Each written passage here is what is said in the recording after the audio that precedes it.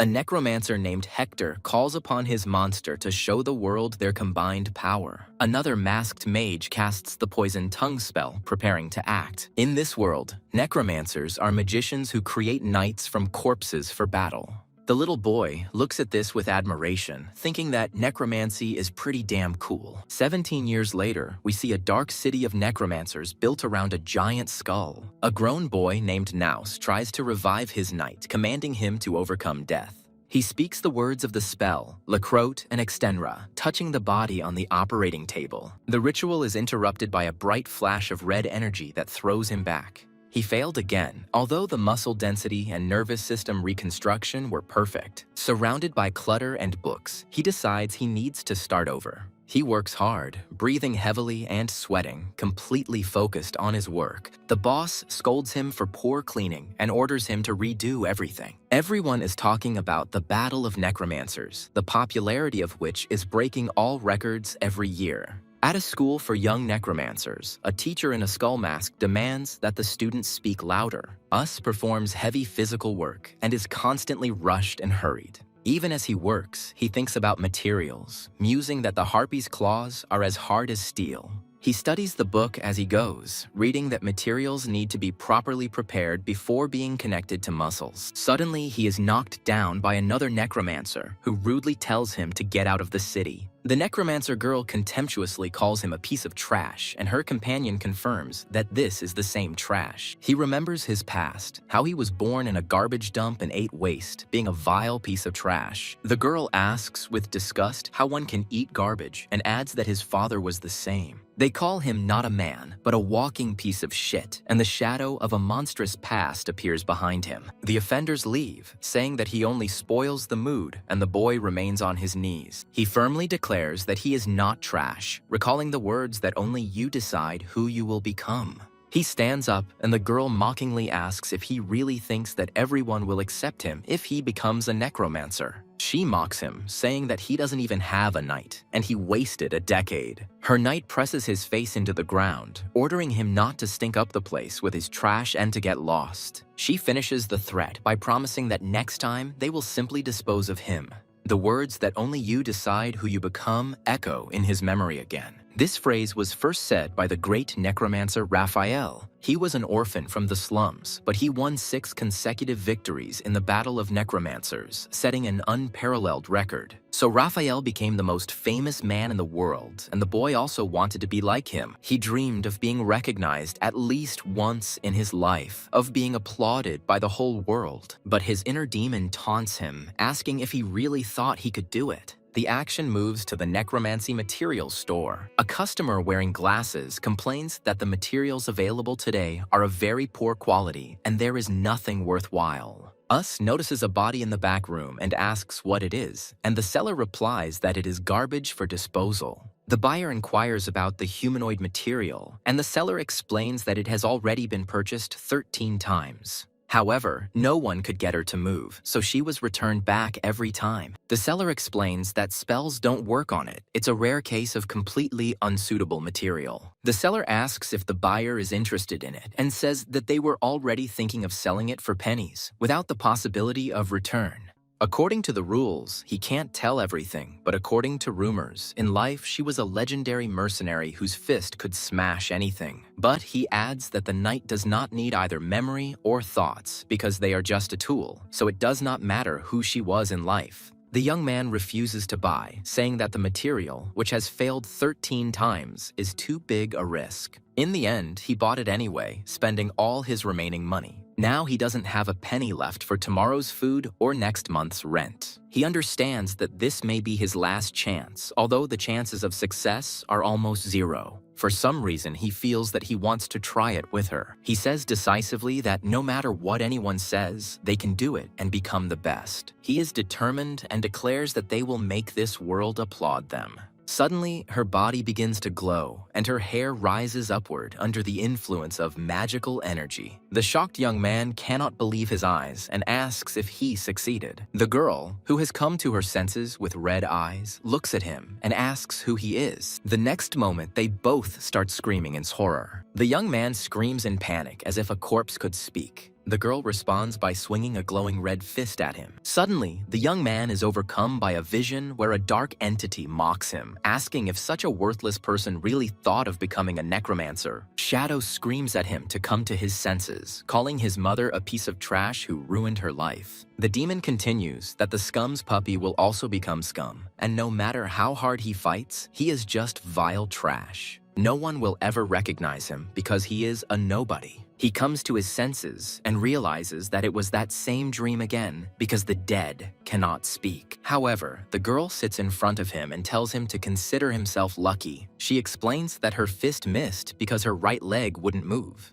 The boy starts screaming again, but she tells him to shut up because she has a splitting headache. He finds himself tied up and in a panic asks why she did it and what she was planning. The girl replies that she should be asking questions and demands to know what he did with her body. She clenches her fist and threatens that next time she will definitely not miss. She says she thought he was a psychopathic pervert at first, but judging by his house, he's just a poor guy. She is shocked to realize what happened and asks if this means that she really died then. Thanking him for his revival, she is about to leave and never meet again, but he shouts after her. He stops her, reminding her that her left arm and right leg, which were not hers in life, do not move. The young man offers her his help because as a necromancer, he can deal with this. He claims that no matter how strong she is, without him, she is helpless. In response, she grabs the cleaver he was holding earlier. The girl cuts off her non-functioning leg, declaring that she is the strongest, most beautiful, and best warrior in this world. She firmly says that she does not need his help, no matter whether she has hands or not. He calmly replies that she was a mercenary and fought for money, and since she sold her body after death, it means she really needs the money. He offers her a deal, promising to pay if she fights him. She finds him interesting and agrees, saying that she will kill anyone and accept any fight if he pays well. The girl explains that she has a debt that needs to be repaid, and he has no idea how huge it is. She stunnedly names the amount of her debt, 800 billion gold. The guy asks if this amount is enough for her, but the girl doubts that he has that kind of money. And then he mentions the battle of the Necromancers. He unrolls a scroll announcing a tournament with a prize pool of 100 billion gold. The girl is amazed by the size of the prize, and the guy explains that this is the most popular sport in the world. She admits that she has no talent for necromancy, so she does not even try to participate in such things. The guy sees her interest and says that it will be easy for her as an undead knight to get into the tournament if she hides that she is alive. He confidently states that with her on the team, victory will not be difficult. With a crazy smile, he looks forward to the whole world applauding them. The girl doesn't care about fame, and she immediately demands 80% of the winnings, which confuses the guy. He tries to object by mentioning expenses, but she adamantly raises her share to 85% and then to 95%. He tries to bargain, offering 90% and 92%, but she stands firm at 95%. He finally gives in and agrees to 95%, and she assures him that he won't regret it. She demands to sign a contract first because she doesn't take anyone's word for it. They practice outside, and she advises him to move slower, but he finds it difficult. The guy asks about her strange mask, and she explains the rule that 80% of her face must be hidden. He sternly reminds her that no one should know that she is alive and asks her to be careful. He tries to remove her mask, saying that it is a shame to hide such a face, but she sharply pushes his hand away. Suddenly, their longtime enemy appears and threatens to turn the guy into trash. She asks what's going on, but the guy asks her not to interfere, intending to figure it out himself. The stranger notices her armor and mockingly congratulates the boy on finally achieving success after 10 years of suffering. The villain decides it will be more fun to watch them lose, at which point the guy quietly calls him a rat pimple. The insult reaches the offender, and the girl reproaches the guy, but he replies that it simply irritated him. The guy cheekily confirms that it was he who said it and again calls his opponent a rat pimple. In a rage, the enemy shouts that he will kill him and sets his monster on them. The guy calmly gives the command, and the girl, placing her right foot straight, prepares to strike. She delivers a powerful blow from below, completely destroying the attacking monster's leg. The narrator introduces a woman named Kalina, who was a very talented person. Despite her talents, she did not put much effort into achieving results and looked down on others, calling them weaklings. She screamed madly that she was achieving success half-heartedly, while others could not achieve the same even with hard work. Her favorite pastime was belittling the efforts of others and praising her own superiority. The hard-training boy, who always remained weaker than her, was the perfect victim for Kalina to mock. In the present, a powerful blow from the girl knight shatters Kalina's monster into pieces. Kalina is shocked and can't believe that her creation was destroyed in one blow, and on the orders of someone she considered a non-entity. The guy turns to her and asks with a smirk if she has any objections. Later, he scolds the girl, shouting that fighting outside the tournament is prohibited, but she doesn't seem to care. She leans towards his face and with glowing eyes asks menacingly if he is giving her orders. He replies that this is not an order, but a request, and claims that he understands the rules of Necromancer battle better than she does. The guy reminds her of duty and senseless risk, after which she reluctantly agrees to try to restrain herself. She asks about their next plans, and he replies that they now need to register and take some basic tests. During check-in, the employee dubiously asks the guy if he can even run, which irritates him. The officer lets them through, and the armored girl awkwardly walks forward while the guy watches her. 3 judges in skeleton masks discuss her awkward gait, but it's good enough for the lower echelon and stamp her name.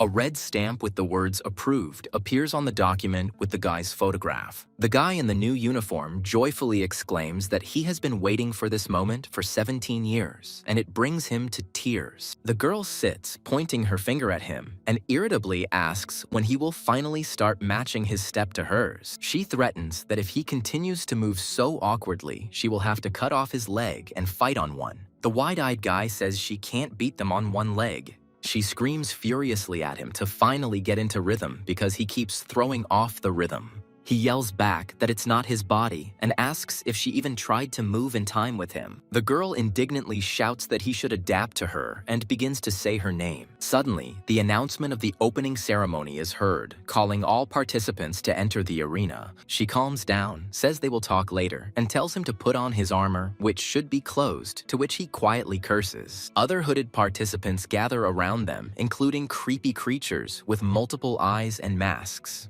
The guy says their number is 7,508, and they head to their place. Someone in the crowd notices them and tells his companion that there is some strange guy behind them with something coming out of his mouth. The guy hisses at her, calling on her to stop her hysteria and look straight ahead, otherwise they will be finished. Meanwhile, the siumavur kan antak bahan siduayo.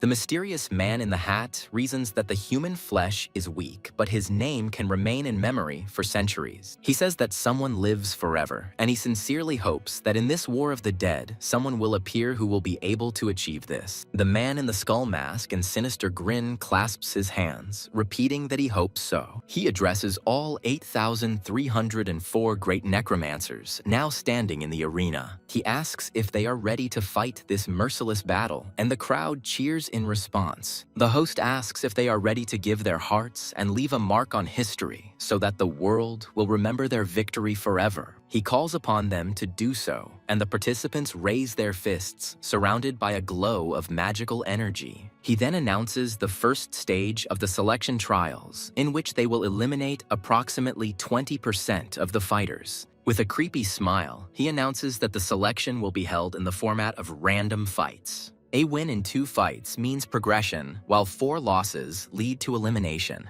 The participants discuss the rules, understanding that 2 victories are enough to qualify, and that a maximum of 5 fights will be required. One of the participants, who looks like an ugly boy, is delighted to notice that his first opponent is such a young and cute guy. He rubs his hands in anticipation and offers to show his opponent the greatest creation of his art. He claims to know this look and accuses his opponent of considering it disgusting and ugly. He shouts that they are all the same, but they admit they are wrong when they see the absolute beauty he has created. The guy calmly replies that he was not looking at him, but at his knight, who looks quite good. Behind the ugly participant, his amphibious knight appears, who analyzes Eleanor's body, noting how skillfully the weakness of her muscles is compensated. The protagonist extends his hand for a handshake and says that he will win either way, but suggests that they both give it their all. His opponent recoils in shock, muttering that this is the first time a man has ever shaken his hand. He can't believe that he didn't care at all about his appearance. Inspired by this, he decides that they have an obligation to show this boy the absolute beauty they have created. The qualifying stage begins, which will take place in 3 rounds, after which only 1,000 participants will remain. These participants will be selected for the final round. The guy explains that the rules of the tour are constantly changing, but the format of 2 wins to advance and 4 losses to be eliminated sounds pretty simple. The boy shows Eleanor a small skull earring and asks what it is. She explains that it is a magical communicator that allows one to hear each other at a distance of up to 300 meters. The guy, who has already put on the earring, irritably asks her to stop because he sold a lot of things for this purchase and is afraid of losing it. Eleanor reassures him, explaining that in this competition, which highlights the uniqueness of necromancers, accessories are free to use. However, she adds that the arena is under the influence of a powerful magic circle that prevents any magical communication. The guy counters that they don't need to communicate with anyone outside, so it's not a problem. Eleanor agrees that he is right, and he, anticipating the fight, asks if she is ready. The masked organizer announces that the battle is about to begin and asks him to enter the arena. Entering the arena, he regretfully notices that no one came to watch the fight of the unpopular participant. The referee confirms the readiness of both fighters and announces the first match of the qualifying round between participants Us and Woon. He waves his hand and shouts loudly that the fight begins right now. The boy calls on Eleanor to show the world their power, and she immediately rushes forward. They immediately start arguing through the communicator since the guy asked her to move slower and she thinks that he is in a hurry. Eleanor calls him a bore and declares that she will move in her own way, and all he can do is follow her. She dodges the attack of a huge amphibian which, despite its size, jumps very high. The guy reminds her that in this battle, she needs to destroy the enemy's core and protect her own. He believes they have a powerful punch, but too few defenses. Eleanor objects that they can't waste time studying attacks because it's not beneficial for them. She decides to go ahead and shouts that she will continue to close the distance. The guy understands that she is not going to cooperate and is worried because due to her limited body, she is slow and predictable. He is more concerned about the behavior of the enemy who does not attack but only runs away. Suddenly, their opponent, sitting on a bone throne, begins to laugh evilly and tease them. He says he watched them hoping to see a strong opponent, but they did not live up to his expectations. He declares that he will end this battle right now and calls on them to tremble. His creation appears before them, which he calls True Beauty. Eleanor is surprised because according to the rules, 80% of a knight's face must be covered, and this is clearly not an ordinary face. The enemy proudly declares that this face is the embodiment of beauty, which he has worked on all his life. He explains that this is not the face of someone from this world, so the rules do not apply to it. Then, in a frenzy, he orders his creation to explode. The boy, in horror, shouts at Eleanor to be careful. The face projectile detaches from the amphibian's body and flies straight at Eleanor, firing a red beam from its back. She blocks the blow, but at the cost of her hand, and the guy warns that another such collision will be their last. The guy explains that the severed body part cannot be controlled and can only remain alive for a short time. He concludes that a necessary condition for the launch of this bomb is a straight trajectory. He also guesses that the explosives are made from the enzymes of poisonous amphibians and only detonate with a strong impact. This means that the projectiles can simply be deflected, which Eleanor demonstrates by hitting the flying face. The shell explodes to the side, and the guy concludes that they just need to dodge it. Eleanor chuckles, saying it's funny and she hasn't felt her blood boil in a long time. She enthusiastically kicks away another projectile and promises to kick her opponent's ass.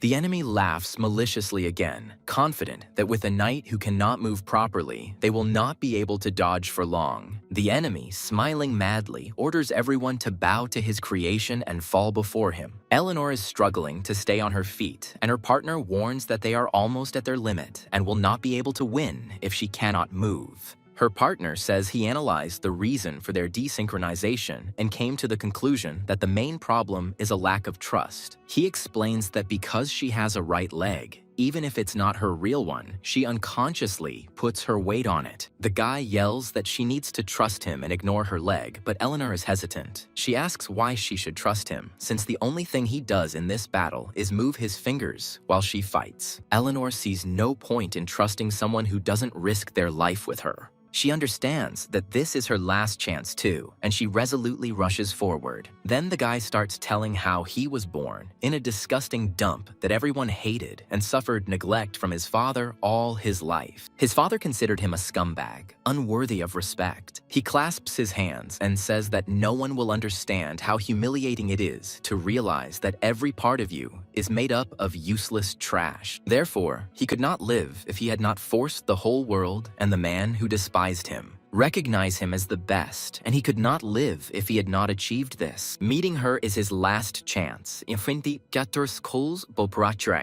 he asks her to believe not in him, but in his desperate desire. At this moment, another projectile head approaches Eleanor. She trusts him, and taking a step, successfully dodges the attack. The guy joyfully shouts that she just ran away and trusted him. Eleanor tells him not to be mistaken, because she doesn't care whether he told the truth about his past or not. She reminds him that he has saved her twice already and says that she is counting on his determination, which she noticed at that moment. As she continues to run, she thinks that they are still far from ideal. The partner replies that it is not so important, because if they run at least like this, it will be much easier to dodge. He says that there are less than half of the bombs left, and without them, the enemy will become an ordinary large toad, and then they will attack. Eleanor continues to dodge the exploding projectiles that the toad fires one after another. She dodges the last projectile and screams that it was the last bomb. Eleanor screams that she is attacking and rushes towards the disarmed toad. She stops abruptly and, concentrating red energy in her hand, says that now they will see who wins. The enemy laughs maliciously, declaring that they underestimated him because he hid 10 spare bombs inside the toad's body.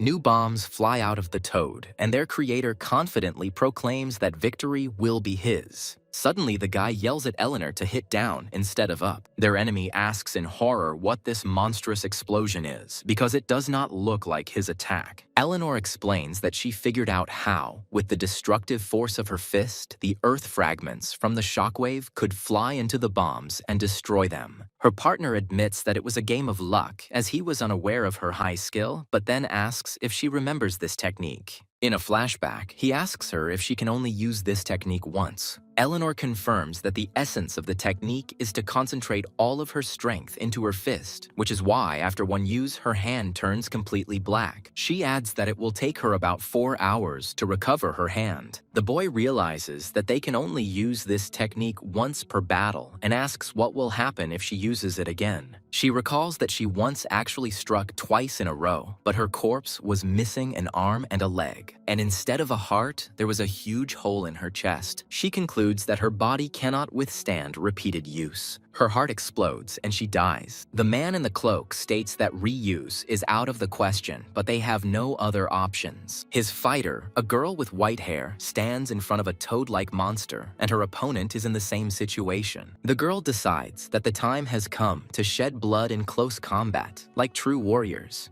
She delivers a crushing blow with force straight into the monster's body. The referee in the skull mask announces that the opponent's core has been destroyed. The man in the cloak clenches his fists and shouts joyfully that they did it. He enthusiastically praises the girl, Eleanor, saying that she fought simply amazingly. He continues to praise her, claiming that she is an unrivaled warrior. Eleanor replies with surprise that he too turned out to be not so bad. The man leaves, muttering that everything was perfect, but then looks back into the room with concern. He sees another man mourning the defeated monster, calling it his beautiful work of art.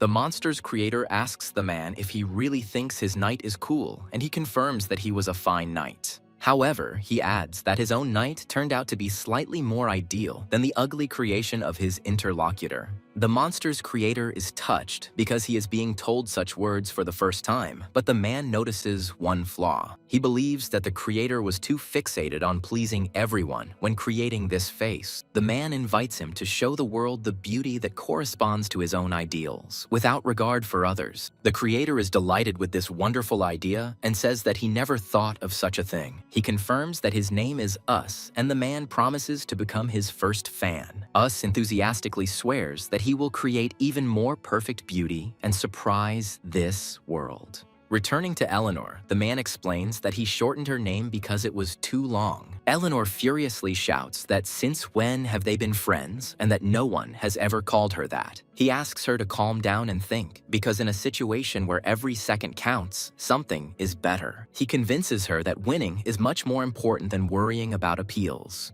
Eleanor reluctantly agrees, but asks that she be called that only in the arena. She asks when their next battle is, and he replies that there is a week between battles. The problem is that the opponent is chosen randomly, and he shows her a skull. This skull is an identification card that proves that he is a necromancer. Based on the results of tournaments, a skull of a different color is awarded, and his is currently black, rank 7, the lowest. He shows her the entire ranking system from bronze to opal, which is what the champion receives. Eleanor understands that the higher the rank, the stronger the opponent, but the selection is random.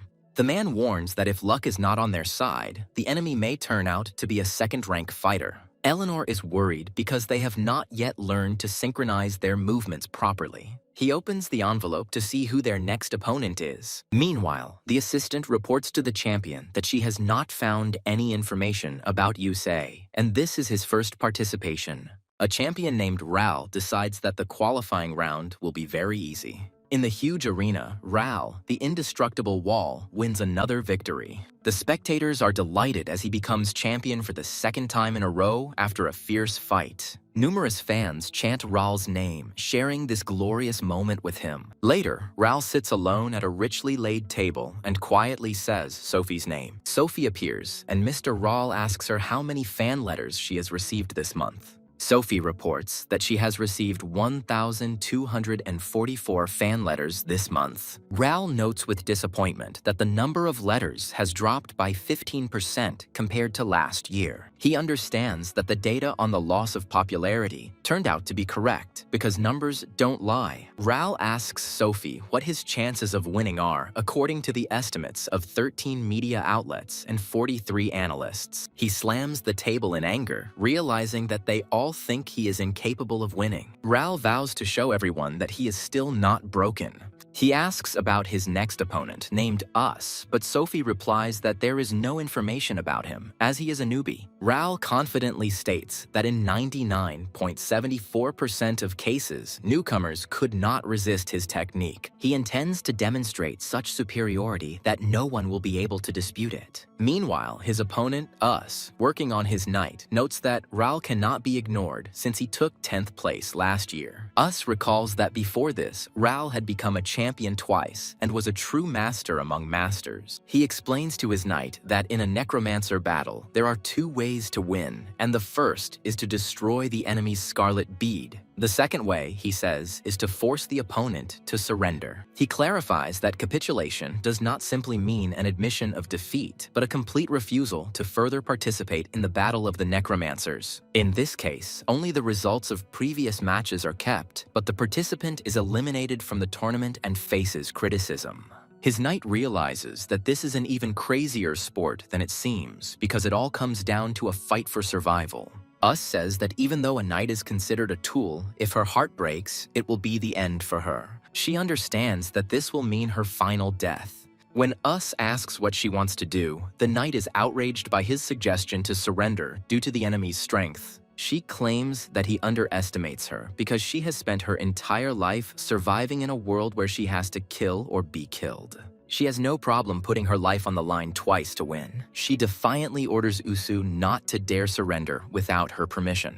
Us smiled, saying that this was exactly what he wanted to hear, because for him, this was also his last chance. He suggests that they prepare well for a battle that could be the last for both of them. Meanwhile, two cleaners at the arena are surprised by the noise that has arisen due to a regular qualifying round. One of them explains that Raul, a former champion whose fights were always exciting, is entering the arena. However, his comrade objects that things are different now, as Raul's skills have noticeably deteriorated. He predicts that Raul will remain a loser, forgotten by everyone. Raul suddenly appears and interrupts their conversation, saying that their words were too harsh. Left alone, he looks at his hand and repeats to himself over and over again that he can win. Raul enters the arena, and the commentators note that there are a lot of spectators because he was once a champion. Addressing the crowd, he proclaims that the true measure of strength lies not in attack, but in defense. He assumes a defensive stance and declares himself the protector. He then puts his finger to his lips and asks everyone to remember his name. His opponent looks in amazement at the giant wall he has created from a multitude of materials and living beings. Us comments that until now, no one has been able to break through this wall with either physical or magical attacks.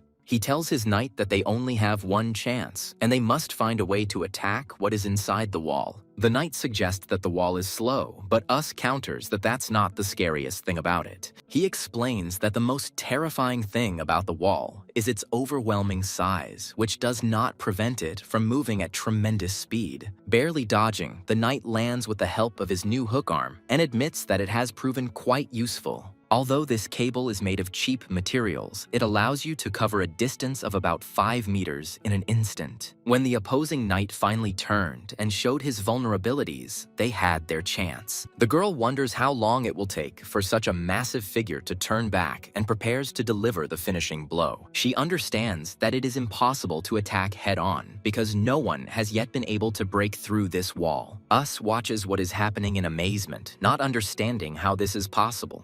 He sees the massive knight move in a completely unimaginable way and cannot believe his eyes. Controlling a knight is like tuning every tiny vein in someone else's body. When the calf muscle is tense and the Achilles tendon is stretched, it is necessary to control the muscles of the spine. The more moving parts there are, and the larger they are, the more difficult it is to accomplish such a task. However, their opponent not only controls this massive body, but can also split it into parts and move them separately. Us has never seen Raul do this before, and knows he really has been preparing with all his might. Raul, with a furious expression on his face, declares that he will now show the power that everyone bows before. Us screams that Raul is going to surround her with a wall, and if she gets inside, it will all be over. The girl dodges the closing walls, but the rope flies past, and she screams in despair, asking where he was even aiming. Us makes excuses that he can't see her well, but she hurries him, shouting that they're almost locked in. The second attempt is successful. The rope sticks into the wall, and the knight uses it to pull himself up. She understands that if they strike into the gap now, they will have a chance. Us is amazed by the incredible speed with which his opponent uses the arena space. She orders herself not to stop and to keep looking for the weak spot he must have. The knight continues to move rapidly without slowing down. She runs straight along the wall, but Us warns that they are about to be caught again. Raul mockingly asks if they really thought they could break through his wall with such a pitiful attack. While the girl is running along the wall, Us notices a gap on the right and shouts to her about it. They miss, and while the knight laments his failure, the enemy points out that there is no room on the left side either. Another miss, the girl falls, and the audience sighs in disappointment, realizing that nothing worked. Us screams in panic that the cable has broken, and that now it will be difficult to get close to the enemy. In front of him stands an overwhelming wall that seems impossible to break down, but he is sure that there must be at least some way out, some weak point. Us says that they were wrong from the very beginning because everyone fought except for one condition that the girl does not know about. He looks at the wall and wonders if it is really indestructible. Us says they'll only have one chance, and while no one has ever managed to break through that wall, he's heard of someone who almost did it once. In the final battle, the knight who specialized in physical attacks managed to deliver the decisive blow, and a barely noticeable crack appeared on the wall. Of course, after this, no matter who tried, they couldn't even leave a scratch, so a direct blow was soon no longer considered a possible strategy. But Us suggests that if he strikes a blow greater than that of the knight, perhaps it will work. The only question was whether her fist would be strong enough to overcome that attack. The girl decides that if there is a chance, then why not put it all on the line? Us says that the main body is visible from here at about a 45-degree angle and commands to attack as soon as he raises her left arm. At the same time, their opponent swings for a crushing blow. Ral can't believe they tried to fight the wall head-on, but still praises them for their courage. He decides it's time to end and says the name of his technique, space compression. Ral delivers a crushing blow, releasing a powerful stream of red energy. He recalls how he devoted himself entirely to his work. He sacrificed his youth and life to achieve his goal. The world has finally accepted him, but now he feels like a washed-up loser with only pride left. Critics and journalists constantly discuss his shortcomings and wait for him to retire. He coughs up blood but refuses to leave the stage in dismay and orders everyone to shut up. He dreams of hearing applause in his honor at least once more. In the present, his masked opponent breaks through his defense with a powerful blow.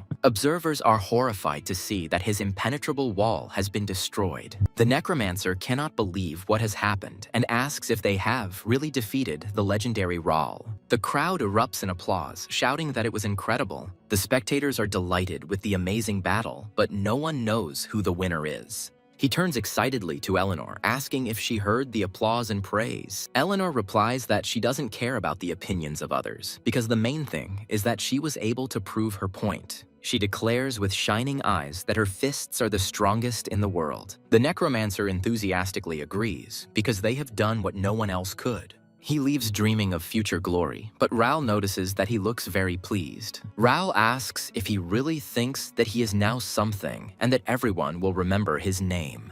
He warns the boy to be careful because the crowd will admire not his efforts, but his mistakes. Ral leaves, adding that the crowd will be more interested in his future failure than in his success. He turns around and asks if the Necromancer is really ready to accept such applause. The Necromancer confidently replies that he is ready, and Ral smiles in surprise. Ral promises that it won't be so easy to break through his wall the next time they meet. In the room, they discuss the reward for passing the first qualifying round, which became their second victory. He looks at the money and thinks that this is his first income as a recognized Necromancer. Eleanor sarcastically notes the touching nature of the moment and announces that the second stage of the selection process will only take place in 4 weeks. She explains that according to the contract, the money belongs to him and he can spend it as he pleases. He asks about her plans, but Eleanor says she will have to stay here because of her terrible body. The Necromancer suddenly stops her, asking her to wait a bit. She looks at her body in surprise, not understanding what is happening. He, already wearing an apron, asks her how the result is, admitting that although he tried, it didn't turn out perfect. He then hands her the box, saying he's not sure if it's an appropriate gift for her. He explains that the box contains everyday clothes, in which no one will recognize her as a knight. He smiles and invites her to put on these clothes and go spend the money they earned together. He says they earned them together, so they should enjoy them together. Eleanor looks at her hand and notices with a smile that he does have a sweet side. She asks him to step outside for a minute so she can change. Left alone, he remembers the applause and thinks how unforgettable it was. He is obsessed with the idea that if he wins, the whole world will applaud him. He turns around at the sound of the door opening and freezes in amazement when he sees Eleanor. Eleanor, looking at herself, says that this is a very old-fashioned outfit. She looks at her companion in surprise and asks what they should see in this city. Suddenly, she notices that the guy has blushed and asks if he was thinking about something strange. He directly answers that she is objectively very beautiful, so any man will feel attracted to her. Besides, according to him, she looks even more attractive in casual clothes. Eleanor screams in shock, asking if he has gone crazy and what this sudden confession is. He calmly explains that it was not a confession and that he was simply objectively expressing his feelings from a biological point of view. She asks him if he ever had any friends, and he replies that he was ignored by everyone and his only friends were cockroaches and worms. Sitting at a table in the tavern, he says that this is also his first time here because he usually doesn't have enough money. He points to a wall of skulls, explaining that it is one of the popular spots in the Necromancer city, and the skeletons are made from recycled materials. Eleanor asks in horror if these are real human skeletons and calls the creators sick. The waiter brings them the dish they ordered, called Dead Man's Tongue. Eleanor looks at the plate in amazement and asks if they are alive. The guy replies that no, it is a paste made from a unique ingredient called ghost potato, which has amazing powers of restoration. The starch of this potato contains ground basilisk eggshells, and due to the constant contraction and expansion, it looks alive. Eleanor remarks that he is very knowledgeable, and he replies that it is a famous dish that he has always dreamed of trying. He asks if she can taste it and offers her a taste, saying that the dish tastes best when it starts to move. She cautiously raises the fork to her mouth and swallows the piece. After chewing, she freezes with her mouth full and her eyes wide open in surprise. She admits that it's quite good, and the texture is simply amazing. As she describes the delicate cream and rich garlic flavor, the guy begins to eat greedily. He shouts with his mouth full that it's damn delicious. Later on the street, they see a vendor offering to buy handmade cotton candy with a soul flavor. Looking up, they see a huge, shining golden statue. The guy explains that this is last year's winner, Kaylin Crow. At 19, she became the youngest winner in history. The winner is immortalized in the form of a huge statue in the central square so that every visitor to the city can see it. He speaks with delight of how impressive it must be to be recognized by the whole world. Eleanor replies that not really, and asks why she would do that finger gesture at all. She suggests that it's just a show-off to look cool, but he denies it. He says the official name for this gesture is the absolute concentration stance. He can control simple movements of his arms and legs while remaining motionless. But for more complex movements, the most effective way is to take one pose and focus. He imagines that he is controlling a knight, and all control is concentrated in 2 fingers. So when he gets into this pose, it means he is ready for a serious fight. Eleanor says thoughtfully that it turns out there really is a reason. However, she immediately adds that it still looks crap. They watch a theatrical performance where an actor on stage proclaims himself the king of the dead. The guy jumps up from his seat and shouts how cool it is, and Eleanor asks him to be quieter. He loudly justifies himself that, of course, this is his first time here since he has never had any money or friends. The guy shouts excitedly about how cool it is and asks Eleanor if she agrees with him. They continue to explore the city, examining majestic halls and eerie ritual cauldrons. 2 weeks later, Eleanor asks the guy about his impressions, and he is amazed at how huge this city is. She admits that she thought it was just a city of necromancers, but it turned out that it has its own culture and way of life. Eleanor turns to him and says that he turns out to be quite a funny guy, which leaves him puzzled. She explains that she has never met such a pure-hearted and slightly stupid person who expresses his feelings so openly. The guy replies that she is also unusual because although she says that she was a mercenary, there is nobility in her every action. He assumes that something happened to her before, but suddenly notices a familiar silhouette behind her and freezes in horror. It seems to him that she definitely died that time, and he screams in panic, asking how she could have survived. The girl he mistook for Eleanor also looks shocked and doesn't understand how this is possible. The guy curses, realizing that they miscalculated because Eleanor is a famous mercenary and someone could recognize her. He immediately tries to deny everything, declaring that he doesn't know any Eleanor and that this girl is his younger sister. Eleanor says with irritation that they are completely different and calls him an idiot. The guy quickly corrects himself and, with a serious look, declares that this is his wife, named Sabrina. The stranger doubts, saying that although the hairstyle and complexion are slightly different, she knows for sure that it is Eleanor in front of her. The girl asks to see the rings, but the guy lies that they left them at home because they are afraid of losing them.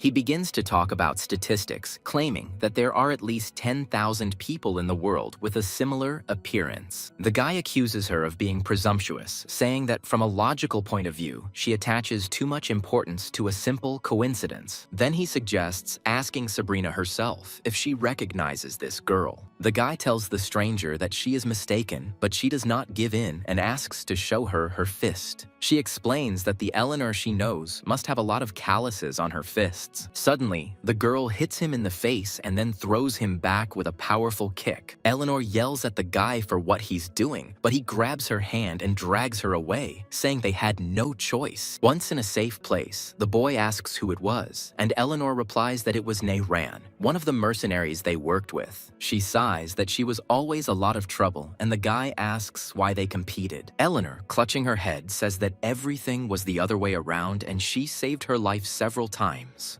And after that, Nayran began to run after her like a fanatic in love. The guy tries to calm her down, but Eleanor interrupts him, shocking him with the news that this man is actually a man. She explains that she made it clear to him that nothing would work out between them, but she is sure that he would go to great lengths for her. Eleanor suggests that his very appearance in this city may mean that he has come in search of her body. The guy says thoughtfully that if this is true, then they will have a problem, because Nayran knows what he looks like. He decides that in case something goes wrong, it's worth thinking about the worst-case scenario. But for now, he suggests not thinking about it and preparing for the next battle, because the second qualifying round will begin soon. Meanwhile, Nayran stands in front of a wall covered with portraits of Eleanor, and with tears in his eyes, he rejoices that his heroine is alive. He remembers the strange guy next to her and wonders what he did to her. Nayran swears that this time he is ready to sacrifice himself for her and will definitely save her. Elsewhere, some officials are discussing how overall revenue has fallen by 4.6% compared to last season. The boss asks about the main reason, and the masked subordinate replies that consumer habits have changed. He explains that the public's attention is focused on only a few popular personalities, so spectators only watch their matches and leave. As a result, people began to spend less time in the city, but he is interrupted by a guard forbidding further entry. Suddenly, a boy in rags runs up to them, begging the chief to wait while the guards try to catch up with him. He desperately holds out the ugly rag doll and asks to look at the knight he has created. A tall man in a hat and mask asks what's wrong, and the boy explains that his ideal knight somehow failed the player registration. The boy haltingly justifies himself by saying that he constantly emphasized that the knight was standing in place for strategic reasons. He also claims that the knight is capable of attacking, and to prove it, he squeezes the doll, causing it to spit out a green circle. The head suddenly declares that he really sees no reason why he did not register and admits that it was their mistake. He promises to provide information about compensation, and his assistant asks the boy to come with him.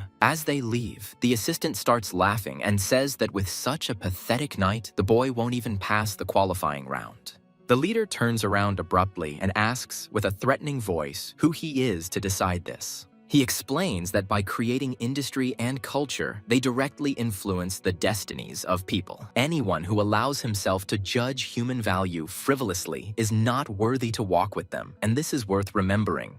The leader smiles ominously under his mask and says that human greatness is born from hardship. That is why, having come close, he informs his subordinate that he is fired. Other employees are discussing the decision, noting that the fired employee had outstanding marketing skills. The leader replies that if a person really wants it, he will return, but if not, then his path has ended. He then orders the dismissal of the security guards who failed to perform their duties and the transfer of the head of the second security department to the disciplinary committee. He orders everyone to gather in preparation for the second qualifying round, which will be held in a new format to increase the visibility of the participants. Suddenly, the scene changes and someone's voice asks the young man if he seriously thinks he has achieved anything. A creepy dark monster with red eyes appears behind the young man and calls him a worthless piece of shit. The monster continues to mock him, saying that it's time for him to realize that his mother was a worthless creature and the worst thing in this world. He screams that the child of such scum is the same trash, and no matter how hard he tries, he will still remain a disgusting bastard.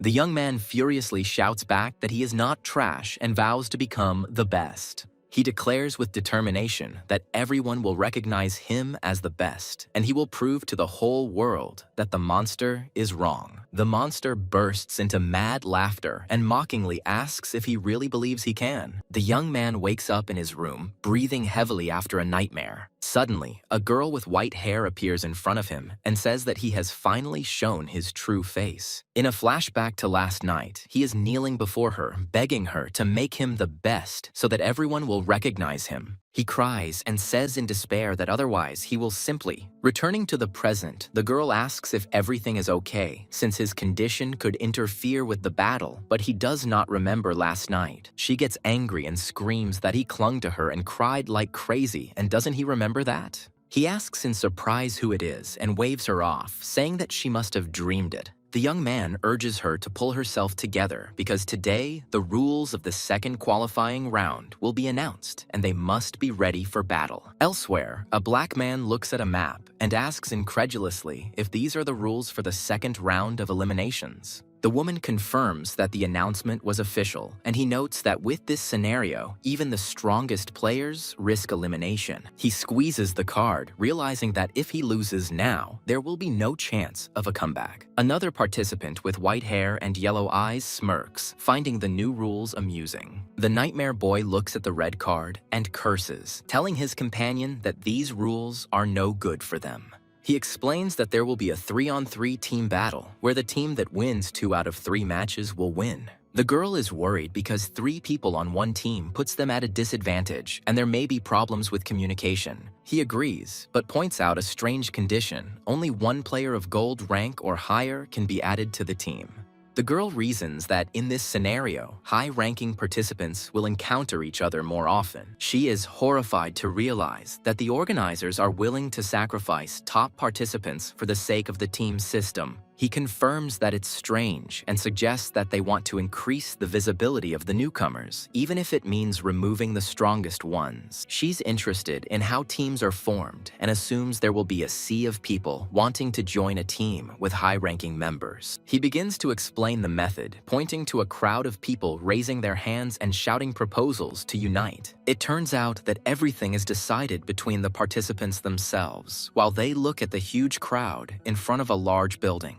The girl is surprised by the crowd, and he explains that they have 3 days to come to an agreement and create a team. To do this, you need to fill out a special form with signatures and submit it to the administration. She asks if he has thought about who to team up with, but he confidently replies that they need to wait a little, and he will approach them himself. She asks if they are going to team up with him, and the guy boastfully declares that they are the best in attack with a penetrating shield. He says that they are the only ones, and if they unite, they will become invincible. Reasoning logically, he comes to the conclusion that that person will definitely choose him. He waves to someone, but receives no response and wonders why he hasn't been noticed. The next day, he waves his hand again, shouting Max's name. A black man named Max coldly replies that he hasn't sunk so low as to form a team with someone like him. After he refuses, the girl asks what their next option is, since there are 5 hours left, and if he has another plan. He falls into despair as he realizes that he has never made friends. The pocket watch shows that there are 3 hours and 30 minutes left to create teams. In the large hall, many people have gathered trying to find a team, and someone is shouting that he can destroy lightning. Around 800 necromancers gathered in the central square, ready to compete with each other for a place on the team. As time was running out, the assembled participants had common traits, with most of them ranking between black and bronze. They had no obvious strengths, or they were simply unknown to anyone. One of the participants looks at the others with disdain, declaring that he cannot go along with such people because they have shortcomings in teamwork. An older man yells at a younger man, boasting of his 30 years of experience, but the younger man responds by mocking him by saying that in 30 years, he has only achieved bronze. The protagonist clenches his fist and loudly declares that he will do what others could not, and asks if it is awesome. Several people look at him with bewilderment, and his companion covers her face with her hand in shame. The other participants recognize him as the guy who defeated Ral and assume that it is time for Ral to lose. The same guy who despised everyone wonders if he could break through his wall in such a state. Another participant runs up to the main character, delighted that he was able to break through the wall, and offers to join forces, but the hero asks about his knight. The guy shows off his boar-like knight and boasts that at top speed it can pierce even a 5-meter thick rock. The protagonist turns him down, saying that they are not really suited to each other, and advises him to look for someone else. Several players showed interest in us, but none of them were able to make a proper impression on him. Conversely, the members USA was interested in were reluctant to team up with him because he was a newcomer with limited information. If he had a better sense of the situation and could adapt to the participants, it would have been much easier to put together a team. However, for Yusei, who had never had any true companions, it was difficult to understand how to get along with others. The herald announces that there is 1 hour left, and those who do not have time to register their team will be considered to have refused to participate. His companion asks if he's gone crazy because he's always weighing and evaluating things, but hasn't found a single person yet. She suggests just giving up and preparing for the next tournament, since this is only the second qualifying round. He objects that this won't work because it will be considered a refusal to participate. A refusal is not only a disgrace, but also a ban on participation for 10 years, which leaves the girl in shock. The masked woman says they don't have much time left, as their careers will be over in 10 years, and that the local rules are too strict. The guy suggests finding someone else first, but the woman reminds him that for them, defeat is not just a loss. He clarifies with horror on his face that this is, without exaggeration, death. He tells her that he doesn't want to lose her because of a rash choice. The woman suggests trying to choose from the available options, of which there are not many left. A guy calls out to 2 strangers and asks if they want to form a team. One of them, a guy with blue hair, introduces his knight, a deep-sea kraken.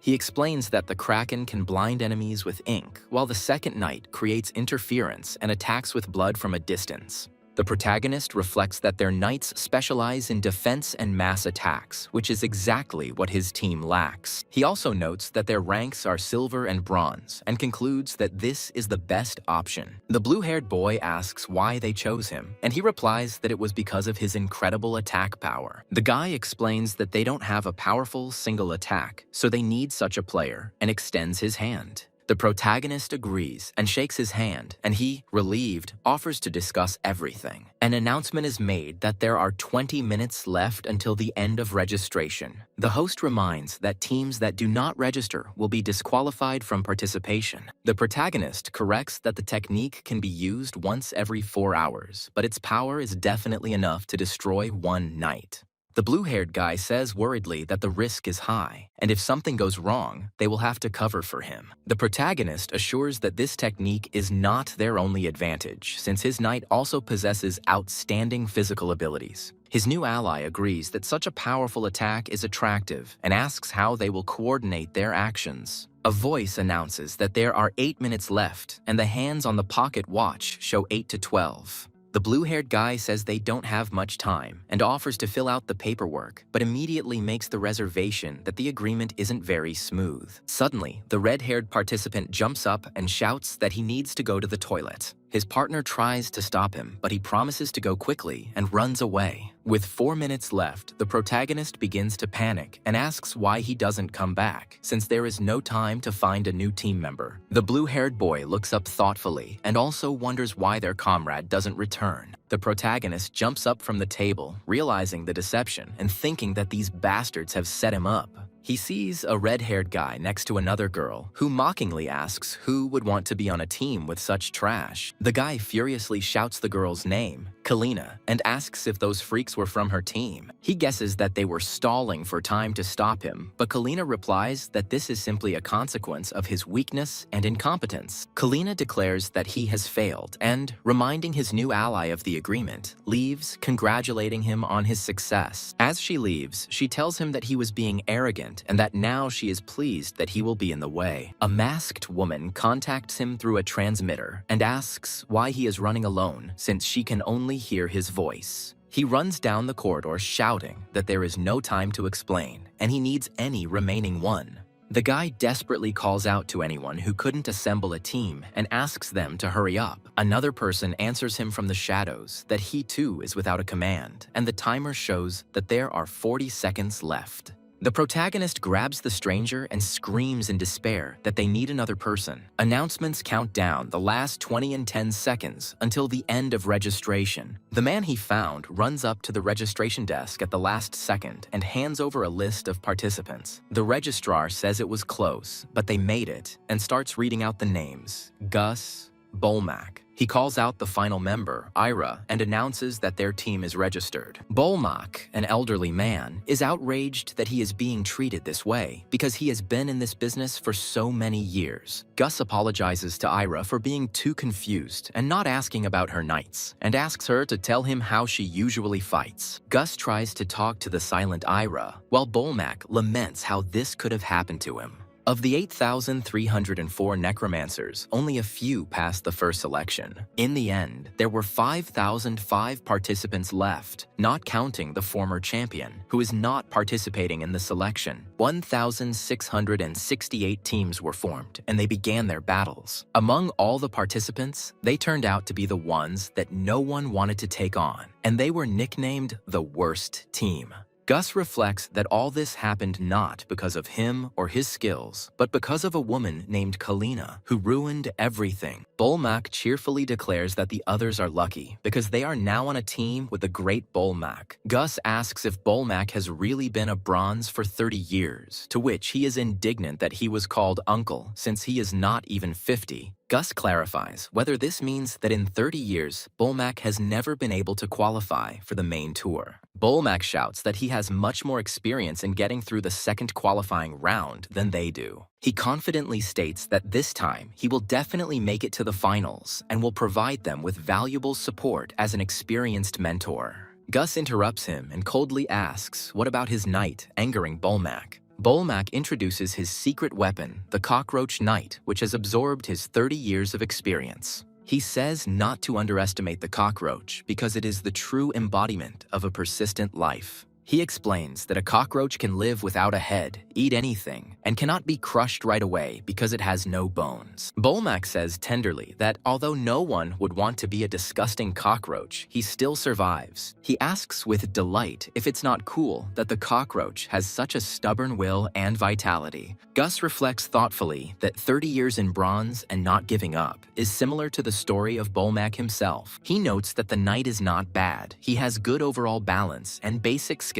at a level. However, that's all, and this knight doesn't have any unique strengths. Gus decides to leave the discussion of strategy for later and asks Ira to finally tell him about her knight. A huge black cat with large yellow eyes appears next to Ira and meows loudly. In the flashback, Kalina angrily yells at someone, not wanting to risk her life with a cockroach and a crazy cat because she was promised a carefully assembled team. Gus says that now that everything has happened, blaming anyone is ineffective, and they only have 3 options. The first option is to win by being victorious, and the second is to die. The third option is to give up everything and surrender. Gus asks Kalina one last time what she wants. She resolutely replies that they have gone too far and there is no turning back, so they will go to the end, no matter what happens. The host sincerely welcomes all spectators to the first match of the second qualifying round. He explains the rules by which 3 participants form a team, and the winner is the one who first achieves 2 victories in 3 battles. The host then announces that he will now introduce today's participants. He represents Team 1, consisting of Gus, Bolmak, and Era, and their rivals, Team 2, Claude, Serena, and Bertor. One of the hooded rivals says that their art will continue, and throwing off his cloak, calls for preparations.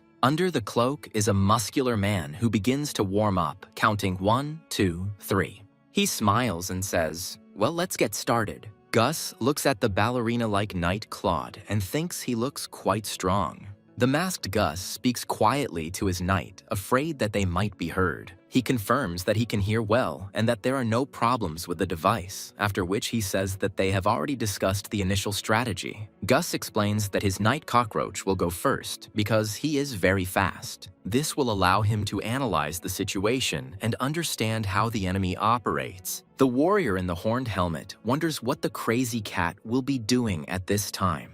A black cat is comically lying on the floor, and one of her teammates asks her owner what her knight can do. A girl with blue hair shows a notebook with the inscription, "My cat is very cute," which leaves everyone in a stupor. The helmeted warrior comes to the conclusion that there are actually only 2 people in their team who are capable of fighting. Gus warns that in the worst case, they will have to fight 1 against 3. His helmeted companion says she sacrificed speed and chose a sword. She thinks this is a good choice because once she uses her fist, her strength will be greatly reduced. The host loudly announces that the first battle of the second qualifying round has begun. One of the opponents, an elderly man with a mustache, shouts that now everyone will see the strength that he has been accumulating for 30 years. The helmeted warrior notes that he is faster than she thought, while the black cat lies on the ground and purrs. The enemy team leader says that music and lighting play an important role on stage. His partner announces the first composition for the opening scene, entitled Silent Choir Tempo, Adagio. Their knight, resembling a musical instrument, is about to run his fingers along the string, as if along the ribs, producing harmonics. Another member of their team adjusts the main light, lifting 17 vertebrae and fixing the central point.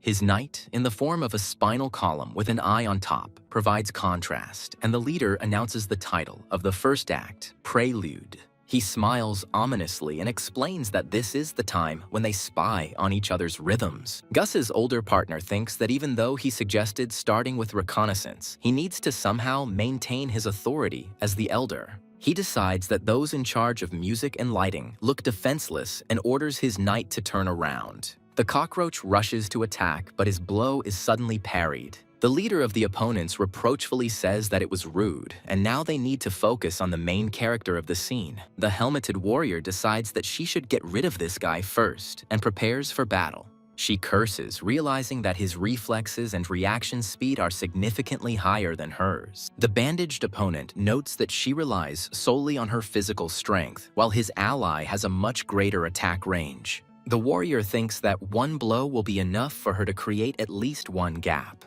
An enemy knight, resembling a ballerina, unleashes a flurry of kicks on her.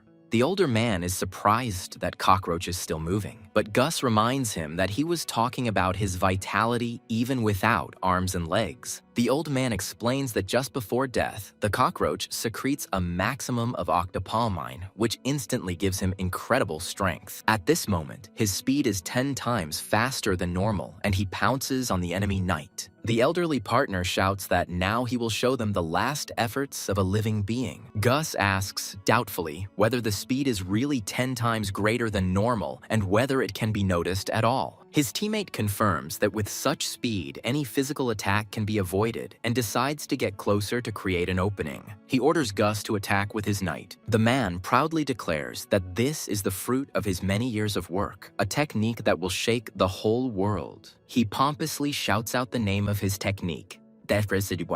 You're trying that directions. However, the ballerina knight easily tears the cockroach to pieces. The older partner laughs nervously at first, and then realizes with horror that they are in deep shit. Gus angrily asks if he is mocking him and if he has ever succeeded with this tactic. He dejectedly admits that no, but this time he really thought that everything would work out. The masked guy says thoughtfully that in theory, it would be a cool technique if you move so fast that the enemy doesn't have time to react. He adds that with such abilities, his partner wouldn't have been stuck in bronze for 30 years, and there's a reason why he's still there. Meanwhile, their opponent, a muscular man, asks them to understand that they are the villains here, and they should play this role properly. He hopes that the second act will be more dynamic because only then will the main character of the scene be able to shine. After the word intermission, the monster appears, and the villain announces that they will move to a faster tempo. The blue-haired girl notices that he is gradually increasing the tempo, moving from adagio to accelerando. The small instrument creature makes a doo-dun sound, warning you to pay attention to a particular note in the accelerando. A white-haired knight dodges a powerful blast of blue energy. He is thrown into the wall, but quickly recovers and prepares for the next attack. Suddenly, a flying mechanical eye appears above the knight and aims a red beam at him. The blindfolded man explains that as the rhythm increases, so does the intensity of passion, and this technique is called melting light. He clarifies that it works for a short time, but if exposed to light for more than 3 seconds, irreparable damage will occur. Smiling ominously, he finishes the thought by saying that the flesh will melt and disappear. The knight dodges the beam again, and another blue energy ball, which explodes with a loud bang. The elderly magician screams in panic that this is the end and they are at a dead end. The knight realizes that if this continues, he will be unable to do anything and will die, so he needs to somehow create a variable. The masked guy advises him to use his fist and hit the ground at a 45-degree angle, asking him to trust him. The knight's hand fills with red energy and he prepares to deliver a powerful blow to the ground. The opponents look at what is happening in shock, and one of them says in surprise that this is incredible power. The masked man explains that this technique is not explosive, but concentrates enormous force at the point of impact, making it difficult to cause direct damage. He adds that with such destructive force, it is possible to change the landscape, and the earth around it splits into huge blocks. The knight immediately uses the changed terrain to take cover and move between the debris. The main villain shouts to his assistants to quickly provide support, but his tool knight is stuck due to an obstacle. He shouts in rage that there is too little space here and they will not succeed. In response, the guy in the mask grins evilly and tells him not to make him laugh with his words about how they have no chance of winning. At that moment, the black fist smashes the small instrument creature into pieces. A huge monster in a bone mask appears and asks if they should start hunting the others. The explanation begins of what a knight is to a necromancer. For some, it is a lump of flesh assembled from various corpses or a monster created as a weapon of war. But for this necromancer, his knight was a beautiful creature with beautiful and flawless legs. He tenderly holds the face of his creation and asks to let him shine on stage again, calling him my darling. Embracing the knight, he says that this is something more, like a reflection of his own soul, and announces the finale. After the destruction of his creation, the necromancer falls to his knees and cries out in despair that this is impossible and that such a thing simply cannot happen. 2 doctors check his condition and report that his life is not in danger. It is temporary shock, and the match continues. The blindfolded man tells his partner that their opponents have also lost most of their strength, so their chances of winning will increase. He says that he is raising his spine, and a creepy creature with a huge eye at the end of a bony spine appears from underground. He explains that it is through it that he observes the world. Seeing an approaching enemy, he calls a frontal attack without a weapon stupidity and utters the word dissolution. The spine creature shoots a red beam that hits the man running towards them. Suddenly, another knight appears and begins to spin rapidly, creating a protective vortex. The girl with blue hair declares that the tension of the string does not mean the beginning of the melody. The blue-haired girl screams that it's the end and activates an attack called Rupture. A huge pillar of light falls on the orange-haired knight, knocking her into the ground. Another knight inspects his damaged shield and finds it amusing. The guy in the mask with teeth decisively declares that he will continue in the same spirit and attack again. The orange-haired knight releases a powerful stream of blue energy towards the creature with the bell. At this time, the skeleton knight jumps and swings for a crushing blow, surrounded by a red aura. The blue-haired girl screams in panic that they are finished if the enemy gets any closer and asks Bertor if he can still move. Her blindfolded partner replies that he has just regained his strength, and she suggests immobilizing the enemy. A huge stone hand tries to crush a small figure while the creature with the bell is attacked. A flying red eye on a chain fires a beam at the defeated creature, causing the man with the eye patch to become nervous.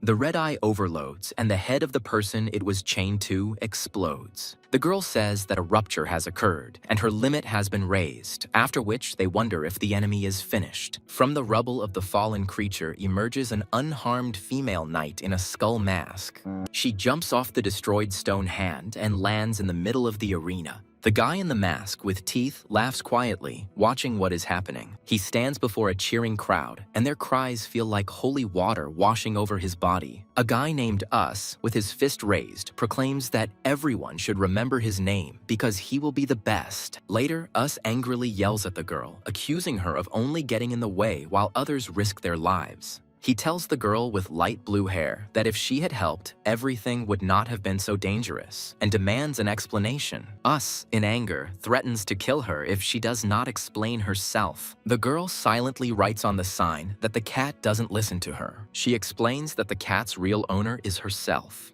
Us explodes with anger, not understanding how she cannot be the master of the night she created. The girl calmly repeats that she is not the owner, but the cat is its own owner and does only what it wants. Us doesn't believe this nonsense and asks why the hell she's even participating in the battle of the Necromancers. He understands that they won't come to an agreement and tells her to do as she wants. However, he warns that he is ready to die for victory, and if his knight dies because of her cat, there will be consequences. Us angrily declares that then it will be the end for both of them. He remembers the moment when he raised his fist and shouted his name to the crowd. Another necromancer recalls being certain of defeat, but Us somehow created an opportunity and was able to win. He looks at himself in the mirror and is surprised to notice how many wrinkles he has. A man walks through the city, thinking that creating a new knight will require a lot of money. After counting the remaining coins, he decides that he will have to economize greatly and eat only once a day. Walking down the street, he sees a vendor selling freshly prepared finger skewers. Returning home, he hears a surprised woman ask if he was serious about buying it again. She doesn't understand why he's spending money, but he replies that it's Dora's favorite treat and he couldn't pass it by. He assures her that there is nothing to worry about because his technique is almost perfected, and Dora exclaims with delight that finally, he explains that he managed to accumulate power, but everything exploded, and now he will use the principle of the cockroach, which presses the body. In the new version, it will make the body even more compressed, and in each joint, it will create paths for relieving internal pressure. After some thought, he decides that it would be better to place the pressure relief channels not in the joints, but in the connections of the exoskeleton. A necromancer in a white cloak with a skull on the clasp shouts enthusiastically that this time he will definitely be able to succeed. He goes into a shop to see a girl he knows, who asks in surprise why he is looking at her like that. A girl named Bolmak says that she has noticed this for a long time, because he usually has a look like a dead fish. Whenever the conversation turns to the necromancer battle, his eyes light up and he asks if he understands how cool it is, which makes him shudder. He sheepishly asks her not to say such things, because he still lacks a lot. However, he then clenches his fists and confidently declares that this time everything will be different, and if he succeeds, he will become famous. Bolmak encourages him, saying that he will succeed and that she is always rooting for him. Returning to his workshop, he convinces himself that he has succeeded this time and that everything will definitely go well. But then doubts overwhelm him, and with anxiety in his eyes, he asks himself if he will really succeed. He wonders at what point it became difficult for him to even imagine how he would succeed.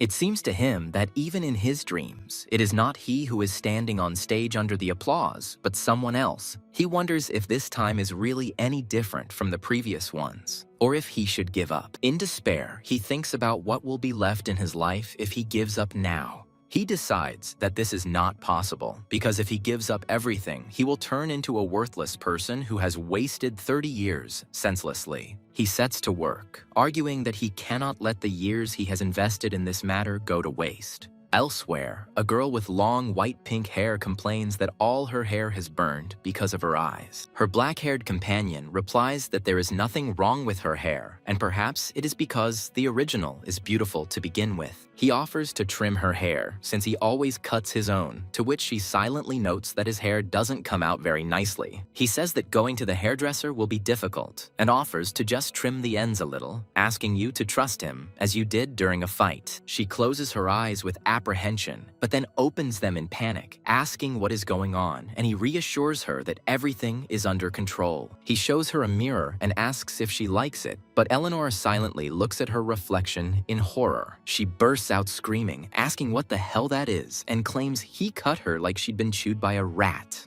He looks at her in confusion and asks if this isn't similar to what it was before. Eleanor furiously explains that there was a straight line, and all that was needed was to align it horizontally, not cut it like her hair. He says he'll fix it now, and she sighs, thinking that if it doesn't concern something he's interested in, then he won't remember anything at all. She yells at him, demanding that he cut his hair, even out the length. He answers with a tense face that he understands and asks to simply trust him while he sorts everything out. He cuts again and again, but each time he is dissatisfied with the result, muttering that he needs to trim the sides a little more. Eleanor screams hysterically, asking what is wrong with him and how is this even possible, and he apologizes guiltily. She declares that she has had enough and leaves, saying that if he doesn't know how to do it, then it's better not to take it on, and that she shouldn't have trusted him. As she sits down, he comes up behind her and she asks, frightened, what else he has planned. He announces with a mad grin that he has found a way and shows the organic glue that necromancers use to create armor. He explains that it turned out a little shorter and not quite perfect, but still pretty close, and there are still about 1,000 more strands to glue on. Eleanor, in shock, asks again about the thousands of strands and cannot believe that he spent the whole night adding thousands of hair extensions to her hair. She asks why he did it at all, and he simply replies that he told her to trust him. He says that they fight together, risking their lives, and he will definitely keep the promise he made to her. He then adds sincerely that no matter what hairstyle she has, it still won't be able to hide her beauty. She gets embarrassed and asks him not to say such things if he doesn't believe them. He continues to carefully glue her hair, and she, having calmed down, thinks that this time it turned out quite well. In the tavern, patrons discuss the recent battle, admiring the man who won a fight 3 against 1 and crushed the wall of the invincible Rahl. One of the visitors asks in surprise about the Rahl wall, and his interlocutor replies that this event has been discussed for a long time.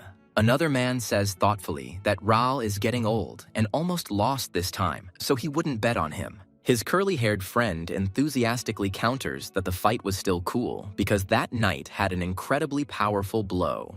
The thoughtful man remembers that the main material was a man with soft pink hair and then immediately interrupts himself, exclaiming, "Just a minute." A girl suddenly appeared and loudly asked what the name of the necromancer they had just been talking about was. The man with the afro tries to remember the name and finally points to his interlocutor, remembering that the necromancer's name was Us. The girl is surprised by such a funny name, but thanks for the information. When she leaves, one of the men asks if it was a woman or a man, but his friend remains silent. Left alone, the girl thinks that the warrior with pink hair is definitely Eleanor, but she doesn't understand what the necromancer's knight has to do with it. She remembers that Eleanor, whom she met, could speak, and decides to first find a necromancer named Us. Meanwhile, in the tavern, one of the men notices that the girl who left was pretty, which causes confusion in his friend. Elsewhere, the necromancer tells Eleanor that there are 9 days left until the next battle, and in that time, they need to solve 2 major problems. First, he suggests coming up with a name for her technique, which puzzles Eleanor. She indignantly asks why such nonsense is important and who will shout the name of the technique during the hunt. He explains that they fight in an arena, and technique is not just a technique, but a reflection of the essence of the fighter. The cooler the name of the technology, the more people will remember it, and in the future, it may even be given a nickname like Rahl Iron Wall. He's thrilled to think how cool it will be if people remember who he is.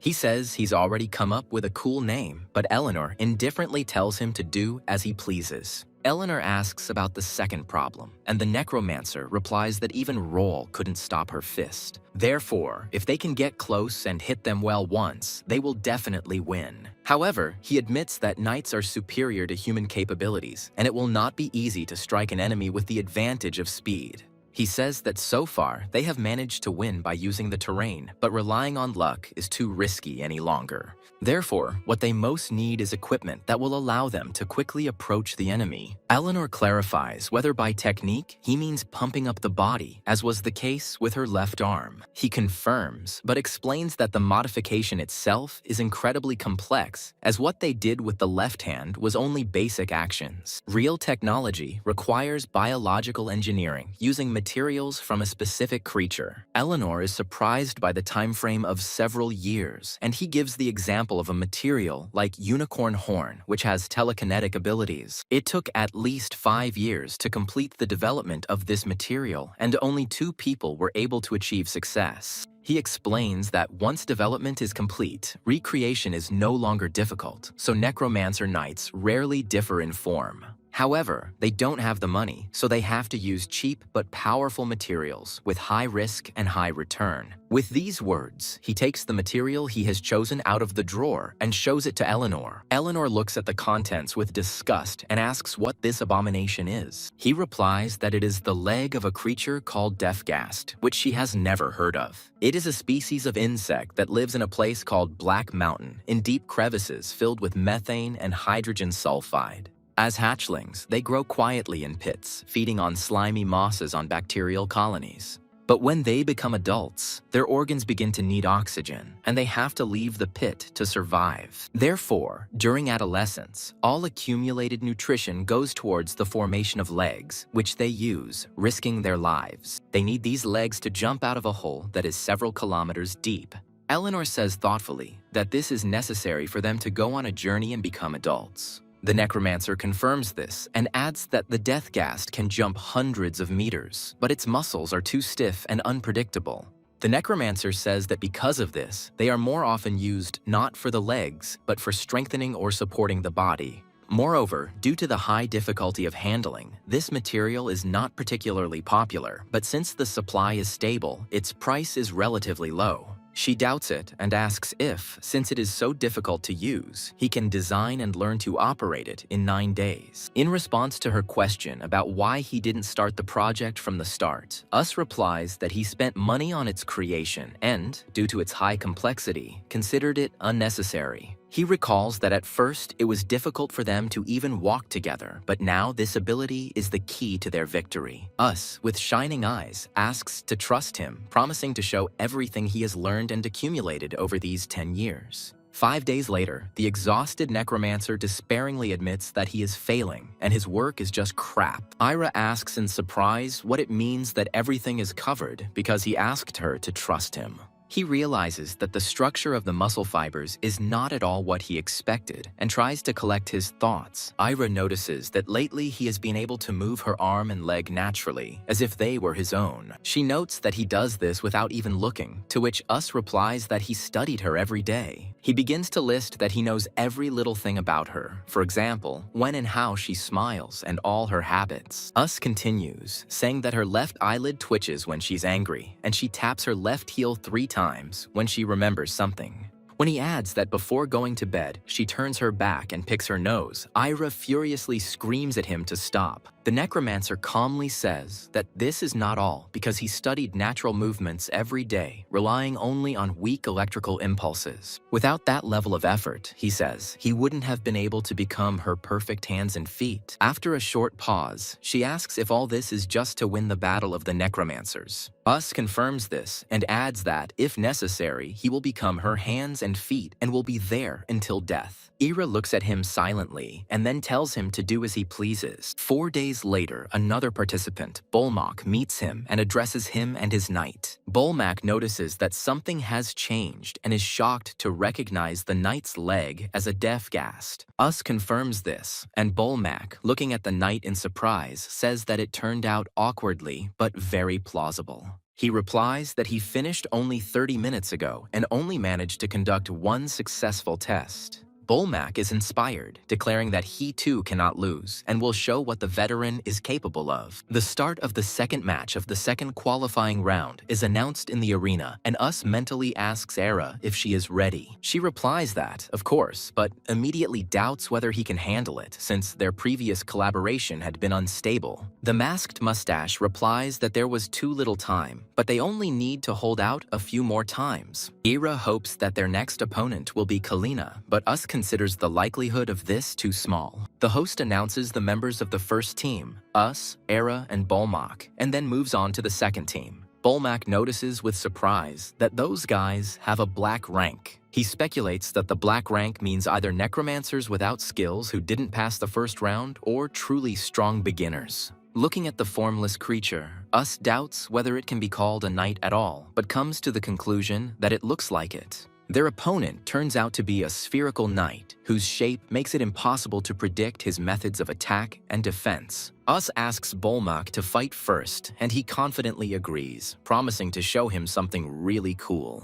The presenter in a skull mask announces the start of the second round of the second qualifying round. Bolmak furiously shouts the name of his attack, Death Dash. His opponent calmly analyzes the attack, noting that the trajectory of the left hand has shifted by about 2 degrees. He understands that the enemy has figured out his rotation radius and lured him into a trap, but promises not to get caught next time. Suddenly, a flashback is shown where someone is yelling at a white-haired necromancer who, licking blood from his finger, declares his victory. He is happy that he won this time, but laments that the physical class has great limitations in team fights. The man in the white cloak walks away, wondering if he can do it, while the other warrior, perplexed, calls him a psycho. His companion with a mustache and tousled hair is sure that this time everything will be different, because he feels the power boiling within him. He declares, with a wild look, that he will show his true self and uses the death rush technique, summoning a huge red beetle.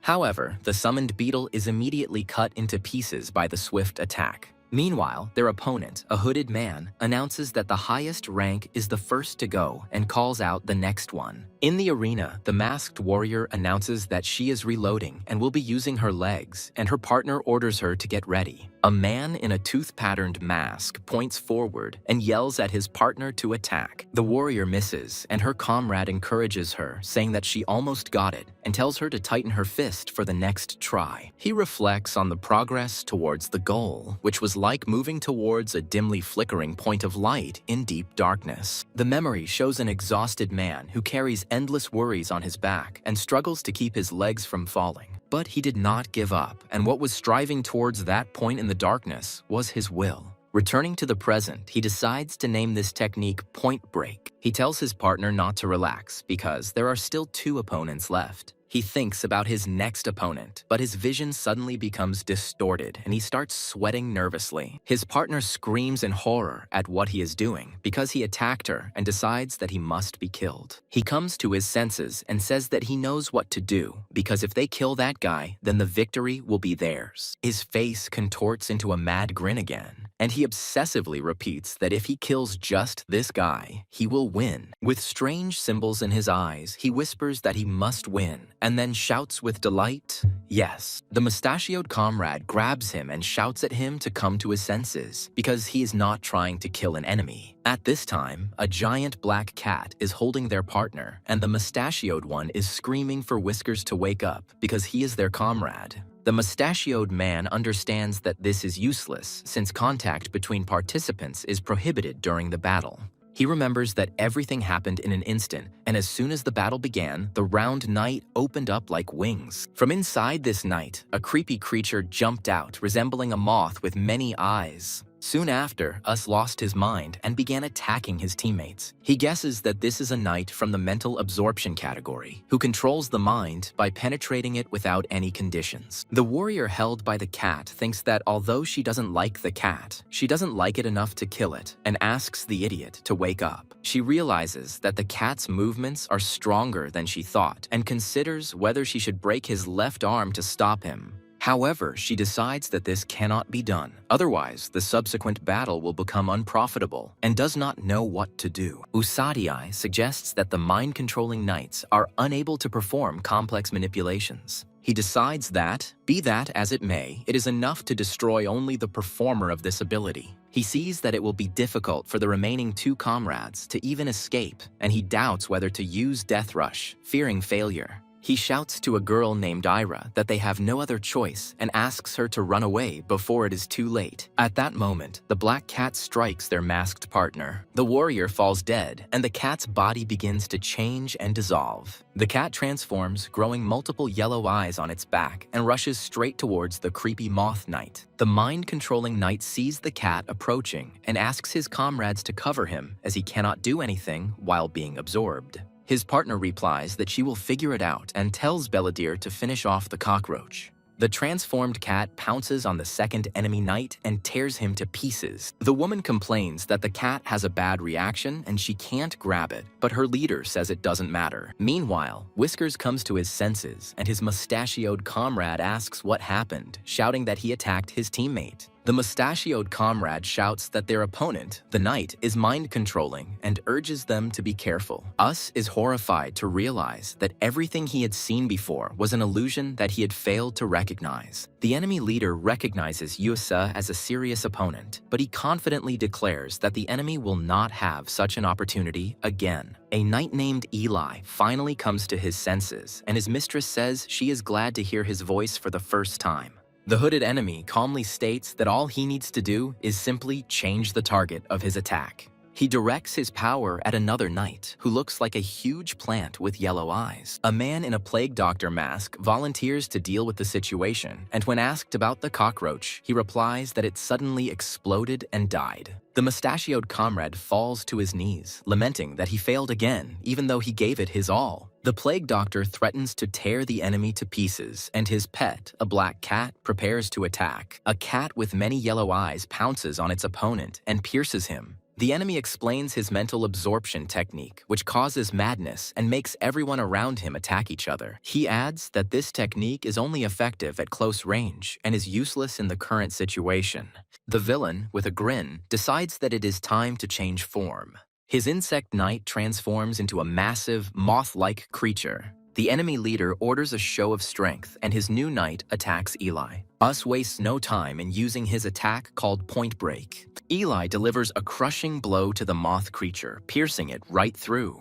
Luden turns and leaves, but his comrade shouts to him that the battle is not over yet. The plague doctor begs him to return, claiming that they are close to victory and have a chance. Luden asks doubtfully about the victory and says that in the eyes of his partner, the enemies look different. He grins evilly, assuming that his comrade sees his opponents as nothing more than run-of-the-mill necromancers. Loudon declares that this game is lost and orders preparations for the next battle. He confidently states that thanks to this experience, he will not lose next time. The plague doctor gets angry and accuses Loudon of despising everyone, but he himself is the first to give in. He shouts that Loudon is wrong this time and vows to prove him right. Suddenly, he exclaims in shock, not understanding what an enemy with only half of his body left can do. Us realizes with horror that the black cat seems to have eaten all the enemy knights. The girl notices that the cat has acquired the wings and legs of an enemy knight, and the plague doctor suggests that it can absorb opponents. She says in bewilderment that she has never heard of such a thing, and from a biological point of view, it seems unrealistic. Us is stunned by what is happening, calling what he sees completely unfamiliar and creepy techniques. It turns out that the cat restored its damaged body by absorbing the enemy, which allows Aira to rebuild the knight in real time. Us looks at the blue-haired girl, Ira, and can't imagine what material this cat is made of. The plague doctor admits that they are losing, but he has managed to unleash all of the enemy's abilities. He says he wouldn't have confidence in anyone else, but he believes in her because she's always been the strongest among them.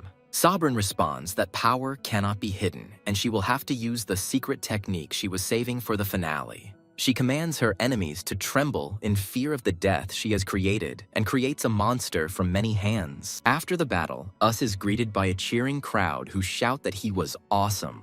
His knight says that they were able to win again and suggests that they have come to understand each other better. Us thoughtfully replies that the opponents this time turned out to be very difficult, especially the one named Loudon. He recalls how he easily controlled the necromancer's mind and then tried to change tactics by changing his shape. Us thinks his opponent is a damn capable guy and they'll have to meet again to win, so he needs to be prepared. He turns to his silent companion and asks what she is thinking about since she has not said a word from the very beginning. The girl suddenly asks what it is like to be a necromancer and clarifies that she is interested in the very principle by which corpses can come to life and move. Us thoughtfully replies that the methods and rules of necromancy have long been studied, but the principle of its operation itself still remains an unexplored area. The girl compares this to the fact that people know about the sunrise and sunset, but do not understand how exactly it works. Us agrees that it is something like that and asks what the question was about, and she asks in response if he wasn't confused by the cat's strange behavior. He admits that the cat's behavior was indeed strange, as her knight was a completely new type, capable of absorbing others and imitating their abilities. Essentially, this means that if you don't die, you can increase your power infinitely.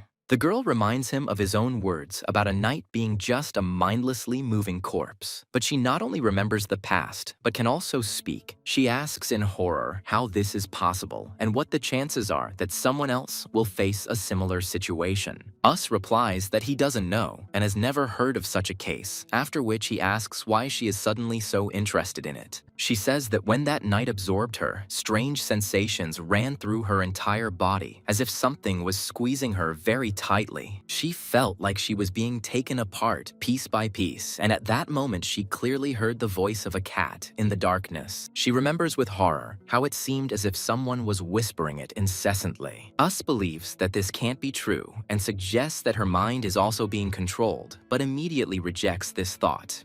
The girl suggests that maybe there is something wrong with this cat too, but their conversation is interrupted by a knock on the door. They are both surprised and wonder who could come here. There is another knock and they look at the door in silence. Us says that you can't just walk into the waiting room, and opening the door sees a girl with blonde hair behind it. He asks Ira why she is here since the competition is already over. He suspects that she has decided to attack him now and is trying to figure out where her cat is hiding then. Us senses someone's presence outside the door and decides that it is definitely a cat. Suddenly, a man in a party hat bursts into the room, introducing Ira as a young rising star among the necromancers and the crazy cat. The man thanks them, saying that he was able to pass the second qualifying round and declares that this time he will definitely make it to the final. He confidently declares that this year everything will be different because his intuition tells him that success is much more real than ever. Us turns to the man and asks if he is the one who brought Era, and then asks why. He responds with surprise and suggests throwing a farewell party since they were friends, even if only for a short time. Us asks if Ira agreed to this, but the man replies that he doesn't know since she didn't answer him anything. He laughingly suggests that deep down she is also in anticipation, although Ira herself stands with a completely indifferent face. A huge black cat appears from behind the door and meows, causing Jusa to flinch. Us, already wearing a cap, crosses his arms and says that they will meet as enemies anyway, so why attach importance to such things? The man agrees, but asks if he didn't have fun fighting together. Us admits that, perhaps because it had been a while since he had done anything with anyone, it turned out to be quite fun. The man sadly says that lately, while he was preparing for the Battle of the Necromancers, he had not had a single joyful moment. But being around such young geniuses, he himself seemed to feel younger and stronger. He suddenly jumps up and shouts that this time everything will be for real, and this is the year he will become the champion. Us coldly interrupts him, telling him not to talk nonsense because victory will be his. The man laughs loudly and offers to drink to the future champions. Us holds a glass with a sour face, wondering what could possibly be funny about this. While the men play the game Corpse Falls, Ira sits silently at the table and builds a tower of wooden blocks, which immediately collapses. Two men in caps celebrate Ira's latest loss, while she worriedly says that Us has already drunk too much and should stop. Us is indignant at how one can drink 18 glasses and remain unperturbed. The old man shouts that today's necromancers have no idea how easy their lives are, because in his time, they had to sort worms by hand. Us jumps onto the cupboard and enthusiastically shouts that he can do anything, he can handle it, and he will succeed. The old man looks at him sadly and asks if he really grew up eating garbage from the dump. Falling to the floor, Us confirms that he grew up picking up scraps and was despised his entire life, but that doesn't matter. He continues his drunken speech, claiming that only the man himself determines what he will become and nothing else. The old man thoughtfully says that he has heard these words somewhere before, and then Us shouts out the name Raphael. Us enthusiastically declares that Raphael is the greatest necromancer and he definitely wants to become the same person. Ira asks if he wants to become like Raphael, to which Us replies that it is obvious since Raphael is the idol of all necromancers. Ira, holding some document in his hands, asks if he knows what happened to Raphael, which confuses Usa. Us asks what Raphael is doing now, and the old man assumes that he has made a lot of money and is living the high life. Us enthusiastically shouts that, of course, Raphael is an incredibly outstanding person. Meanwhile, elsewhere, a muscular man in a mask runs along the track and his subordinates count down the seconds, shouting, "Chief?" A man falls off a treadmill, exhausted, and a voice announces that the total running time was 9 hours, 15 minutes, and 16 seconds. One of his subordinates says that the chief ran 3 seconds longer than last week, and he replies that he has become more perfect.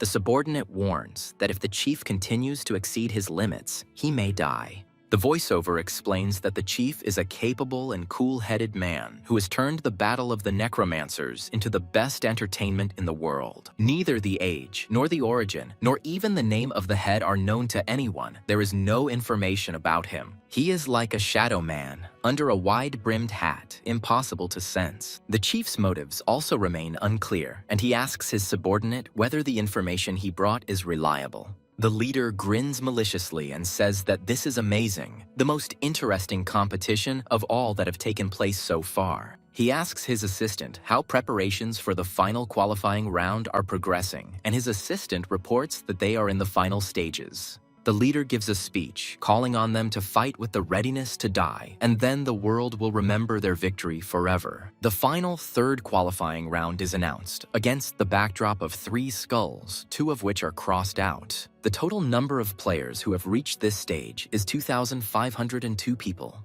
The young man explains that it is difficult to prepare for the qualifying round, so the best thing they can do is to increase their mobility. However, during the preparation process, one very important problem was discovered. There's an explosion, and the guy screams, "Eleanor, are you okay?" Eleanor sits on the ground with her blown-up mechanical leg and curses, saying she used the previous version 7 times. She complains that this time the leg failed after only the 4th attempt, and the guy notes that constructing a leg with the help of Deathgast is not an easy task. He says that thanks to her, he figured out which parts need to be improved and suggests trying again. Eleanor runs again, leaving a blue trail behind her, and the guy counts this for the 6th time. She continues to run, and he announces for the 7th time. The guy shouts that this is the best result so far and encourages her to run again, and then he runs with a glowing leg. He catches Eleanor, who almost fell, and asks worriedly if she is okay and if she is injured.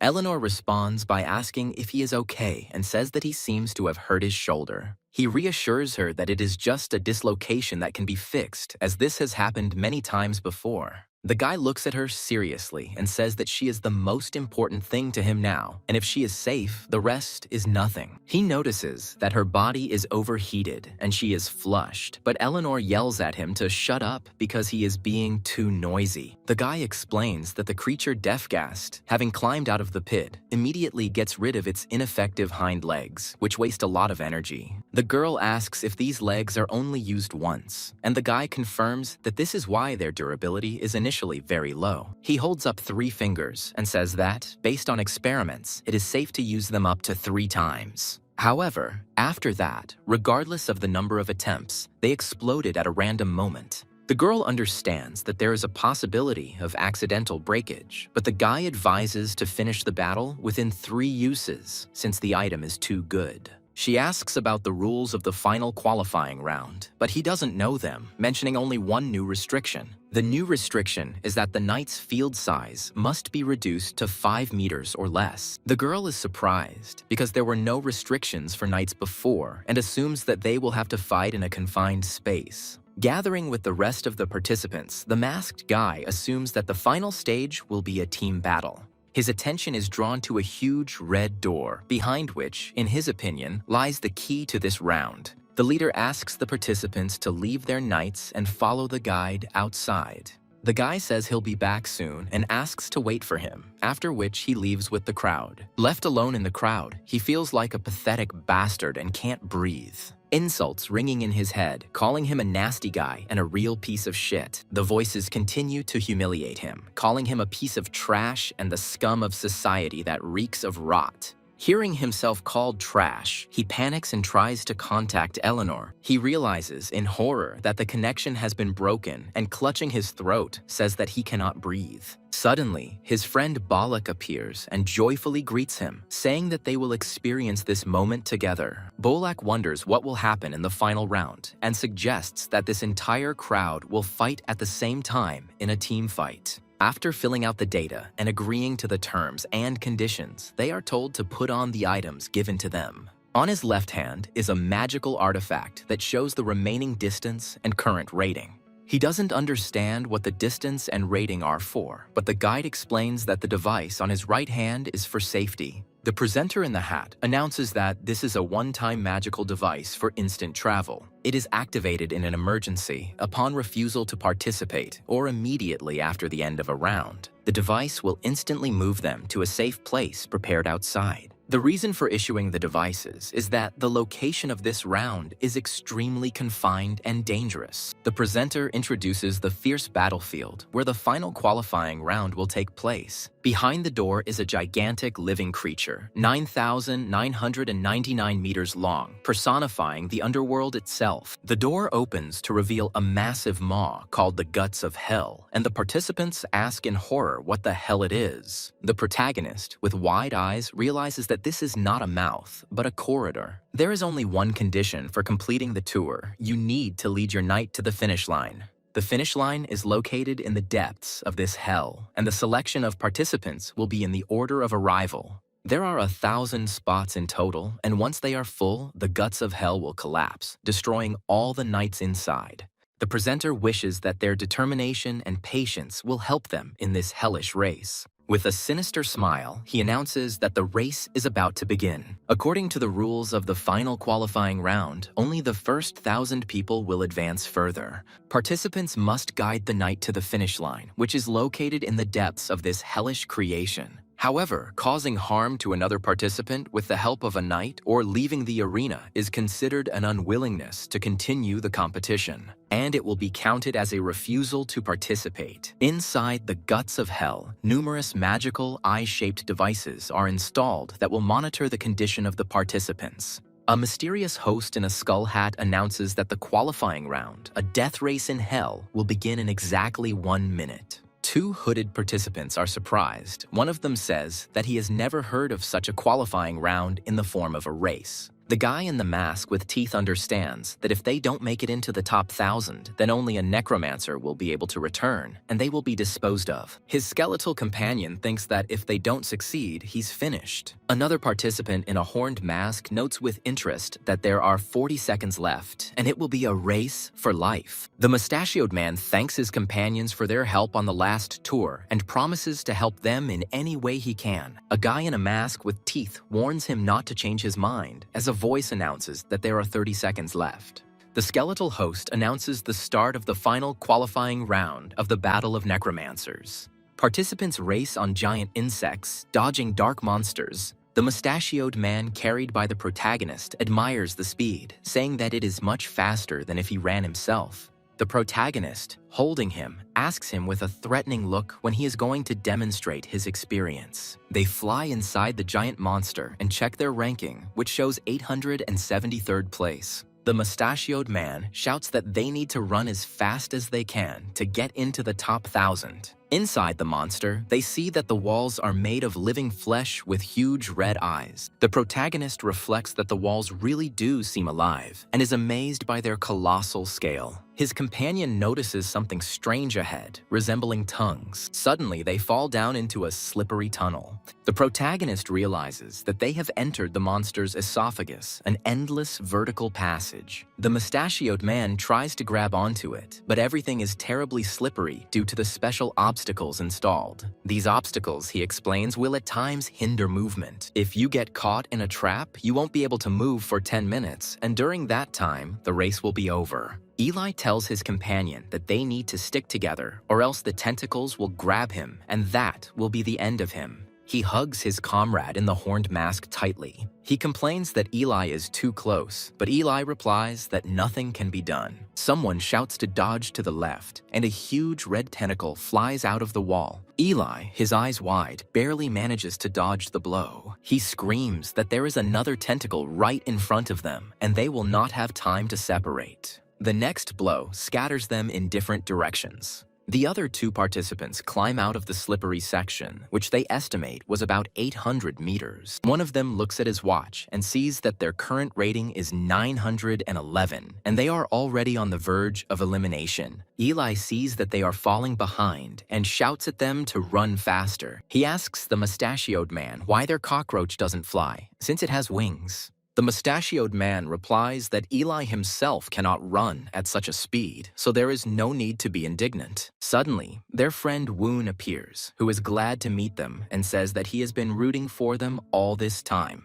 He shows his terrible face and says that he made it the most beautiful as he was advised. Woon asks how they like his new face, which allowed him to come up here. Eli and the mustachioed man scream in horror at the sight. Woon chases after them, begging them not to run away and to take a good look at his beautiful face. They run away in panic, and Woon shouts after them to look at his masterpiece. Having pulled away, the mustachioed man says that it was a terrible monster, as if born in hell, to which Eli asks if he is talking about his face. Usati admits that he really felt terrible and that he himself was disgusted to watch it. Eli, whose face is hidden in shadow, says that his own face is extremely pitiful. Usati looks at him in surprise and says that, in his opinion, Eli is quite handsome and does not understand why he hates himself so much. At this time, Woon, whom they left behind, shouts that everyone must see his beautiful creation. He continues to writhe and calls for everyone to look at him. Meanwhile, the group finds themselves in front of strange holes in the wall and doesn't know where to go.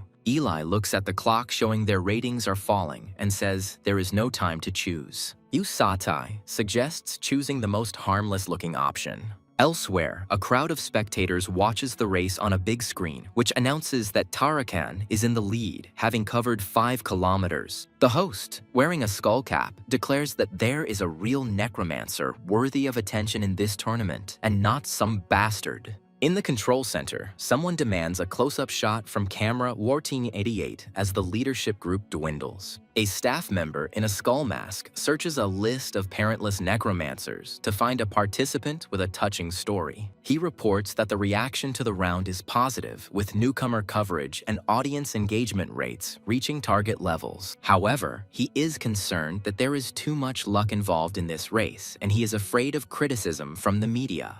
His boss in the hat asks him if he really thinks he achieved his position solely through his own efforts. The employee replies that he has always done everything in his power and therefore believes that he deserved to be here. The boss says that this is true and that is why he put him next to him, but he himself is different. He states that the most important factor that allowed him to end up here was simple luck. The employee objects that he worked harder than everyone else, but the boss replies that thanks to luck, he has not yet contracted a fatal disease. He was lucky to be born in an era when his talent was in demand and to meet people at the right time and in the right place who recognized him. He was lucky to have parents who helped him grow up, and that's the main reason he ended up here. The boss clenches his fist and says that he still wants to see a man possessed by desperate determination.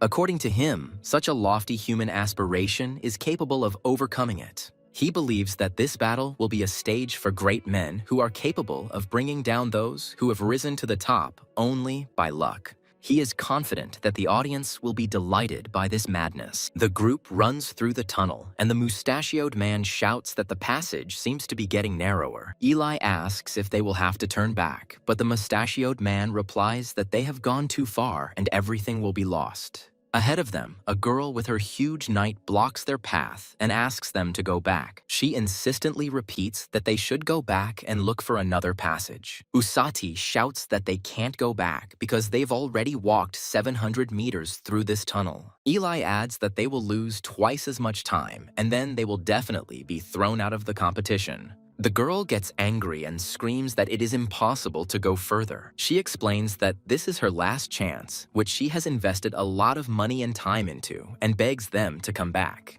Eli responds angrily, saying that while she talks about time and money, he has put his life on it. The mustachioed man declares that they will not return and that she should work hard and clear the passage, to which the girl calls them bastards. The girl reminds them of the rule of the game, which states that they cannot intentionally harm a necromancer with the help of a knight. Her knight transforms, and she adds that this rule does not apply to fighting between knights themselves. She warns that if they lose their knight now, they will be thrown out of the arena. Suddenly, a knight with white hair appears and blocks the attack. The girl screams in shock that this can't be, and Eli says that her words are more about herself. He sees one of the participants being teleported out of the arena and realizes that the eliminated ones are being sent away from the same place. The masked character is concerned about the knight's condition, who reports that his steed is injured, but they can move on. He understands that since there were no restrictions, the fight between knights was permitted. This realization makes him think about the many variables that can arise during a competition. Ahead, they notice an exit from the cave, and the guy happily says that they won't have to go back. Once outside, he estimates that there are about 7,800 meters left and hopes for a successful next section. They see a huge yellow lake with other participants floating on it and realize that this is the next stage. He feels like someone is following the swimmers, but his companion considers this logical for the race, noting that they are still in 900th place. His partner urges him on, asking if he can swim, to which Us asks again, confused. Us admits that he has never swum, but is confident that if necessary, he will somehow manage. Encouraged by his words, his partner shouts for them to move forward and they jump down together. The mustache falls into the water with a loud splash and immediately begins to choke. His partner yells at him to stop being stupid and stay close if he can't swim. He tells Usu to just hold on to him with his left hand while he swims. The man teaches him to move his legs in the water, and Us replies with surprise that he seems to be able to do it. His partner praises him, saying that it is much more effective this way, and asks him to adapt to his movements as much as possible. Us remarks on how warm and cozy the water is, and suddenly realizes that he has never known a mother's embrace. He wonders if that's what it feels like as a skeleton looms behind him. The skeleton orders the jokes to stop, and the partner is glad that Us didn't drown, and apologizes for moving slowly due to the horse's wound. Us calms him down, and his companion is amazed at how spacious it is here. A man is discussing the strategic advantage of flight, but his speech is interrupted by a strange gurgling sound. He feels something catch on his leg and looks into the water curiously. Something forcefully pulls him under the water, and he lets out a shrill cry of horror. The voiceover explains that this place is called the Stomach of Hell and is an imitation that is incapable of digesting living beings. At the bottom of these waters live parasitic mermaids that wrap themselves around the legs of swimmers. The mermaids cling to anything that moves, interfering but not causing mortal harm, while the man desperately tries to fight them off. To safely escape from the hellish stomach, you need to overcome entire swarms of these creatures. His partner shouts that he needs to leave quickly, but Us doesn't understand where to run because there's only water around. Us points to a molar-shaped stone where other people have gathered, suggesting it is a safe area.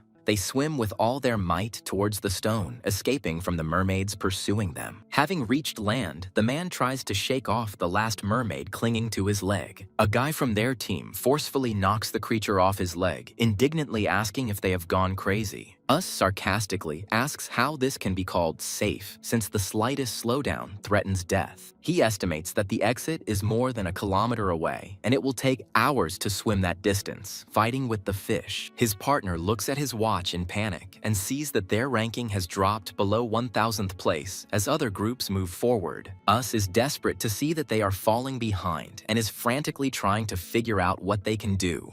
He thinks about jumping over these teeth, but decides that it is too dangerous because he will have to carry his knight in his arms. Then he comes up with the idea of using bait, forcing the necromancers to go into the water first. However, he understands that in this case, he will have to fight, and making enemies is dangerous, and the bait will not last long. His rating continues to fall, and he wonders with horror whether this is how it will all end, with him falling to the very bottom. The terrifying shadow asks if he really thought he could do it and calls him a loser. His old companion is happy that everything is just honey, and the girl on the flying beast tells the fools who cannot fly to stay behind. A red-haired girl flashes through his mind, and he angrily realizes that she was on the same team as Kalina. The redhead sits on the beast and happily says that she lived a decent life and that this is what luck she has had. Suddenly, another knight attacks them, shouting "What the hell?" and demanding that they get out. The masked guy addresses the attacker, calling him a fucking mouse and reminding him that combat between knights is not prohibited. The attacker grabs the red ball from his beast. The redhead screams for him to stop, and the guy in the mask orders him to take them to the exit. The knight screams in horror that they won't be able to fly with the extra weight, but the guy in the mask replies that then let them die because he won't back down.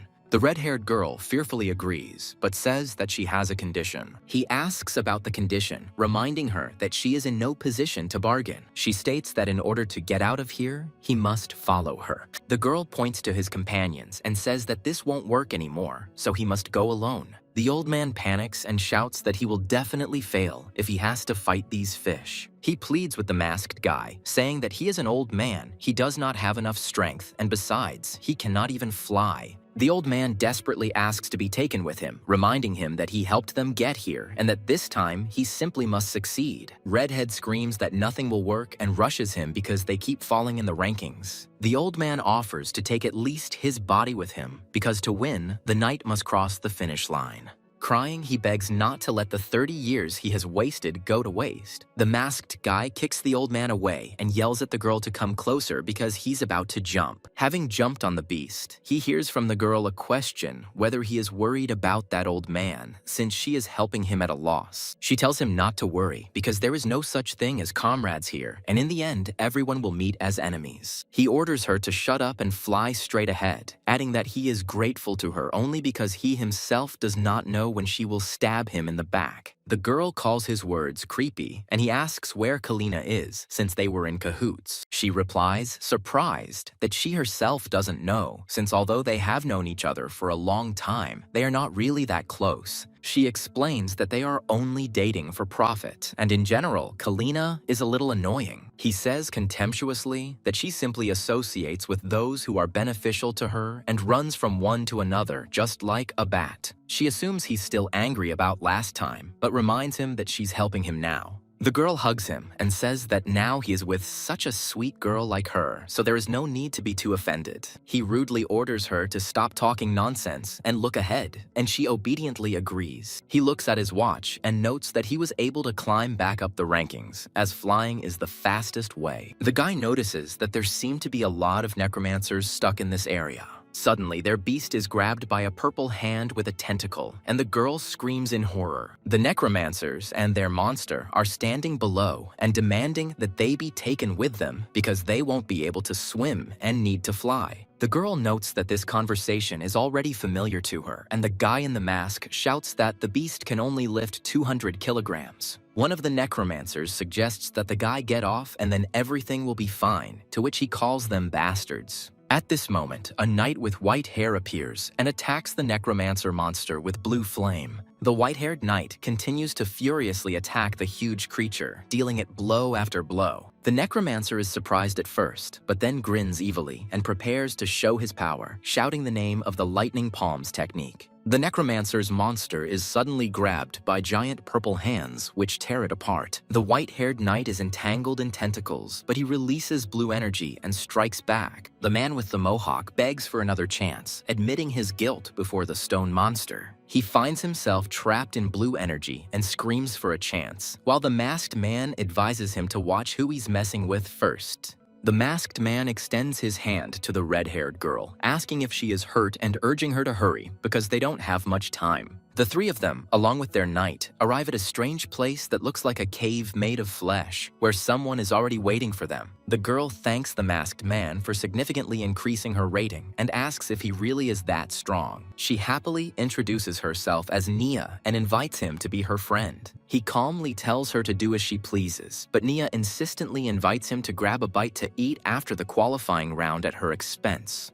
When Nia touches the knight, he suddenly grabs her hand, and the girl freezes in fear. The masked man screams in horror at his knight about what he is doing and demands that he immediately let go of the girl's hand so that they do not get disqualified. He pulls the knight away, asking what's wrong with him and warning him that harming a participant is dangerous and will result in their expulsion. The knight releases his hand and apologizes, explaining that it was a reflex due to a bad experience in the past. The man replies that everything is fine, and Nia curiously asks if his knight is really made of a material that imitates the human body. She notes that his eyes look alive and wonders how he managed to put emotion into them, guessing anger or confusion. Nia covers her mouth in shock, guessing it's jealousy, but at that moment, a flying monster attacks them. The masked man shouts that now is not the time for conversation and rushes forward, with Nia running after him. He scolds his knight for his dangerous behavior, and he admits that he does not like the girl. The man asks in surprise if that is the whole reason, but the knight insists that he does not like her and asks him not to go to dinner with her. His owner replies that everything depends on the situation, and he is ready to do anything to win.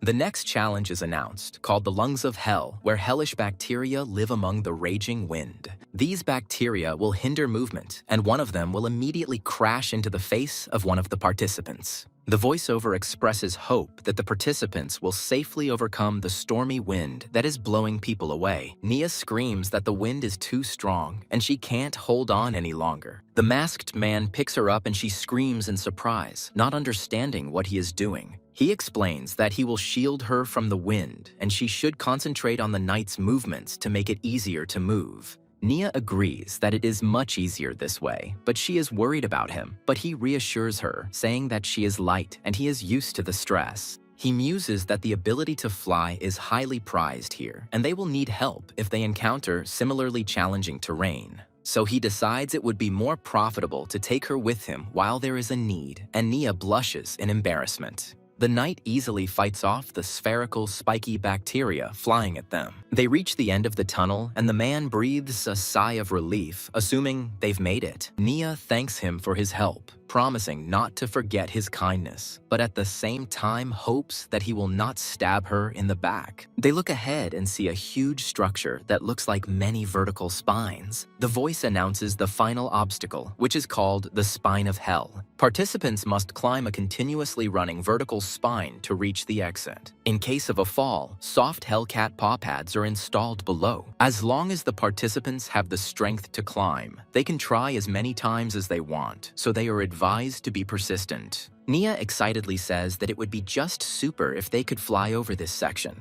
The man tells her to climb onto his flying beast, confirming that they were right to take her along. He looks at his rating on the clock and thinks that due to the chaotic movement, it is constantly changing, but there is no need to worry yet. He is confident that there is very little time left to fly, and they will pass the qualifying round without any problems. Suddenly, an angry woman appears and screams about what the hell that bastard Us is doing here. He should have been thrown out. An enraged woman named Kalina screams at them to stop the bastard, but her partner warns them that they don't have much time. Kalina shouts in a rage that even if he flies out, he will never let this scoundrel, who has been different from the others since childhood, pass. She believes that this trash should be under her, no matter the cost. Kalina offers her partner 10 times more to get rid of Us, and he immediately agrees. Kalina's partner, Ethan, calls the girl by her name, Nia, indicating that Us is now their enemy, but he only smirks and asks what if he doesn't want to. Nia, with red hair, smiles and declares that it is more profitable for her to be on this side now. Ethan scolds him, saying that he thought Nia was like a bat, but it doesn't matter because they can't fly fast. He uses a technique that does no damage, but blocks visibility for a range of 800 meters. Suddenly, a knight appears from the darkness and attacks, catching Us off guard. Ethan is shocked because he does not understand how the enemy can see and control his knight in complete darkness. He admits that the enemy managed to dodge once. However, they are located hundreds of meters above the ground, and it will not be easy to deal with several opponents alone. Ethan orders Kaisha to attack while he covers from behind, but he snaps back that he shouldn't be ordered. Kaisha, the masked man, reflects that even though he joined them for the money, he is the strongest among them. He feels that the enemy is not an easy one, but there were several weak points in his recent attack. Kaisha decides to take advantage of this and rushes into attack. The Whisker Knight dodges the blow and strikes back, surrounded by a flash of energy. The knight's powerful blow pierces the monster that Kaisha was riding. However, the enemy knight begins to crumble into pieces, and Kaisha is perplexed because he has not done anything yet. Us explains that his knight Eleanor can move on her own, so the interference doesn't affect her, but she's already used jump 3 times. He adds that from now on, Eleanor's leg could explode, so she needs to be careful. Kalina is angry that this bastard was just showing off and didn't help in any way, and orders Adu to assess the situation and join her. A masked girl named Adu quickly attacks a purple monster. She moves with incredible speed, delivering multiple blows. Ethan screams in horror that the enemy has an overwhelming advantage and they are losing by a huge margin. He understands that in a fight, the enemy is several steps ahead and suggests surrendering in order not to be eliminated from the competition. Kalina screams in rage that this can't be and refuses to believe that this bastard is better than her. She screams that she is a person superior to everyone and remembers her father's words. In the memories, the father shows little Kalina people living in the garbage and asks if they look like them. He explains that they are different because all people have levels in their blood that are given from birth and never change. Her father tells her that their blood rank is above all others and encourages her to live with pride in her superiority. From birth, Kalina was taught how excellent her bloodline was, and it became her greatest pride. It was this feeling of superiority that became the basis of her contempt for other people. However, at some point, her father's successful business began to fade, and the number of bathrooms in their house was reduced from 32 to 16. Then their number decreased from 16 to 6, and Kalina gradually began to feel anxious. Doubts began to overwhelm her, and she began to wonder if she really was a person superior to others. She realized that her father, whom she considered a superior being, actually came from the very lower class that she had always despised. She yelled at her father, accusing him of lying because he himself turned out to be the same pathetic person from whom he told her to be different. The father, covering his face, replied that it was precisely because they were different that they had reached this point, insisting on their uniqueness. He screamed in madness that he was not as worthless as his parents, those pathetic scum. Gradually, this anxiety turned into an obsession that began to strangle her from the inside. Kalina never gave it her all, because if the result was bad, it would prove that you were not a special person. She was afraid to face the truth, so she put in moderate efforts and then looked down on those who achieved even less. She laughed madly, shouting that she had succeeded without even trying, and that the rest would still fail even if they tried. In this way, she hid her insecurity and preserved the remnants of her pride. The one she despised and humiliated most, the man she considered the most insignificant, defeated her. Now he's trying to stand on her head. The fact that she might not be the excellent person she had ignored for so long was beginning to be confirmed. A sudden blow cuts off the arm of the creature that steps on it.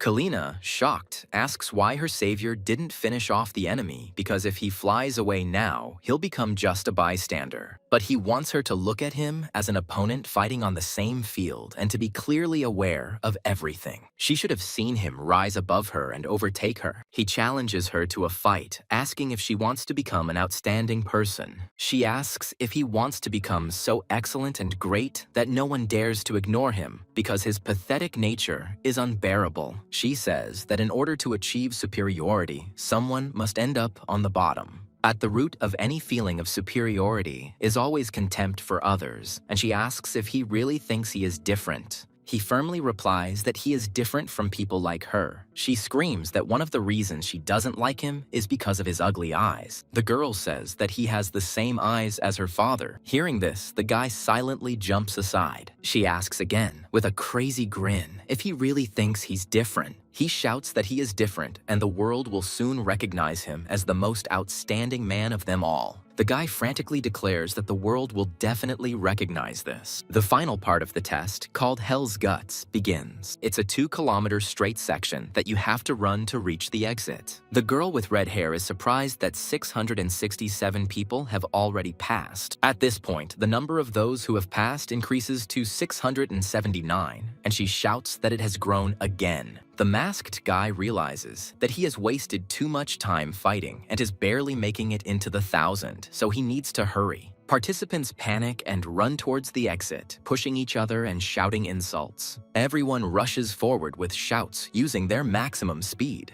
The spider-like creature blocks the way, screaming for people to give way and not to dare overtake it. The protagonist gets caught in a web and screams in rage that he will finish off this fucking bastard. The red-haired girl also gets stuck and is indignant about why these idiots have such stupid rules that allow them to harm each other. A participant riding a spider orders the pathetic bugs not to block his path. Suddenly, a huge black cat appears and scares the impudent fellow with a loud meow. The masked guy recognizes the cat and asks Era how many Hell Knights he's eaten so far. He begs Era to pull him out of the web. The cat runs past, and the number of those who passed increases to 785 people. The girl asks him to free her too, but he replies that he doesn't have time to save her and shouts that they shouldn't abandon him. The number of those who have passed reaches 815, and the guy understands that they will not be able to catch up with the others by ordinary running, so they need to use a jump.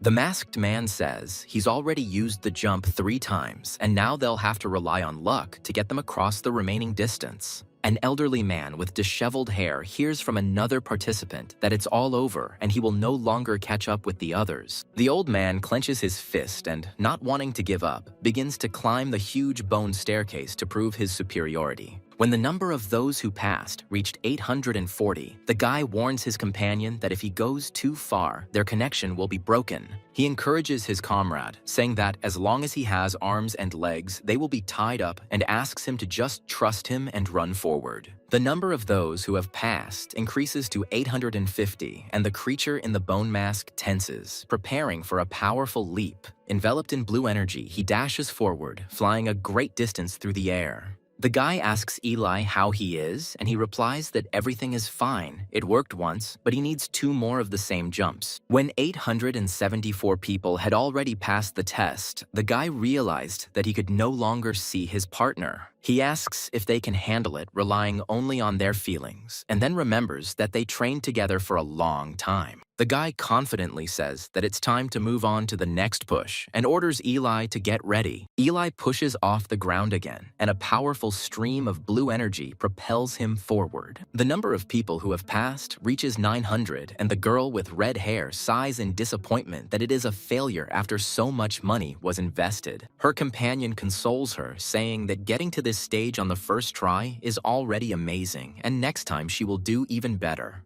The girl happily agrees that she has learned a lot and will be able to grow even more next time, but the old man interrupts their conversation. He approaches them and asks how they can smile and talk about next time if they don't even know the most important thing. The old man screams in despair, asking if they know how many tries they have left. The guy in the white cloak angrily cuts him off, saying that this is nonsense, and asks if the old man really thinks that they are the same as him. In his memoirs, the little boy, being the same old man, says that he simply liked to be creative. That's why he became a necromancer, as can be seen from his reflection in the mirror in his new attire. He recalls that the first failure was painful, but not sad, because he believed that he could do better next time. So he held on, relying on a thin thread of hope and a gradually fading belief in himself that he would succeed next time. A day passes, then a month, and then a whole year, which is shown through the changing landscape outside the window of his workshop. 10 years later, looking back, he saw only fragments of the dream he once loved and now hated. He clutches his green, stitched-together hand, feeling only regret and attachment to the choices he made in the past. He wonders at what point everything went wrong and who is to blame, but decides that in this battle, he will be the only winner. He dismisses the idea that the necromancer who consoled him and told him not to give up is to blame, because that man did nothing wrong. Clutching his head, he understands that the mistake was that, despite not having talent, like a fool, he still could not retreat. He thought that if he gave it his all, he would at least become like that frog in the well, but it seems he is just a loser who doesn't even reach that level.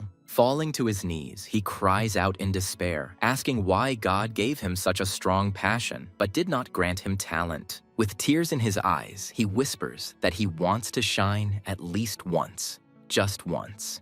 Just once. He shouts that he would do anything for this. The action returns to the present, where he continues to climb up to prove his superiority. Suddenly, the bone staircase flashes with a red light, and the girl asks in amazement what kind of light it is. At the same time, Eli makes a second successful dash and sees that now the exit is even visible. The masked man senses that the connection has been lost and sees another participant approaching his partner. A black man addresses someone, calling him that same Rawl, and asks with a grin how the winner could have fallen so far behind. The number of those who have passed reaches 983, and Eli decides that he does not have time to worry about the others. He understands that if he fails to make a breakthrough now, death awaits him, and he prepares to tempt fate. He and his mentor, their faces determined, make their final bet, testing their luck in a final push. A powerful blast of red energy shakes the arena, knocking back one of the fighters. The crowd watches the aftermath, as it all happened in the blink of an eye. An unknown fighter showed the world his final move, into which he put his all. The cockroach knight Balak froze as soon as he crossed the finish line, and most of his body turned to dust. From his remains, burning the last sparks of passion, discharges of light continued to pour out. The crowd roared at his annihilation charge, and the world became interested in his story. So Balak, who had previously lost himself in the abyss of pain and fear, was tormented by the thought of the meaninglessness of life. Having completed his annihilating dash, he tasted true glory for the first time since his birth.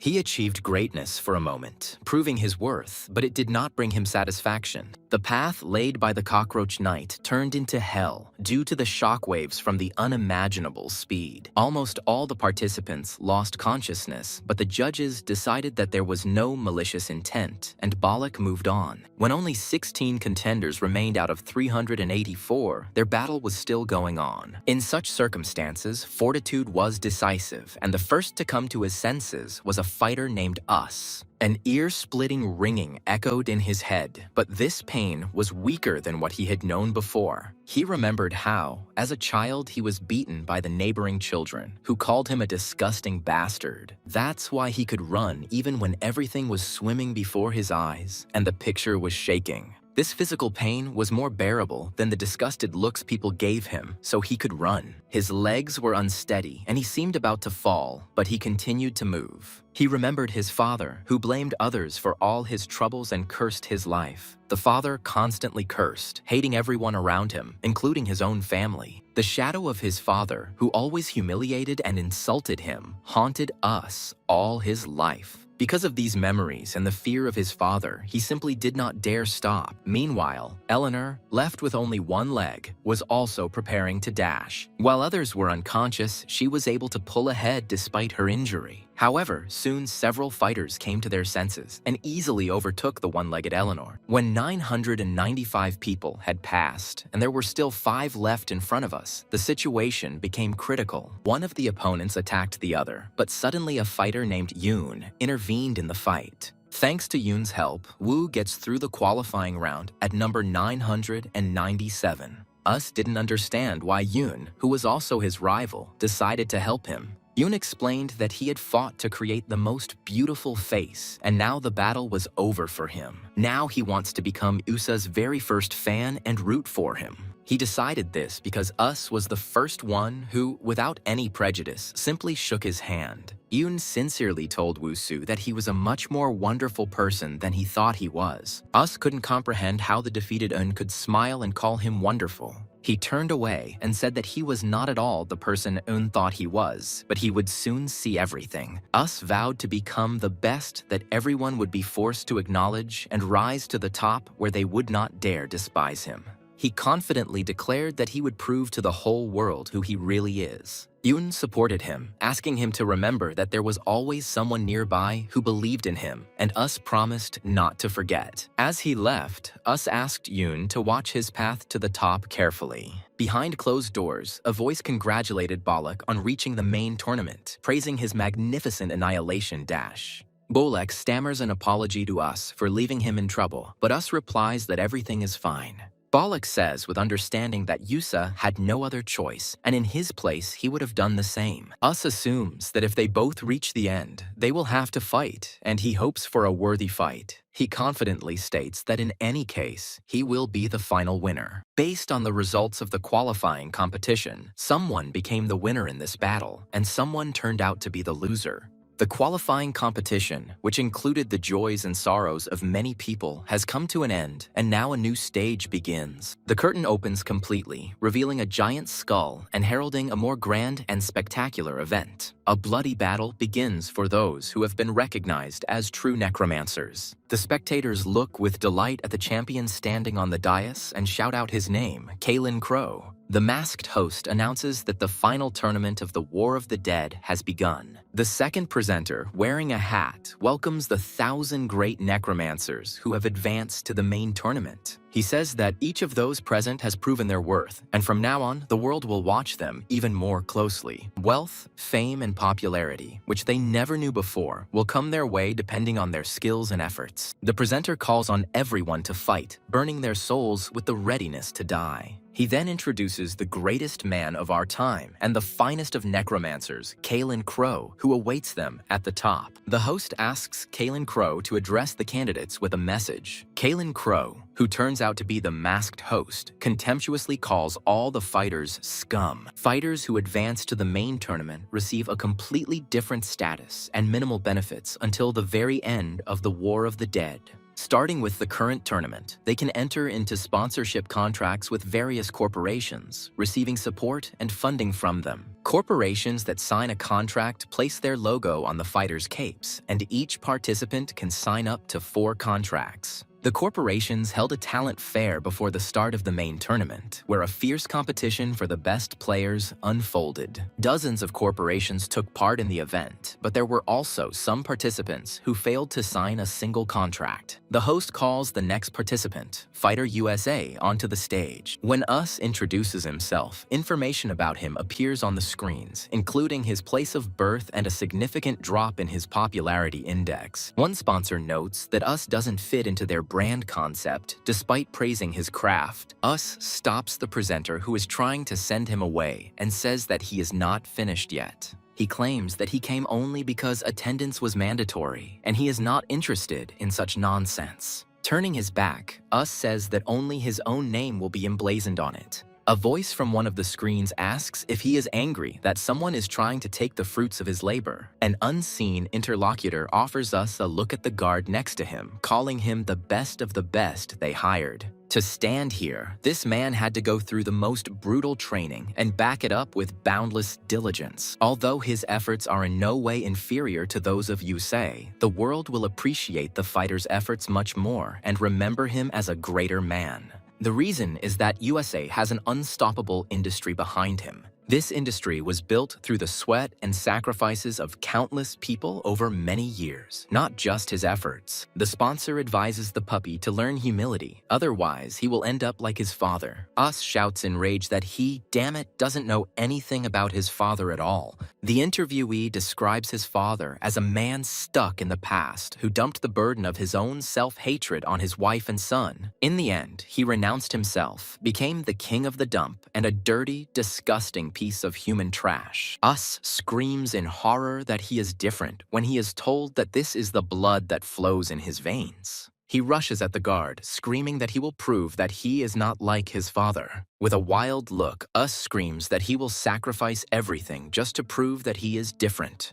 The mysterious shadow with a grin offers him to prove it by burning himself to ashes. That was the name of the Berserk Corporation, which had entered into an exclusive sponsorship contract with Us. Thanks to his contract with Berserker, Us was able to move into a more spacious and cleaner house for the duration of the tournament. He was also provided with a custom-made mask. His pink-haired companion falls onto the soft bed and tells Usu to do whatever he wants. She notes that it still doesn't compare to the previous house, but it feels like they are gradually rising. Us thanks her, saying that without her, this would not have been possible, and he will always be grateful to her. The girl suggests that he lie on the edge of the bed if he finds it uncomfortable to sleep on the floor. He politely declines, claiming that her comfort comes first. An image of his father appears in his mind, telling him that he will end up the same way as him. Another fighter, Raul, is furious that his fan mail has dropped by 30% and the number of articles about him has decreased by 40%.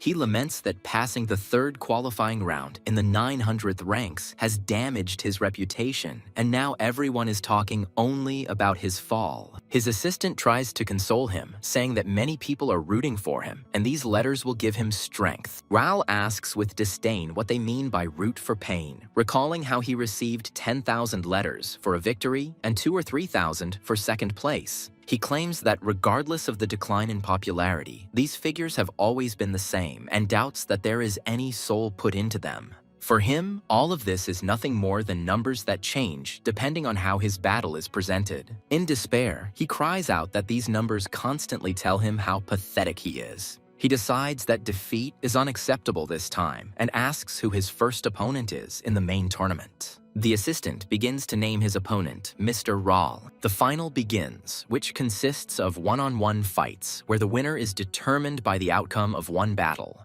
This keeps the tension high and makes fan rivalries the highlight of the tournament. The first round of the final stage is the most important, as about 500 people are eliminated immediately. Since opponents are selected randomly, less experienced participants are given the opportunity to withdraw from the fight once. However, refusal does not guarantee an easier opponent next time, which only prolongs the tense psychological struggle. The assistant informs Raul that his opponent is a participant named Riviana. He asks who it is and learns that she is 23 years old, called Lightning Rivi, and is a diamond rank. The assistant adds that after being eliminated in the qualifying round, she achieved the rank of silver, then gold, and then diamond, maintaining her upward trend. Raul is dismissive of the growth trend, as Diamond's rank is significantly lower than his, and asks about the media's forecasts. According to the forecast, there is a 90.54% chance that he will lose.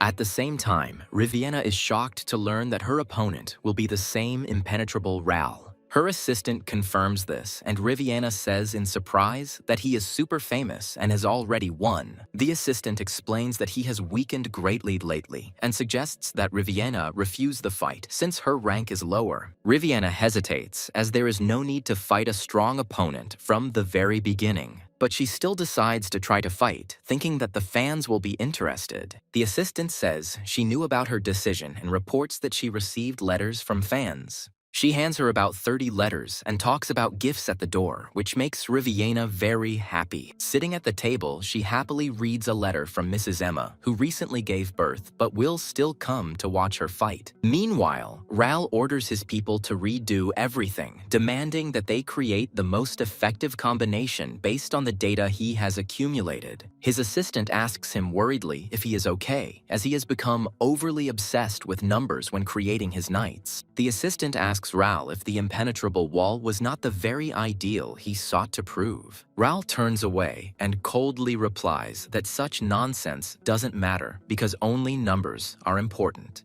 He claims the numbers never lie, and right now they all tell him he's going down. Sweating from the strain, he adds that they keep whispering to him about it. Meanwhile, in the arena, a huge crowd enthusiastically chants the names of the fighters, Rivi and Raul. A participant named Rivi greets the audience and thanks everyone for coming to watch this fight. She promises to do her best to ensure the audience enjoys the show, and her fans in the crowd shout that the bespectacled ones are the best. Suddenly, someone from the crowd notices Knight Raul and asks in surprise why he is not in wall form. Raul mentally explains that he used all the accumulated data to create the perfect knight in attack and defense. According to the rules, a knight's heart cannot be covered by armor. It must be on the outside to easily determine its location. After analyzing a lot of data, he found that the most stable location for the heart is the top of the head. In addition, to prepare for attacks from above, he created a movable shield arm and increased his defense. Analysis of recent matches has shown that attacks from a distance provide a 23.5% greater chance of winning. This weapon, weighing approximately 400 kilograms and made from tibia, can be thrown at a speed of up to 30 meters per second. He also installed a compressed muscle-powered long-range mechanism capable of rapidly firing a total of 240 bone spikes. In case of close combat, he provided various weapon systems and protective measures. Raul is absolutely confident of his victory because from a numerical point of view, his creation is flawless. The host announces the start of the first first match of the final battle of the Necromancers and asks the participants to get ready. Rivi casts the lightning strike spell with a determined look, touching her skull amulet. A powerful bolt of lightning from the sky strikes not the Knight Rahl, but Rivi's own knight. In a short flashback, the protagonist discusses the emerald-ranked Necromancer Popuri's companion, noting that she would be a powerful opponent. He confidently says that now that they are together, he cannot even imagine that they will lose, and the girl agrees with him. However, one thing worries him, namely the nickname of this necromancer. He says her nickname is Furry Queen Popura, and while he doesn't know the exact meaning, she's said to have a passion for all things furry. The protagonist remembers that Rahl is participating in today's match, and he becomes interested in how everything will go. In the arena, Rahl watches in shock as lightning envelops his opponent's knight, its light reflecting in his eyes. The words that come to mind are that the strongest thing in this world is the desire to protect something. He remembers that this is what his father, who was a mason and built walls, always said. His father worked the slowest, but very carefully to create the perfect wall. As a child, Ralu thought this was pathetic because his father's slowness meant he earned less than others, and they hardly spent time together. One day, while climbing the fortress wall to repair a small crack, his father fell and died a senseless death. Rahl recalls how one day, due to heavy rain, a serious landslide occurred in their village. It was a terrible tragedy during which all the fortress walls collapsed, burying countless people and livestock alive. For several days, their quiet moans and cries could still be heard from underground. However, his family was safe and sound. Only the wall his father had built remained, and it protected them. Thanks to this wall, he and many other people who were behind it were able to survive. Only then did he realize that this wall had been created by his father, a quiet and reserved man. He realized that his father, who loved his family, wanted to protect them with his own hands. Rahl's assistant looks at him with understanding, realizing why he is also building walls. Rahl sits on a bone throne and says that he also wanted to prove the existence of a wall in this world.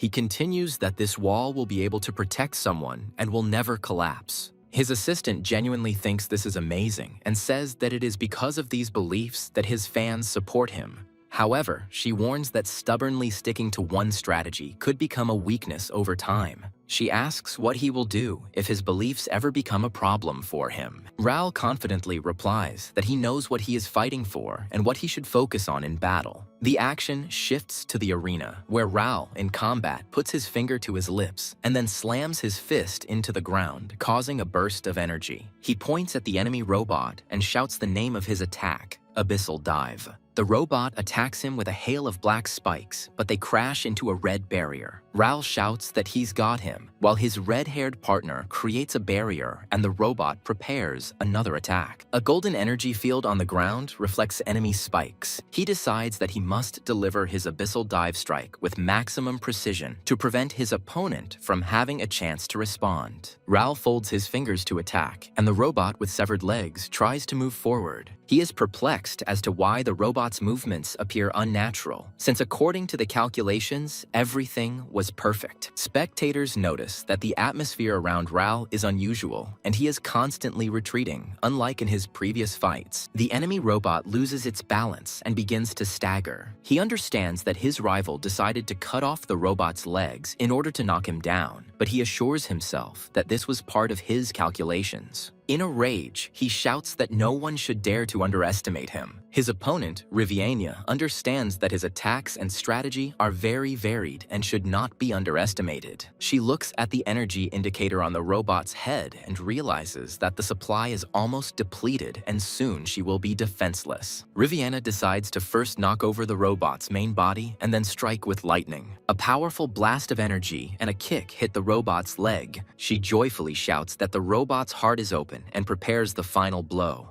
Rahl yells back that he won't let her win and is about to empty all his remaining ammo. A new, smaller figure emerges from the falling robot and fires a powerful beam of energy. After the fight, Rahl leaves with his assistant, shouting that he won. He is outraged that analysts predicted the probability of his loss to be 90.54%. Ral smiles and asks his assistant if their strategy worked and if people admire his transformation. The assistant looks at the report silently, then reports that most viewers think he was losing the entire fight. She adds that the victory was only achieved thanks to Riviena's decisive mistake at the very end. Ral can't believe that no one thinks his victory is deserved, and his assistant confirms this by talking about the difference in the audience's reaction. Analysts say he would have lost if Riviera had not made that mistake. In another room, Riviera is crying and berating herself for the stupid miscalculation she made at the end of the fight. She laments that she could have done much better when Ral approaches her and calls her name. Riviera apologizes for her appearance and thanks him for the good fight from which she learned a lot.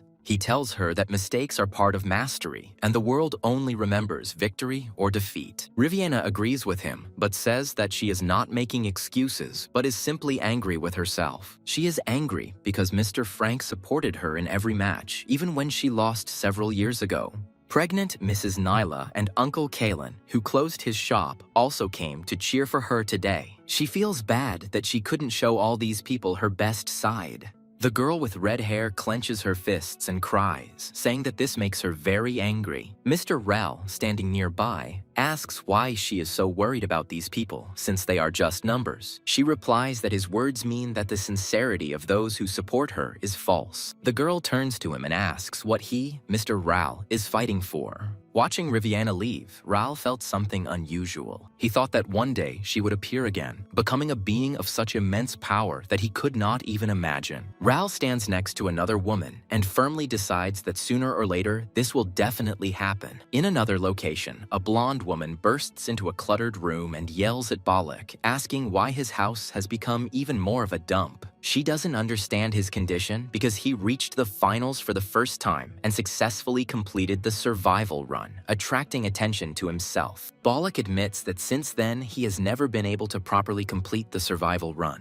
The girl is surprised and asks if this means he couldn't even try. He explains that there is a problem, and at the moment when it is necessary to start, a feeling of failure arises, overloading the heart. Balak says that when he first successfully snatched the lift, everything went smoothly, but now he is bothered by a subtle but nasty feeling. She tries to argue that this is no reason not to even try, but he interrupts her with a shout that he has finally received recognition. He continues that people began to recognize him on the street, and he received a sponsorship contract for the first time in his life, feeling recognized by the world. But if he fails now, he'll have to go back to those lousy times when he was a piece of useless trash. The girl tries to calm him down, saying that he was never trash, but he screams, how can she know what it's like? He continues that she can't imagine what it's like to gradually turn into a lonely, unwanted piece of trash lost to this world. Balak says in despair that he is so afraid of returning to that time that he cannot bring himself to try again. The action moves to the arena, where the crowd chants Us's name and encourages him to show everyone what he's made of. Us, the masked fighter, raises his hand and announces that his name is Us and everyone must remember it.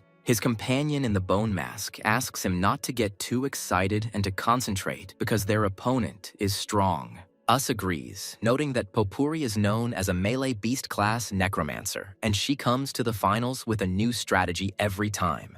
His partner asks what the furry queen is so famous for, but begins to stutter when pronouncing her nickname. Popuri herself, an anthropomorphic fox, enters the arena and is enthusiastically welcomed by the crowd as their queen. In the advertising flashback, the voiceover offers a new look to those who don't like their reflection and who love cute, furry animals. The advertisement presents a product that is an offer to them, Furry Potion. The suited salesman assures that this potion has been approved by the Magical Drug Safety Authority. He holds up 5 fingers and claims that the potion's effect lasts for 5 whole hours. The muscular man drinks the potion and begins to painfully transform with a scream. He turns into a teddy bear, and the seller explains that the furry potion ensures a quick and almost painless transformation. The seller promises that you will forget about your usual appearance and become a charming furry. In the present day, a red-haired girl watches this advertisement in which the announcer warns against misuse. In the arena, Popuri turns to her furry friends and asks if they are ready to have fun with her. She announces the start of the fight she has prepared for her cute little animals. Popuri commands a through strike, and her summoned beast with a bone skull attacks the enemy. Yusa's partner dodges a spiked whip that flies in a straight line and can tear him apart on impact.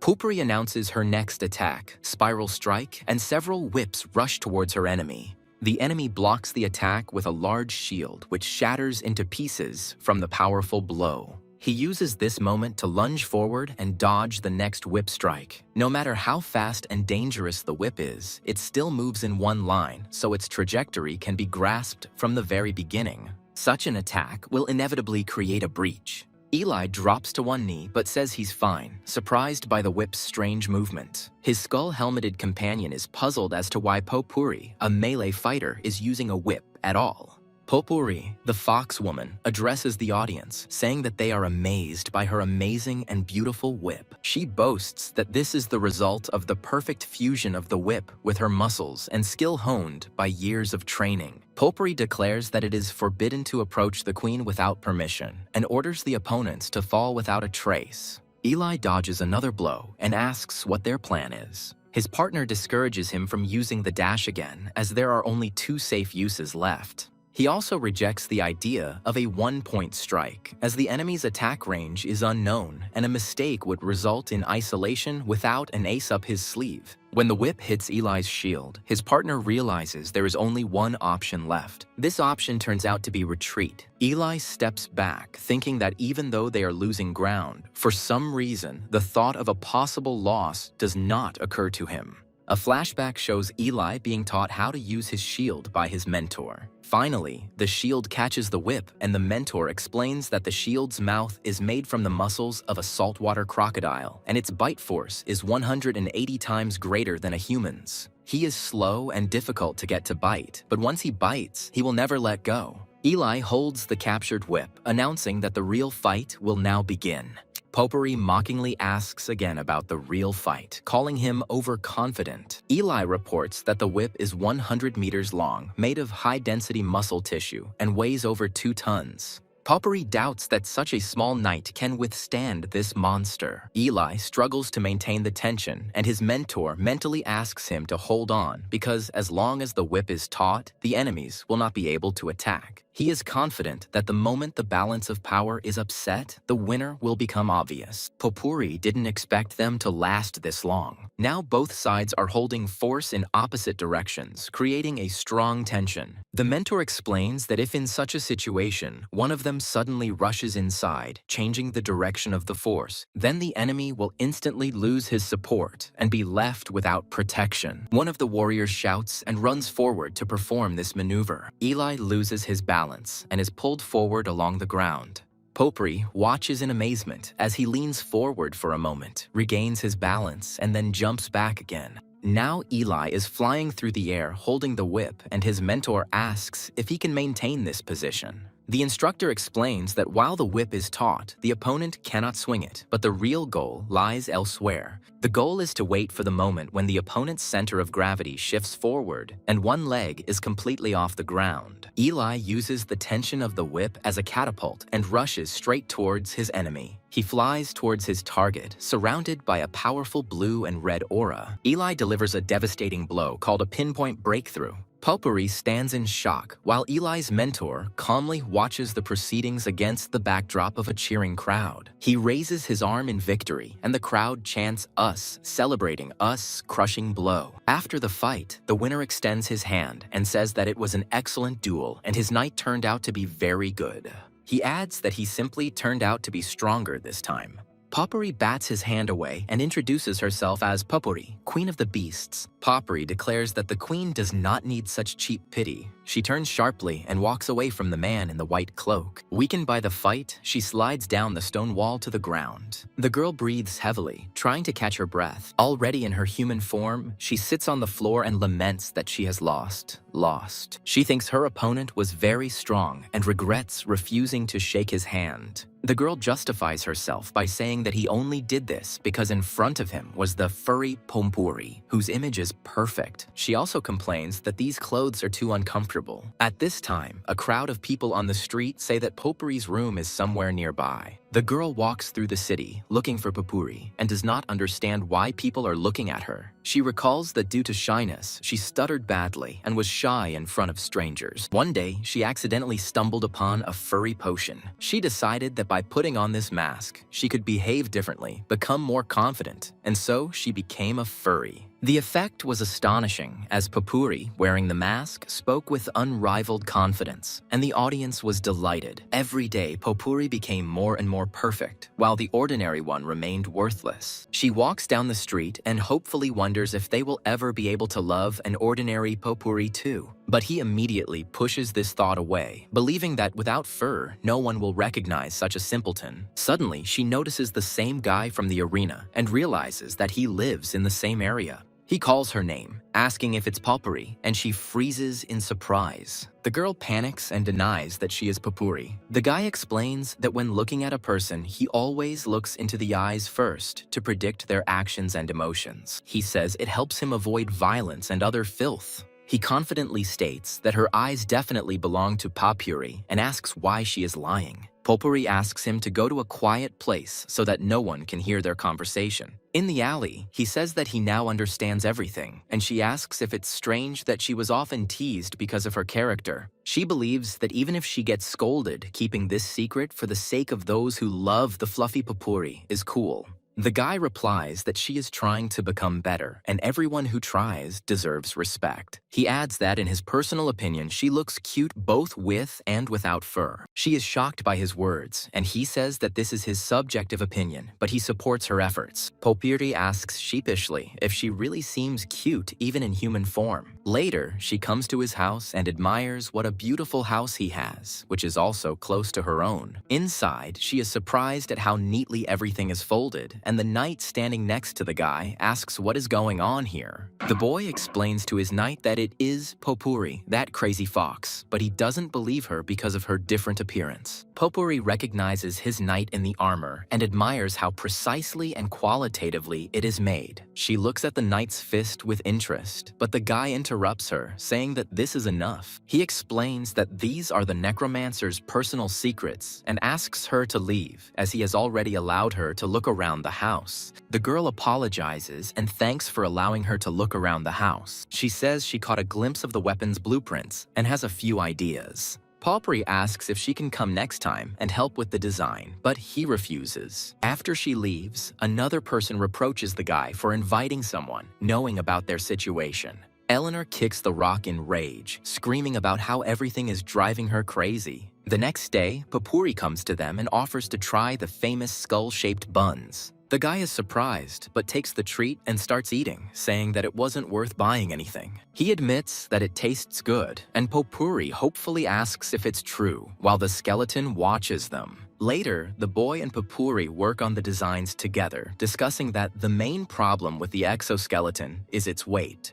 Popuri suggests making the inside in the form of a lattice, but the guy doubts that this will work. She says she feels very awkward and asks permission to change for a moment. Popuri transforms into an anthropomorphic fox and breathes a sigh of relief, saying that it has become easier now. In her true form, she explains that the lattice structure is vulnerable to stress concentration and fatigue. Instead, she proposes using a multi-layered honeycomb structure with cells of varying sizes. Lisa clarifies that in areas of high voltage, small hexagonal cells need to be placed more closely together. The guy delightedly calls her the most talented necromancer he has ever met, and she modestly replies that his help was also useful. He says that it is still far from finished, and Popuri, noticing his dark hands, thinks of something. She suggests holding a joint meeting the next day. He hesitates at first, but then agrees, saying that he really wouldn't mind some help. A skeleton suddenly appears, grabs the fox from behind, and orders her to stop messing around. Poppery screams, and the boy shouts Eleanor's name in horror, not understanding how a corpse can speak. The skeleton turns back into Eleanor, who yells at the guy in rage, asking if he is in his right mind. She reproaches him for sitting with a satisfied face and asks if he is planning to build a family nest with this crazy fox. Poppery stands up for him and calls Eleanor ugly, like a lump of dough, which drives her into an indescribable rage. The guy understands that the reason for the quarrel is not important, and the situation needs to be resolved somehow. He decides that he will have to deal with the witness who saw something he shouldn't have seen. He slowly approaches Popuri with a frightening expression on his face, and she asks fearfully what is wrong. In the next scene, Popuri sits bound hand and foot, gagged and quietly whimpering. Eleanor says that in human form, Popuri is incapable of anything, but as soon as she grows fur, she immediately lets go of her hands. The tied-up girl tries to scream, begging to be saved and released. The guy asks Eleanor why she assumed he was going to kill Popuri since they just need to get rid of the evidence. He explains that killing is too risky and that it is worth trying to resolve everything through dialogue first. He kneels down in front of Popuri and promises to remove the gag so he can explain in detail what happened to them. The guy strictly warns her not to scream under any circumstances and asks if she understands. As soon as she is released, Popuri immediately begins to scream loudly and call for help. He tries to shut her up, and Eleanor screams from behind that she told him to just bury her. After Popuri is calmed down, the boy explains that the corpse came back to life with its memories intact, and this secret must not be revealed. The girl replies that she feels a little uncomfortable, but after listening to their story, she understands that such measures are completely understandable. He adds that if the information leaks, he will not be able to participate in the competition, and the battle of the necromancers may cease. Popuri swears that he won't tell anyone because otherwise Mr. Us might get hurt. He thanks her for her understanding, but asks her to give him a little time so that he can trust her. Popuri smiles slyly and says that since this is how it turned out, now they will be together all day long. At night, all three of them are lying in bed, and Popuri asks to lie in the middle, but Eleanor is categorically against it. The boy asks Eleanor in surprise if she can sleep, and she confirms that she can. Popuri says with admiration that he looks like a real, living person. She asks why he has to go so far, because if he loses the fight, he will die for real. Eleanor asks irritably if she really has to tell her this. Popuri sheepishly replies that it's not exactly that, and Eleanor orders her to stop her idle chatter and go to sleep. The girl whispers that when they lie next to each other, she feels like she's camping with friends, but Eleanor cuts her off, calling her noisy. In the morning, Popuri notices that the boy is already awake and doing something at the table, although the sun has just risen. Eleanor explains that this always happens, and she has never seen him sleep more than 6 hours. She offers him a cup of jasmine tea, which she always carries with her in case she gets tired. Popuri asks him not to forget about his health and to do everything little by little without rushing. The guy accepts the mug with surprise and thanks her for her concern. Eleanor, watching them, says with displeasure that she asked him not to rejoice at such things. Later, walking down the street, Popuri says that she likes being together because it feels like she has a lot of friends. Suddenly, she remembers a rumor she heard yesterday, and the guy asks her again with interest. She says that they say that those necromancers who saw the devil performed unimaginable miracles. Popuri suggests that something similar happened to Madame Eleanor, but the boy replies that he has never seen devils and does not believe in such nonsense. The girl continues to reflect that it is still not fully understood by what principle necromancers are able to control corpses. She concludes that the very fact of reviving a dead creature and controlling it already contradicts the laws of the universe. Popuri thoughtfully suggests that perhaps all this is just a game of the gods. The guy snaps that he doesn't care about such nonsense because the only thing that matters to him is winning. Another participant approaches them and asks Yusa what the result of his first match of the finals was. A flashback begins with the crowd chanting Balak's name and asking him to perform his survival run again. Balak thinks that his long-held wish has come true and the world has finally paid attention to him. However, the stronger this attention was, the more clearly he felt not happiness, but a suffocating awareness of the limits of his talent. Fighting with just one technique proved to be too much of a burden, so he tried to master other techniques as well. But, as expected, all his attempts to create something new ended in complete failure. He knew he didn't have much talent, but he believed he could achieve something with just his stubbornness and willpower. Now he wonders if he is simply stubbornly trying to make the impossible possible. Balak thinks with regret that if Us had been in his place, everything would have been different.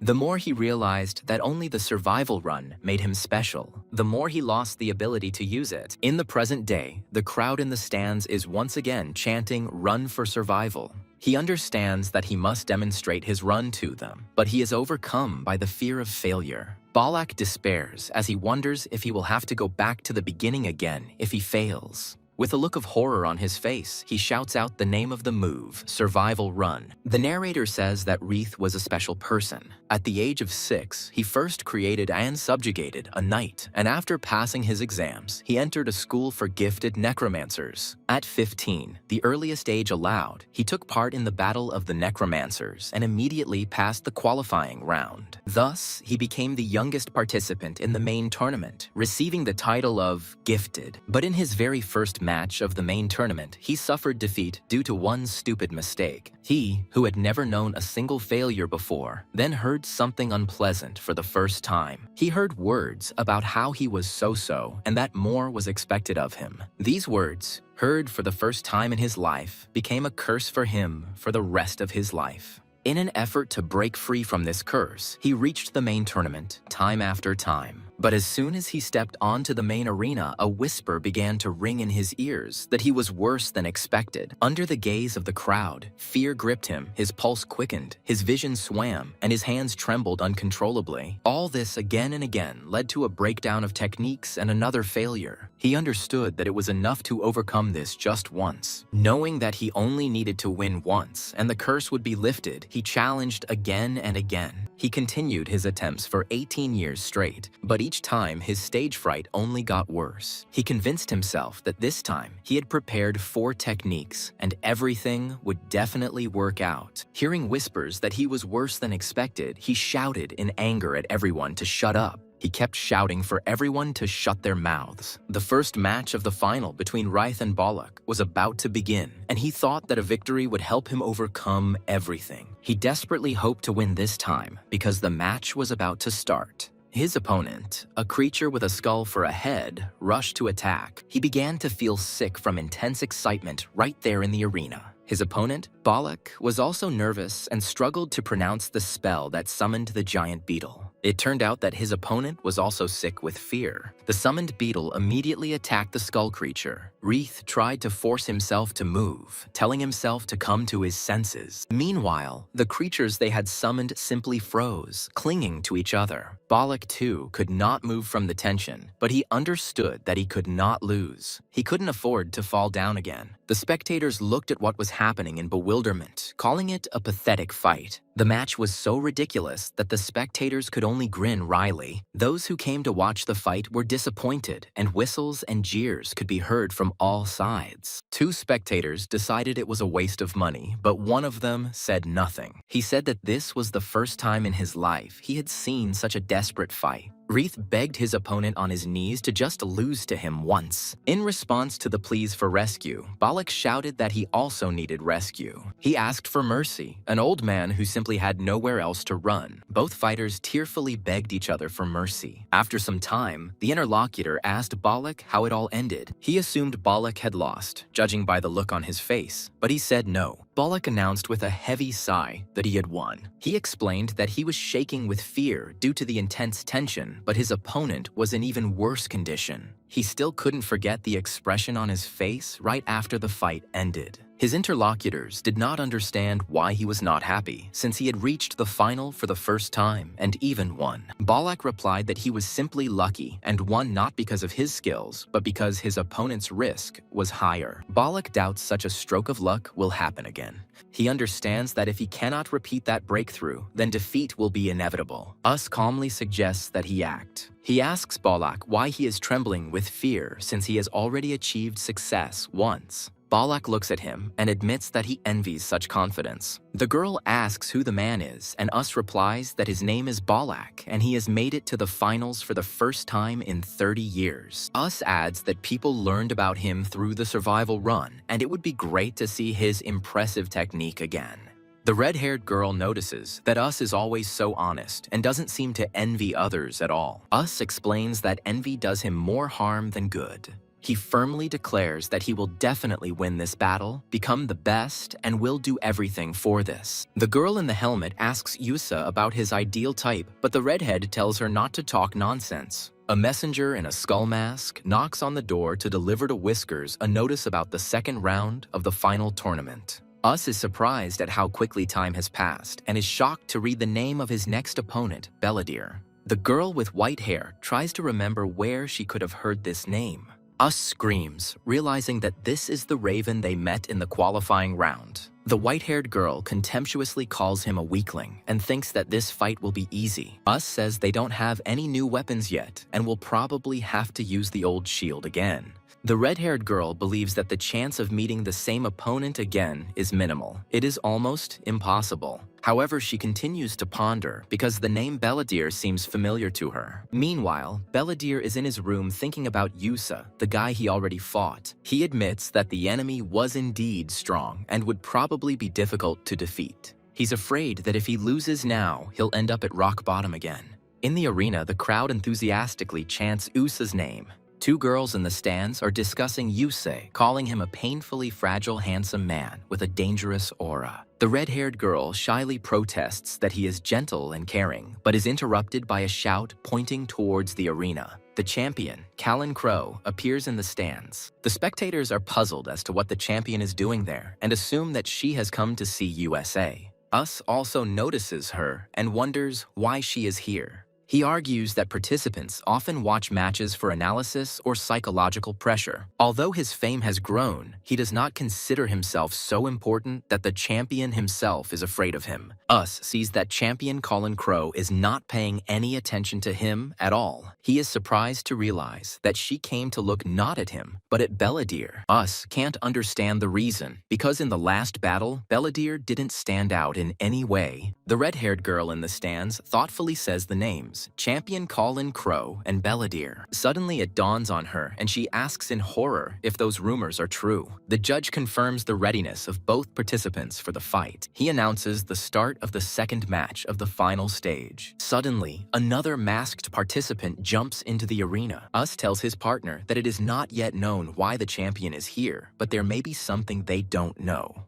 He suggests not to attack for now, but to keep a distance and observe the opponent. Us notices that the creature has noticeably shrunk in size and wonders if it is still fighting in the air. The creature doesn't look particularly strong, so Us is puzzled as to why the champion came to him in particular. Meanwhile, another participant, Belladere, remembers his special technique. He's a promising newcomer necromancer who attracts everyone's attention, and the fist he brings down on his enemies is unstoppable. Belladere admits that his opponent is strong, but after the last fight, he has studied his fighting style and skills well enough. No matter how powerful the enemy's blow, its point of impact is no more than 20 centimeters, and if you dodge, the chance of victory increases. Since reducing volume directly increases evasion, he kept the size of his creature to a minimum, making it as compact as possible. The creature's structure was based on the hummingbird's shoulder joint and the pelvis and tailbone of a hawk. This allowed him to ensure instant evasive action, a sharp turn, and a rapid start. Having dodged the attack and approached, he will drive his beak in at a pre-calculated angle, which will cause the body to rupture and the head to be thrown forward.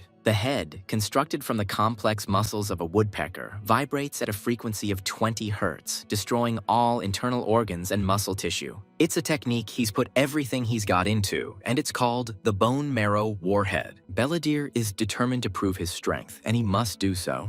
The creature quickly approaches its opponent, who is already preparing a powerful blow. The strategy that Belladere had so carefully prepared proved to be quite effective, but he had failed to take one thing into account. He didn't take into account Eleanor's incredible speed and agility, who easily dodged the attack. Eleanor's overwhelming physical superiority alone trumps everything. This power surpasses anything Belladere could wring out of himself. A girl named Vert watches in horror what is happening in the arena. Eleanor says she has a rough idea of his style and skills, and while his efforts are commendable, they are not enough. She tenses up and prepares to deliver the finishing blow to the defeated creature. Believing that the enemy is not strong enough, she deals a crushing blow. A powerful blow completely destroys the creature created by the Necromancer. Us breathes a sigh of relief and can't believe they won so easily. He begins to think about why Callan then, but suddenly a terrible pain pierces him and he screams. Belladere falls to his knees and screams no in despair. He tears off his mask, and underneath it is a crying woman's face, distorted with grief. Us looks at her in confusion and thinks that her face looks so familiar. Viewers also notice the resemblance, saying that it is difficult to tell just by the eyes, but the hair color is similar. Other spectators also recognize her and confirm that she looks exactly like champion Callan Crow. A doctor runs to Belladere, and it dawns on us that the twin sisters both participated in the tournament. In a memoir, their mother says that instead of raising 2 hyena cubs, she would rather raise 1 lion. She addresses the little Callan and Belladere, saying that they both came from her womb. But only the one who turns out to be stronger will she recognize as her child, and only one will be able to bear the name of the Crow family. The winner will also own an heirloom from her father, a symbol of their family. She says that she will give one of the earrings to the one who proves her superiority. This earring, a one-of-a-kind stone, is created by mixing and squeezing drops of blood from family members for generations. Therefore, to possess her means to become her perfect right hand and a true member of their family. The girls watch tensely as their mother clutches the precious relic in her fist. "So prove to me which of you is the more superior person," she tells them at last. The mother says with a sinister smile that sisters are obliged to hate each other. The masked girl, Callan, reports that she did go to see Belladere after all. The mother reproaches her, saying that she arbitrarily disrupted a meeting that she had managed to arrange with difficulty. Colin asks for forgiveness, and a creepy smile appears on his mother's face. She says it's okay, because her ability to act on her mood makes Callan worthy of being a real star. The mother reminds us of the need to always be mindful of the views of others and maintain an impeccable image. She calls Callan the jewel of their family and her perfect other half. Then the mother asks how it felt to see a pathetic fake inferior to her for the first time in a long time. Callan replies that he considers this a natural result. She says that the child always had worse reflexes and coordination, and she was inferior to her in everything from birth. Mother confirms that only Callan is worthy of the highest recognition in this world. Colin confidently states that, as before, she will continue to prove it. The mother exclaims in delight that it is perfect. Simply perfect. She says that the birth of such a treasure in their family is a blessing from God and asks if her daughter knows how much she loves her. The mother tenderly addresses her as daughter, and Callan answers her as mother. As she leaves, her mother tells her to get ready to stretch before bed because a real star must take perfect care of herself. In the trophy room, a trainer helps another girl, Belladere, stretch while her mother watches. The mother watches the exercises carefully, mentally correcting her so that she does not twist due to the strength of her lower back. She looks at Callan's awards, displayed prominently as Belladere continues training. At this time, Belladere's thoughts are filled with despair and the desire to be looked at too. She feels alive, but her appearance is exhausted and full of hopelessness. The girl understands that this is not the end because she has one last chance. She recalls the rules of the tournament, where 251 people advance to the next stage. The remaining 49 participants will be selected from among the losers in the second chance challenge. Belladere realizes that if he passes it, he will be able to continue climbing upward. She doubts she can do it at such a pathetic level. The girl in tears realizes that she has always been behind Callan and worse than her in everything. She despairs at the thought that if she cannot overcome this, she will fall even further. A dark silhouette of a demonic creature with red horns appears in her mind. The creature says that he understands her pain, and Belladere looks at him with tears in his eyes. She asks in horror and tears if he is the devil. The girl assumes that he is going to make her a tempting offer in exchange for her soul. She begs to be given strength, even if she has to burn in hellfire all her life. Belladere screams that she only needs to gain power once and defeat Colleen, even if she is miserable for the rest of her life. The demon replies that he does not want her to suffer, child. but he doesn't want her to be happy either. Belladere asks in confusion what he is. The creature replies that it is an opportunity that has come to it out of love for the limitless potential of man. It is someone who is capable of becoming anyone and doing anything, even kill 1 million people, the creature says, opening its single huge eye. Or save 1 million people, the creature adds, looming over the man. Child, what kind of person do you want to be? It asks, and the man cries in horror. A young man named Us suddenly wakes up in his bed and sees a fox girl sleeping next to him. He asks Papuri in shock what she is doing there, and she, waking up, apologizes for the inconvenience, explaining that she was very warm. The fox girl says he has a high body temperature and bulging muscles, suggesting he was popular with the girls. She continues to ask him if he has had many relationships before. Us replies with surprise that he has never had not only a relationship, but even just friends. Papuri is surprised by his answer and admits that she has the same situation. She invites him to discover what a relationship is together, promising to brew him jasmine tea in the mornings. Us asks in confusion how they learn this, but at that moment someone grabs Papuri by the hair. This is Eleanor, who sternly tells the fox girl that she already warned her not to be cunning. She adds with disdain that she can brew him this jasmine tea herself. Papuri objects that tea from a corpse cannot compare to tea from a living person and advises Eleanor to look at herself. Eleanor demands that Us make a decision right now, choosing either her or Papuri.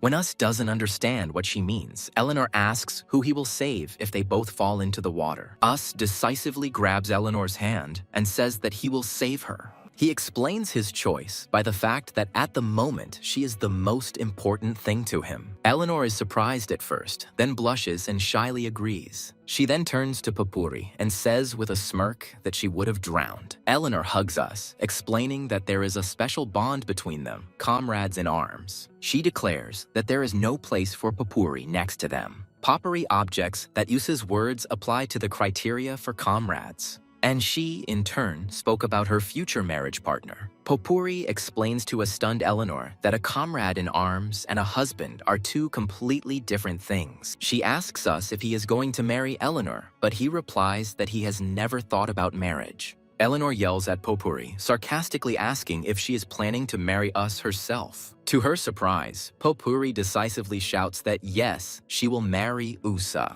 She explains that Whiskers was the first one to accept her without fur, and he is very kind, albeit absent-minded. She also adds that he always listens to her attentively and tries his best in an amazing way. That's why, she admits sheepishly, she likes Us. Eleanor furiously screams at Papuri to stop talking nonsense that she herself doesn't believe. Papuri furiously replies that her words are absolutely sincere. Us, completely confused, asks what they are even talking about. Papuri declares that Eleanor will remain a comrade, and she will become his wife, causing Eleanor to explode into a rant. Then Papuri asks directly if Eleanor likes Us as a man. Eleanor blushes, but her answer is interrupted by a knock on the door with information about the tournament for Us. Us opens the door and sees another participant who says that they are preparing something for those who have passed the second stage. He takes the red letter and reads with bewilderment that they are in for an autograph session with a handshake. Papuri explains that it is a fan event where participants sign autographs and shake hands. Plus, it's profitable as you can get 15% of ticket sales and gauge the size of your fandom. Papuri explains that participation is voluntary and asks USA what he plans to do, as this is his first meeting with fans. Us asks again with surprise, is it really true that he is about to meet people who like him? Suddenly, his face lights up with delight, and he declares decisively that he must go. Papuri adds that fans will want to see his knight too, so he should bring one to accompany him into battle. Us thinks with concern that Eleanor will have to pretend to be a knight in front of ordinary people all day. He decides to postpone the meeting, believing that it will be difficult for Eleanor, but she interrupts him. Eleanor says she saw the anticipation on his face and agrees to go for him. She sighs humbly and says that so be it, she will endure. Us is delighted and thanks Eleanor and promises to give her all 95% of the profits. While Us runs off to get ready, Eleanor asks Papuri what she's staring at. Us, already in a new outfit, nervously adjusts his hair and wonders why he keeps touching it.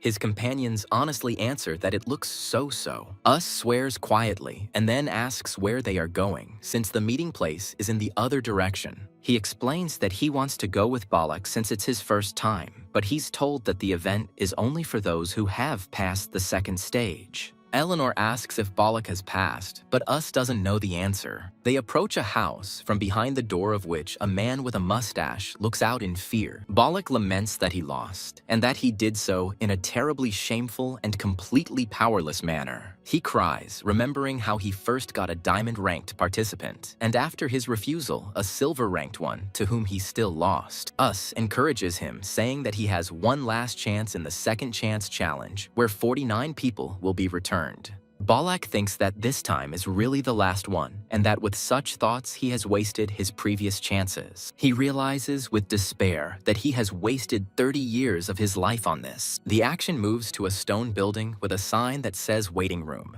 As Us approaches the door, his companion asks if he is okay as he looks upset. They announce the start of the autograph session and ask participants to enter. Eleanor advises him to focus on the upcoming event because he was so looking forward to meeting the people he likes for the first time. She asks if he's not curious about how many fans showed up, and Us thoughtfully agrees that she's right. He decides to pull himself together and, saying "let's begin," opens the door slightly. Upon entering, Us is surprised that it hasn't started yet, and Popuri explains that there is a lot of preparation to be done, as there are over 100 participants. They inspect a carefully prepared area, where everything is done so that the participants on the sides cannot see each other. Eleanor asks if he's really going to go with that hairstyle, comparing it to planted green onions. Us turns to Popuri and asks if she thinks he looks strange too.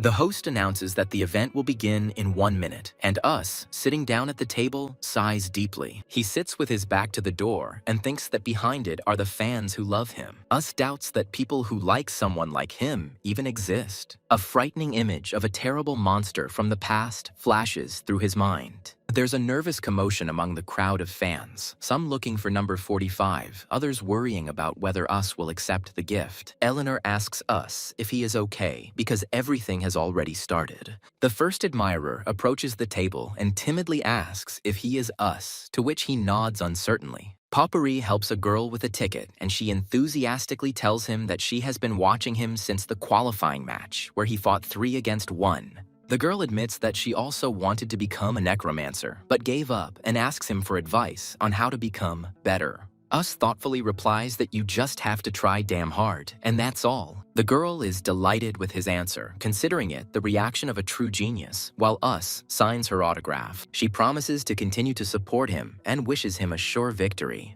Another fan says that Us reminds him of his younger self, to which he politely thanks. 2 women shout enthusiastically that Us is very cute, even cuter than he actually is. They promise to continue to root for him, even finding his signature endearing, and Us only gives a short reply. The next fan objectively states that Us is not what is considered cute or handsome. However, he acknowledges his skill, particularly admiring the quality of the knight's build. He asks if he can examine the knight, citing the right stated in the ticket. Us allows him to look, but asks not to touch it with his hands, and the man thanks him. Up close, the admirer is amazed by the stunning level of detail and how lifelike the knight looks. He reiterates that he does, in any case, acknowledge Us's skill. The man picks up the autograph and tells Usei to make sure to climb all the way to the top. A young man with shining eyes wishes Us good luck and shouts that he is rooting for him. The older man says sadly that they had similar childhoods, and that's why he's rooting for Usei. The crowd of fans chant his name, raising their fists in the air. Popuri reports that no one else is coming for now, and that they can rest a little.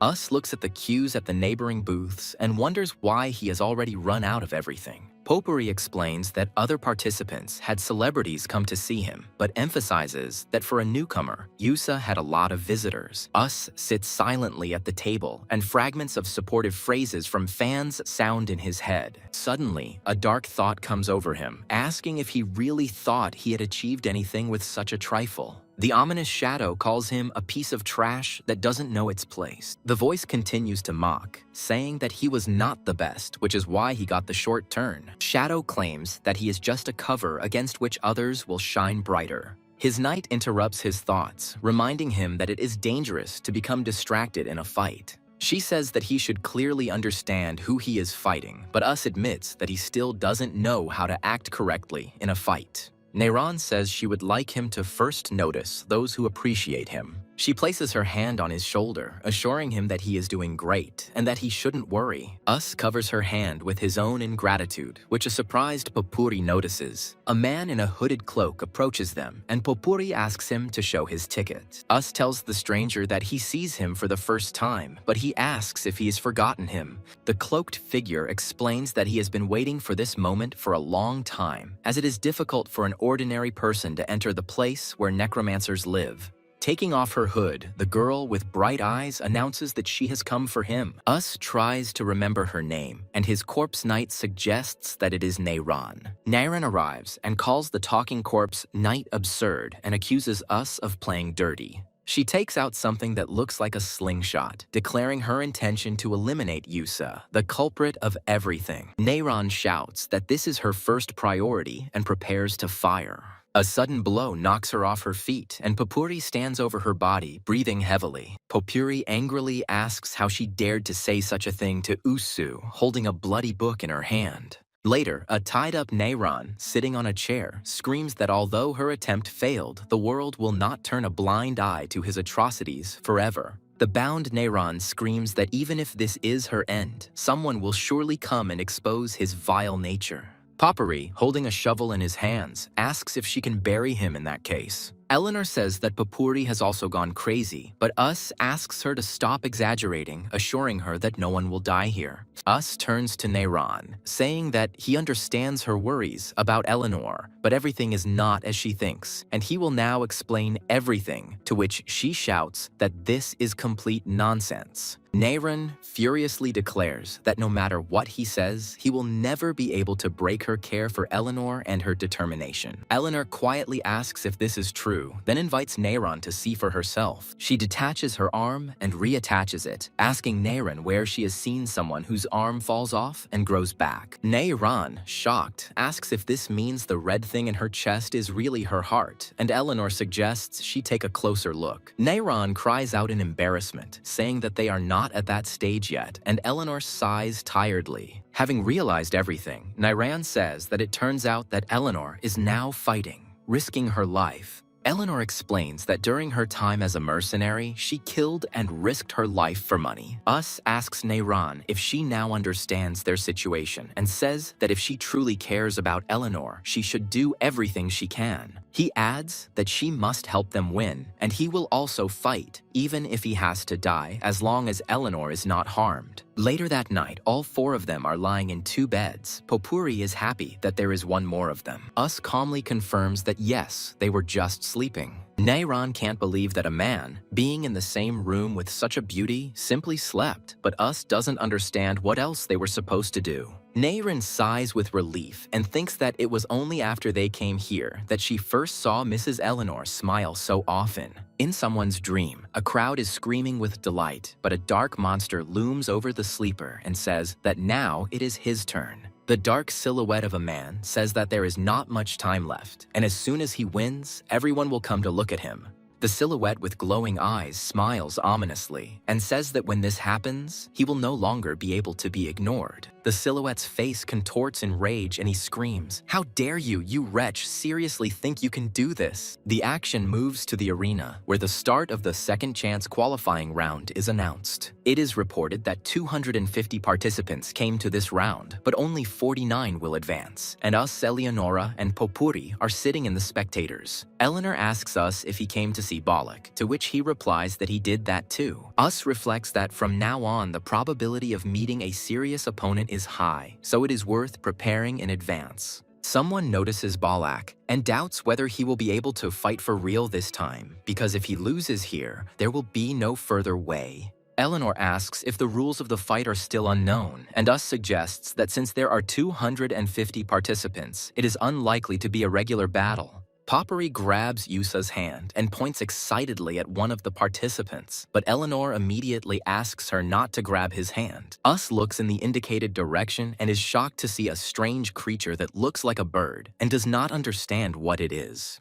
The voice announces that the number of participants eliminated in the second main stage and gathered for the second chance round is... A number lights up on the large board, confirming that there are 250 people participating in the round. The leader in the skull mask says that the number of those who will be able to pass is only 49. He shouts loudly into the microphone that this will be a mass fight without rules. The trio sits in a daze as the host explains that 250 participants will be competing in the arena at the same time. The announcement is made that the fight will begin in a minute, and the participants in the arena are horrified by the news of a full-scale clash. The host calls on everyone to get ready because there are 30 seconds left, and Us and Balak are tensely awaiting the start. A small red creature with an axe spins rapidly in an attack. The masked, horned contestant confidently declares that he was simply unlucky in the last round and is not one to be eliminated so easily. He looks down, puzzled, as a powerful column of purple energy rises up. The participant screams in horror, not understanding what is happening, and the presenter asks those who have been chosen to come here. A character in a Plague Doctor mask states that he wants everyone to feel it. He wants everyone to feel the pain that has weighed on him all his life. He enjoys the sound of himself trampling everyone around him. He says that by trampling everyone, he climbs higher and higher. He asks his mother to wait for him because he will get to her soon. Another participant named Balak calls on the others not to get close to the enemy, but then he himself shouts and calls for help. The host informs one of the participants that he is eliminated, but the loser cannot come to terms with this. Balak is surprised to realize that he won this round. The losing participant continues to shout that he won and insults the organizers. An invisible voice asks Balak if he is really that scared as he sits alone among the ruins. Balak compares his life to a tattered book reduced to pathetic trash. He says that in his life, without a single completed page, he was able to create one magnificent one by reaching the end. This page is too precious to him, and he is afraid to turn it over for fear that it will be torn. The woman who appeared tells Balak that the pages of his life that she saw were not worthless scraps. Balak considers his life a failure, but the woman counters that life does not judge him. She explains that life simply goes on as usual, and he himself judges her as a torn page. She reminds him that as a child she was the largest among her peers, and he confirms this. The woman admits that she was very ashamed of this because she was not like everyone else, and asks if he remembers his words. As a child, he told her that there was no point in a whale envying a lion because a whale was simply living the life of a whale. He added enthusiastically that the whale has its own special coolness. Balak is surprised that she remembers, and she replies that he was the first person to tell her something like that. She says that she really liked his words, and they made her think about her own path. It was because of this that she was able to become the coolest woman who owned a butcher shop. Balak agrees that she tried harder than anyone else. She says that thanks to him, she understood the simple truth that a rabbit is faster than a tortoise, but slower than a cheetah. The rabbit itself is neither fast nor slow because anything gains value only in comparison. The essence cannot be evaluated, it simply exists. She explains that he considers his life to be in tatters because he compares it to an imaginary ideal. For her, the time he wants to get rid of is a precious memory that helps her hold on. She suggests that the hardest thing in life may be learning to love yourself. Balak wonders if loving yourself is really harder than winning. He wonders if he can love himself, but at that moment, another member yells at him to be careful. As he is attacked by a huge insect, he ends his thought by asking if he can truly love. The next moment, purple energy pierces the monster's eye. Perhaps the hardest thing is to learn to love yourself, not to win. Balak thinks that there is nothing in his life that he is good at, and therefore anyone can judge him. He doesn't know how to love such a life, and suddenly he remembers a boy who brags to his mother about third place in a competition. In the memory, the parents praise their talented son who shows them his trophy. People were talking about how necromancers had become very popular and were hoping that their family would also have a celebrity. Balak holds his first trophy, which he received when he was 11 years old. Balak recalls that there were actually only 8 people participating in that competition, but it was still important. He mentally asks himself as a child whether he enjoyed participating. Little Balak enthusiastically replies that he had a lot of fun and that he will definitely become a great necromancer. The memories are transported to moments of failure when he would cry out in despair that he had failed again and try to cheer himself up. He wrote furiously in the book, promising that the world would hear from him again. It was a strategy he had been plotting all night since his first elimination in the preliminary round. He cursed the lousy world, not understanding why it was treating him this way and what he had done wrong. And this is the wolf's skull that he threw in anger when he fell through for the 5th time. These were such pathetic and shameful memories that he wanted to erase them. There were moments when he lay on the floor sobbing, thinking that he could not and would not endure it any longer. But there were also moments of triumph, when he was glad that he had finally managed to figure everything out. He remembers wanting to sleep for another 10 minutes, and how he sat with his head in his hands in despair. All these past moments, and all his past versions. This is him. His past self tells him that he may seem pathetic compared to others, but he lived the best he could.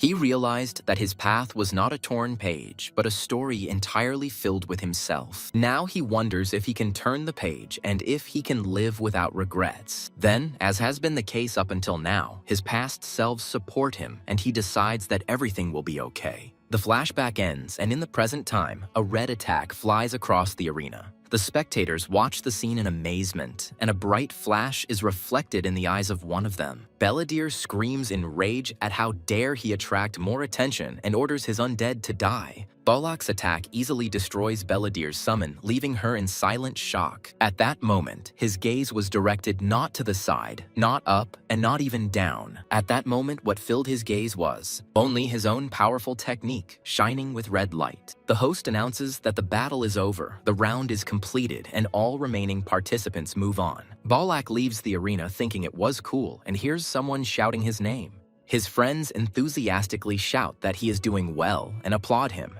The voiceover states that 2 participants attracted the most attention in this round. These participants were Balak and Belladere. Although no full-scale collision occurred, Balak's technique attracted so much attention that others began to study ways to counter it. In addition, Belladere's technique, called the Pendulum of Repentance, also attracted great interest and became the subject of analysis. As a result, the total number of participants who made it to the 3rd main round. It consists of 300 people. Balak's friends discuss that if you don't count the champion, there will be 299 people left, which is an odd number. A fox girl suddenly appears and explains what happens when the number is odd. She says that in such a case, the champion chooses one person and gives him a special promotion. The zombie girl gets angry and screams at the fox to keep her face off him, but she brazenly replies that she will do whatever she wants. Another girl offers to deal with her, but is ordered to sit silently. The guy, ignoring the argument, asks what a special promotion is and whether it's possible to just pick anyone and promote them. The fox girl confirms that one person can be chosen and sent to the next round, making the number of participants even. The boy with blue eyes thinks hard about who the champion will choose and decides that he will also help. The host, wearing a wide-brimmed hat, begins his speech addressing all participants of the 3rd main round. He greets those gathered and asks if they feel the world is beginning to notice them and how the attitudes of those around them are changing. The presenter wishes them to fight to the end and burn their souls to become great people. He ends his fiery speech by saying that they must leave their name in this world forever. The host announces that due to an odd number of participants, Champion Colin Crow will choose one fighter and grant him a special promotion.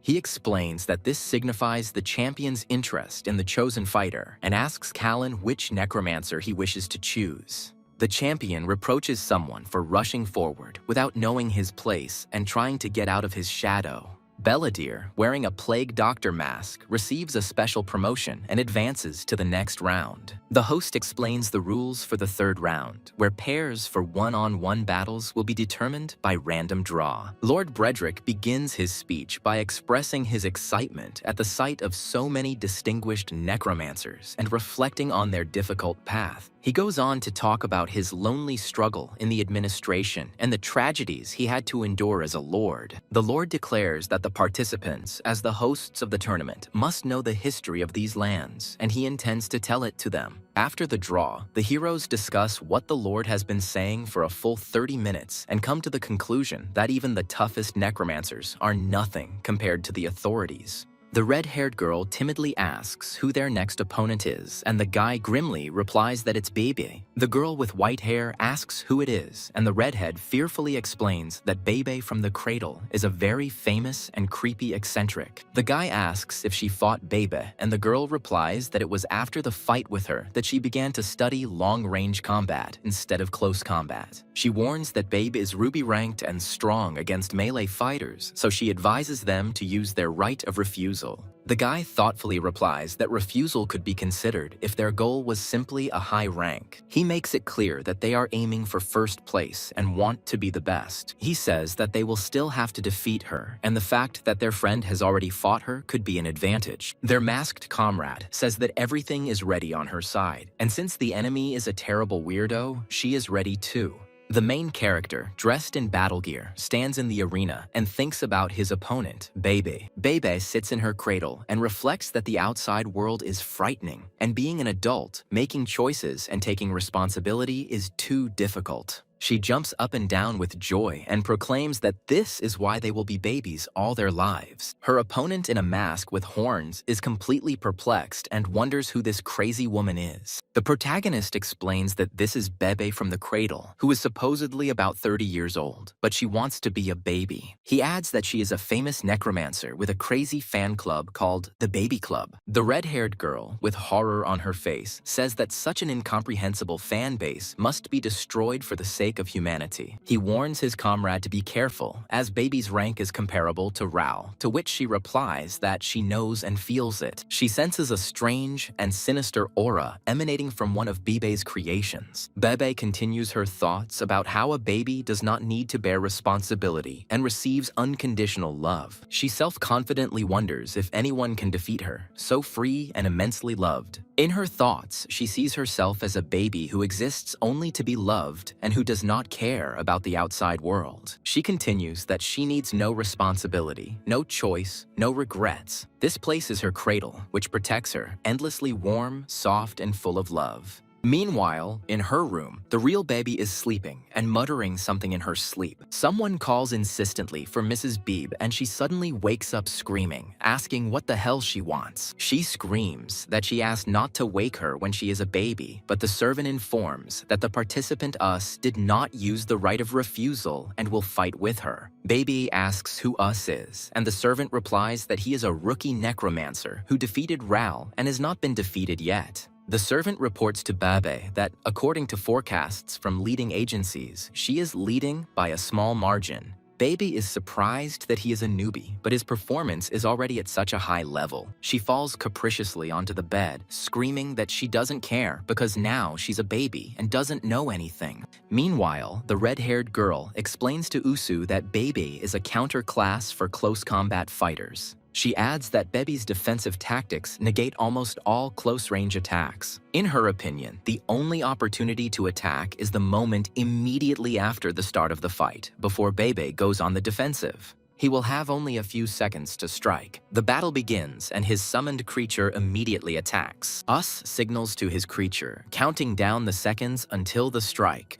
The creature delivers a powerful punch straight into Bebe's protective barrier. The attack fails, and Us orders his creature to retreat because it cannot reach the target. Retreating, the creature asks in confusion what kind of defensive tactic this is. Us confirms that it does seem that way, and asks the creature what exactly it felt. The creature replies that the barrier feels like a soft cloud, but the deeper you go, the more it restricts movement. It suggests that if it were to move any further, it would not be able to move at all. Us understands that this is the very cradle of death. The red-haired girl in the flashback says that no one knows what the death cradle is made of, but she thinks it's some kind of thread. These threads do not burn in fire and are so soft that it is impossible to find the point of impact, so it is impossible to pierce them. She explains that at least a minimum of resistance is needed to transmit the impact, and the worst thing about the cradle is that it is soft at first. But as the movement penetrates, it becomes increasingly drawn together by billions of thin threads, blocking the blow and holding the target. The girl suggests that Usu use a special weapon if the first attack fails. She opens the box and shows him a whip-like weapon. The girl explains that thanks to the connection with the nervous system, this whip is easy to control. Us is surprised because this is her invention, and necromancers never reveal the secrets of their weapons. She blushes and shyly admits that he is a special person to her. Another girl intervenes in the conversation and asks her to stop blushing. Us thanks her and promises that they will definitely avenge her.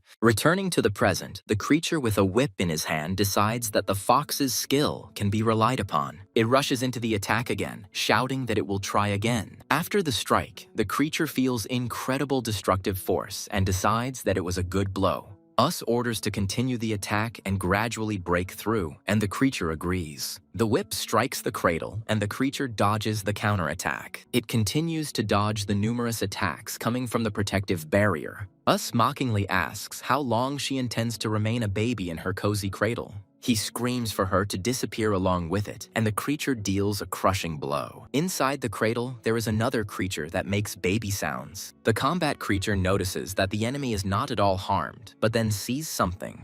Taking a closer look, it notices a creepy monster inside the cradle that looks like a baby. The baby monster screams and throws one of the glowing objects at him. The item explodes on impact with a USA creature, dealing damage to it.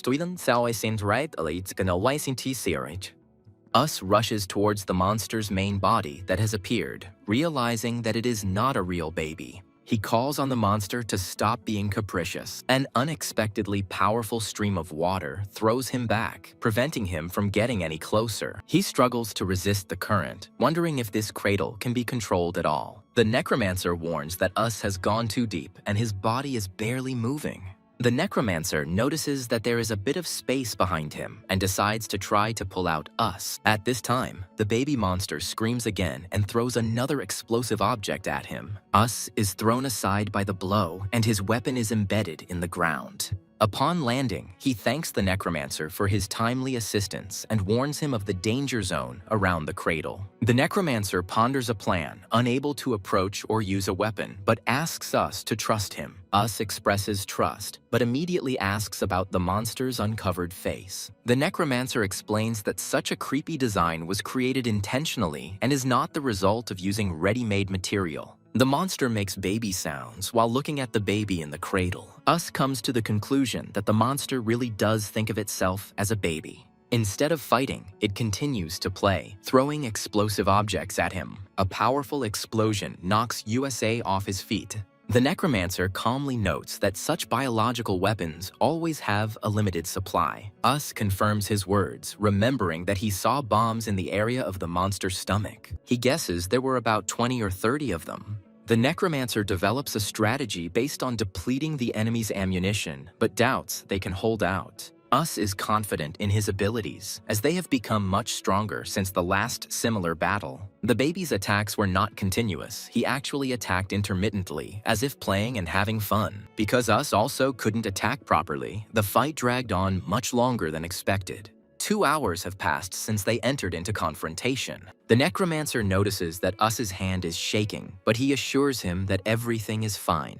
The necromancer himself is also tired, as he has to maintain concentration for too long, but he is ready to continue the fight. Spectators are surprised how they can fight for so long, since the participants can't even drink water. It turns out that you can't bring food or water during a match, and a protracted fight can only be ended by surrendering.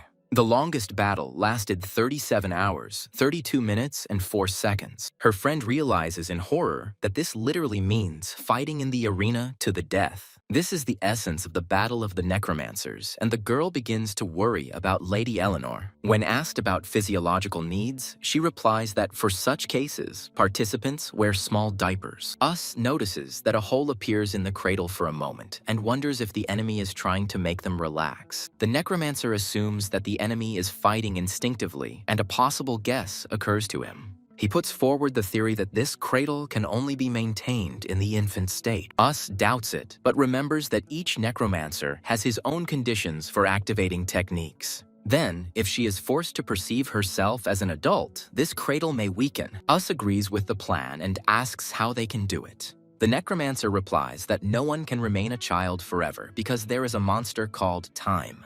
Us looks at the cradle and notices that over time, that side is indeed gradually weakening. Us realizes that real pain will eventually make the enemy stop feeling like a baby and concludes that time is on their side. As expected, Bebe's cradle did not lose strength over time, but it did become increasingly unstable. However, Us missed the fact that the monster called time comes to everyone equally. 20 hours and 32 minutes have passed since the start of the match. The spectators in the stands are surprised that the fight is not over yet. Time is a monster from which no one can hide, and it moves inexorably forward.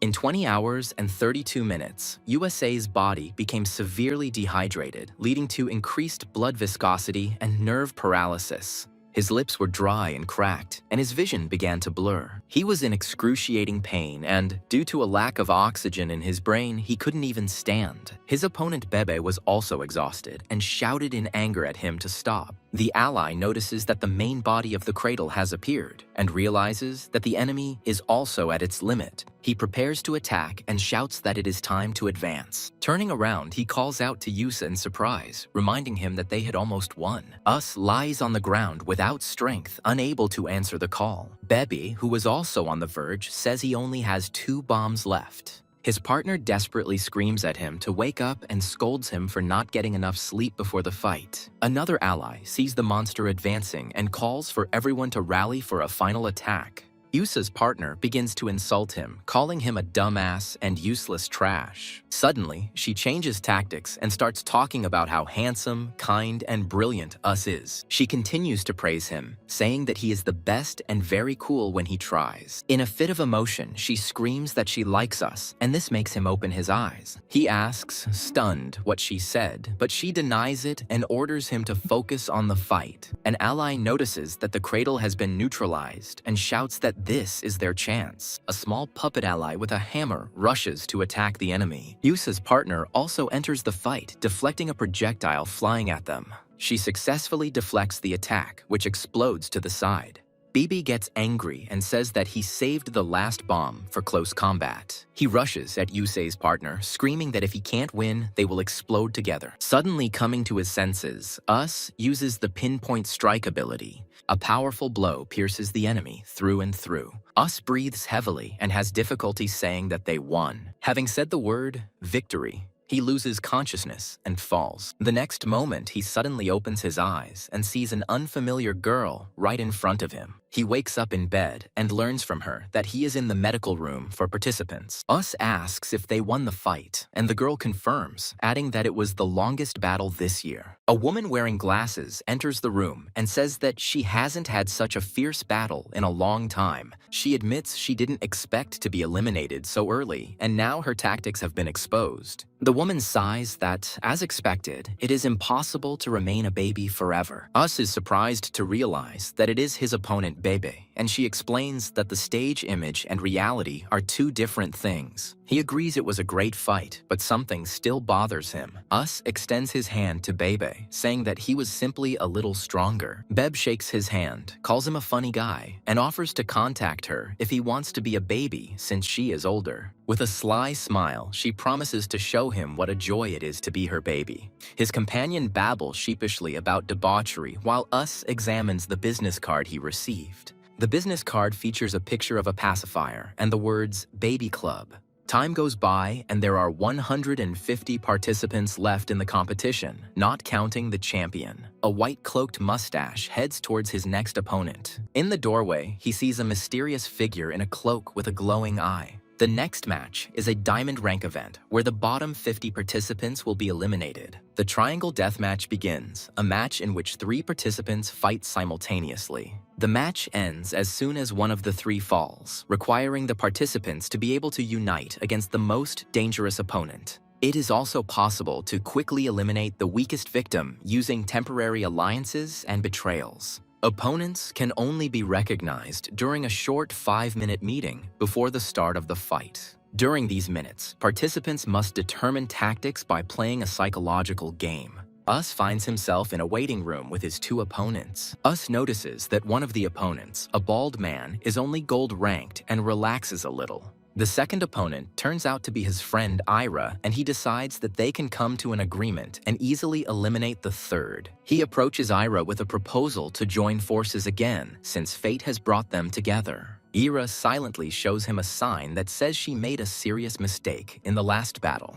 Us is surprised because he thinks she's been doing a great job so far. On the sign, he reads the phrase, "I did not eat your night." She explains that she doesn't know why the cat decided this, but now Whisker is the most serious threat to her plan. So this time, she is determined to absorb him. Us is stunned when Ira lets out a threatening meow. The third opponent, a muscular masked fighter, mistakenly thinks the threat was directed at him. Us confirms that she said so, but he himself does not understand the reason because they had a normal relationship.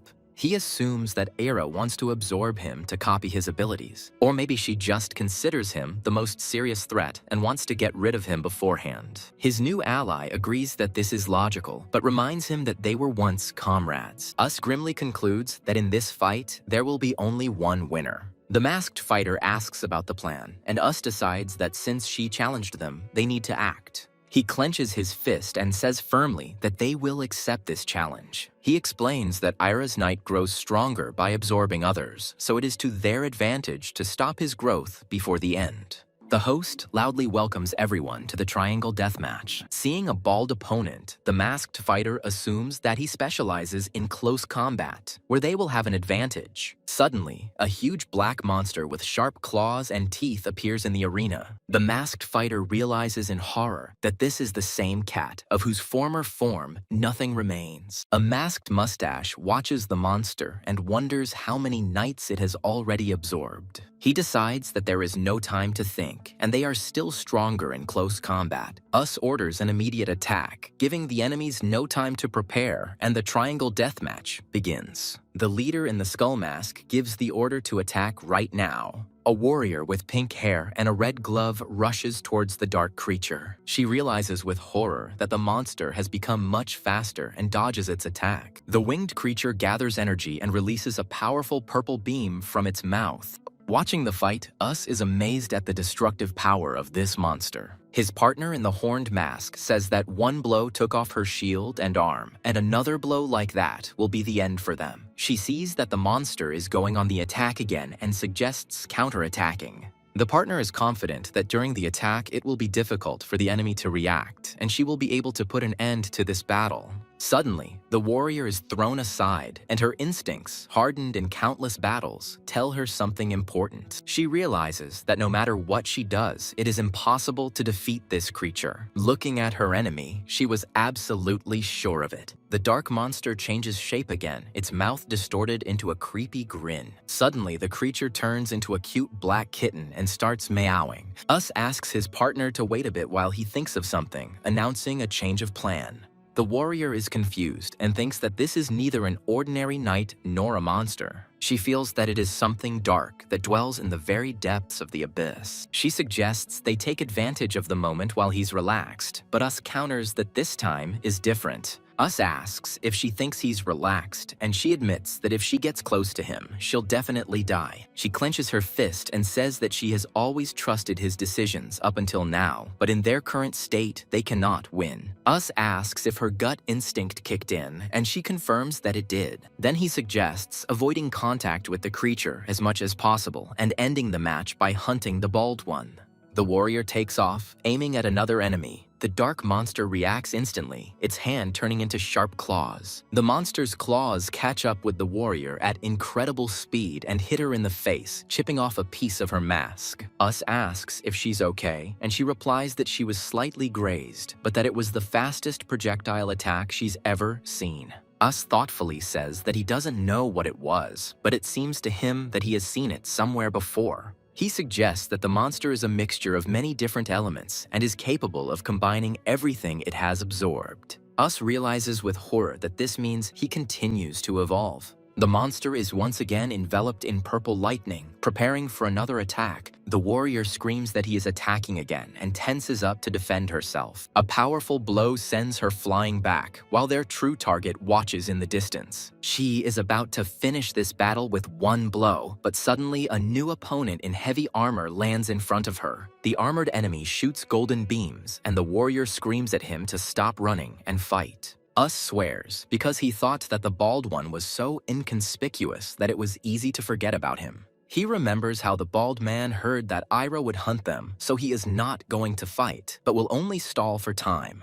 Baldy confirms that he will stall for time until Era absorbs her, and the warrior understands that at this rate she will never catch up with him. She wants to use the jump one last time, but Us screams that she can't because she's already used it 3 times and the leg will explode. She asks what he's suggesting then, and Us replies that he needs to get the most out of himself. Era accumulates a colossal amount of energy and releases a destructive beam at the warrior. The warrior's attack collides with the monster's beam, causing a blinding explosion. Era realizes that there is only one option left because in the open area, they are too vulnerable. She will have to use the terrain as cover again, turning it into an obstacle for the enemy. She decides that this tactic will give her a chance to get closer, but she has no weapon, so Us orders the left humerus to be severed. Era looks in surprise at the spare weapon, which Yusa says can withstand several hits. Us says that this is their last chance, and they need to finish the fight with one blow as soon as the opportunity arises. Era gains confidence and believes that since it is them, everything will work out. At this time, her opponent with huge stone hands prepares his attack, concentrating energy. Ira dodges the powerful blow and rushes to attack the enemy. She sees in horror that the enemy is preparing to deliver the final decisive blow. Suddenly, the monster says her real name, Eleanor. The monster with a huge mouth throws her back with a powerful blow. Upon landing, she screams in shock to Usu that the monster said her name. Us doesn't understand what they're talking about since the communicator only picks up their voices, but she insists that the cat called her by name. She seriously asks if it is possible that the same situation as theirs could happen, but then stops. Eleanor wonders how he could even know her name. Us urges her not to panic and to focus on the current battle so as not to make mistakes. Meanwhile, the monsters capture a high-ranking knight, although they could easily kill him. A man watching the fight realizes that Eleanor was the target and wonders who Ira really is. Eleanor sees that now the monster simply charges ahead, paying no attention to anything. Us guesses that their pinpoint strike was part of the enemy's plan to force them into close combat. She realizes that if the monster grabs her, she won't be able to do anything and will simply die. Eleanor decides to engage in battle face to face and turn the tide in her favor. She stands fearlessly before the huge, dark monster, ready to fight. Her leg erupts in blue flame as she prepares for a powerful lunge. Using her new power, she strikes straight into the monster's mouth. The spectators, in panic, shout that Madame Eleanor will die again and demand that the match be stopped. Another girl, with tears in her eyes, explains that only the participants themselves can stop the fight. Eleanor plunges her bone weapon deep into the monster's throat. Inside the monster, she sees its red core, which is its weak point. Us understands that this is the end. All his tactics have been figured out, and he has lost. Suddenly, the monster begins to convulse, and its body swells from the inside. He screams her name, realizing that she is still alive and can be saved if he surrenders. He thinks painfully, because if he gives up, then it will all be over for them. Suddenly, an announcement is made that the match is over and the fight must be stopped immediately. The referee announces that the match is over due to the refusal of the player Ivanov, who raised the white flag. Us looks at the arena in bewilderment and cannot understand why the bald man gave up. The monster's body disintegrates, revealing a wounded girl inside, who says that his luck has run out. The bald fighter is thrown with force from the mouth of the dying monster. Later, Us asks Ivanov why he intervened when he could have won by simply doing nothing. He replies that he fought to feel alive, but here, in his opinion, there are only dead people. Ivanov explains that, tired of pointless battles and not wanting to be a pawn, he put an end to everything of his own free will. Us leaves to the murmurs of the crowd, who discuss how the fighter actually lost and wasn't so special after all. As he expected, a creepy shadow creature appears next to him and taunts him, asking if he really thought he could win. Us creaks open the door, where he is greeted by an alarmed cry, and he sees with horror Madame Eleanor. He runs up to Eleanor in a panic, realizing that everything is much more serious than he expected. Us touches her leg, covered in rough stitches, with horror and looks at her in shock. When he asks if she can move, Eleanor replies that she managed to avoid critical damage. Us breathes a sigh of relief, realizing that the enemy's goal was not to kill Eleanor, but to absorb her. An agitated girl appears and says that Mrs. Eleanor is not an instrument, but a living person, but Us interrupts her, asking her not to dramatize. Eleanor calmly states that she was prepared for this because the essence of any battle is the same: kill or be killed. She looks forward with determination, declaring that she will take any risk to win the prize money. While Us stitches up her wounds, they discuss what the enemy might have said, knew her name, and said that there was almost no time left. Us hesitantly suggests that this case is similar to their own, recalling the strange things that happened in the battles of the Necromancers. He fears that if he reports this, Ira might be banned from participating, so he decides to stay away for now. Eleanor assumes that their opponent, Ira, thought everything through to the last detail and spoke to her deliberately. Us apologizes to her, blaming himself for the fact that his weakness put her in danger. He laments his weakness, but Eleanor asks him not to blame himself because she knows that he is doing everything possible. She smiles softly and tells him he's doing well. Us thinks about how his life has changed. He is no longer hungry. He is recognized on the streets, and for the first time, he has comrades.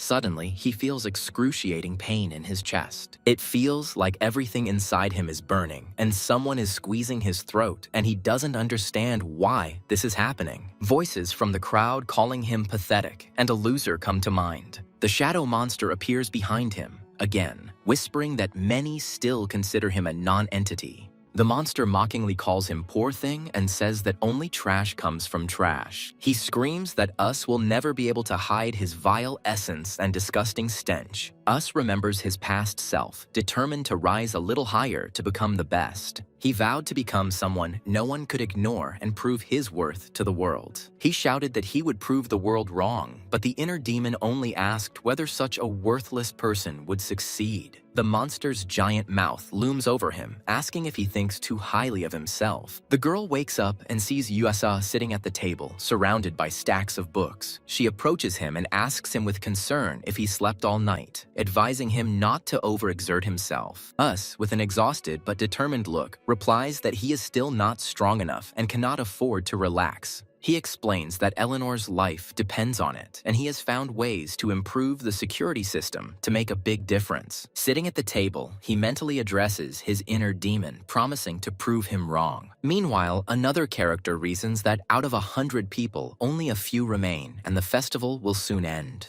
The man in dark glasses, with his feet on the servant's back, asks if this is enough, to which the servant replies that it is absolutely not. The servant declares that he will offer to fight all 365 days of the year so that the world may enjoy the splendor of Master Plaus. Plaus angrily calls him a moron and asks him to stop talking nonsense, although he notes that he appreciates his efforts. He tosses the coin to another man, who happily thanks Mr. Plaus. Plaus looks at the huge combat robot and notes with satisfaction that Plaus's assistant reports that Ice's next opponent is constructed from high-grade materials to counter him. Plaus is delighted with this news because he immediately noticed Us and is looking forward to their meeting. He is gleefully anticipating the moment when Us, having lost to him, will be hysterical, in tears and snot. Plaus goes out to the crowd who are chanting his name and demanding that Us be destroyed, and asks them to shout even louder. He demands more praise, while the audience shouts at Usu to try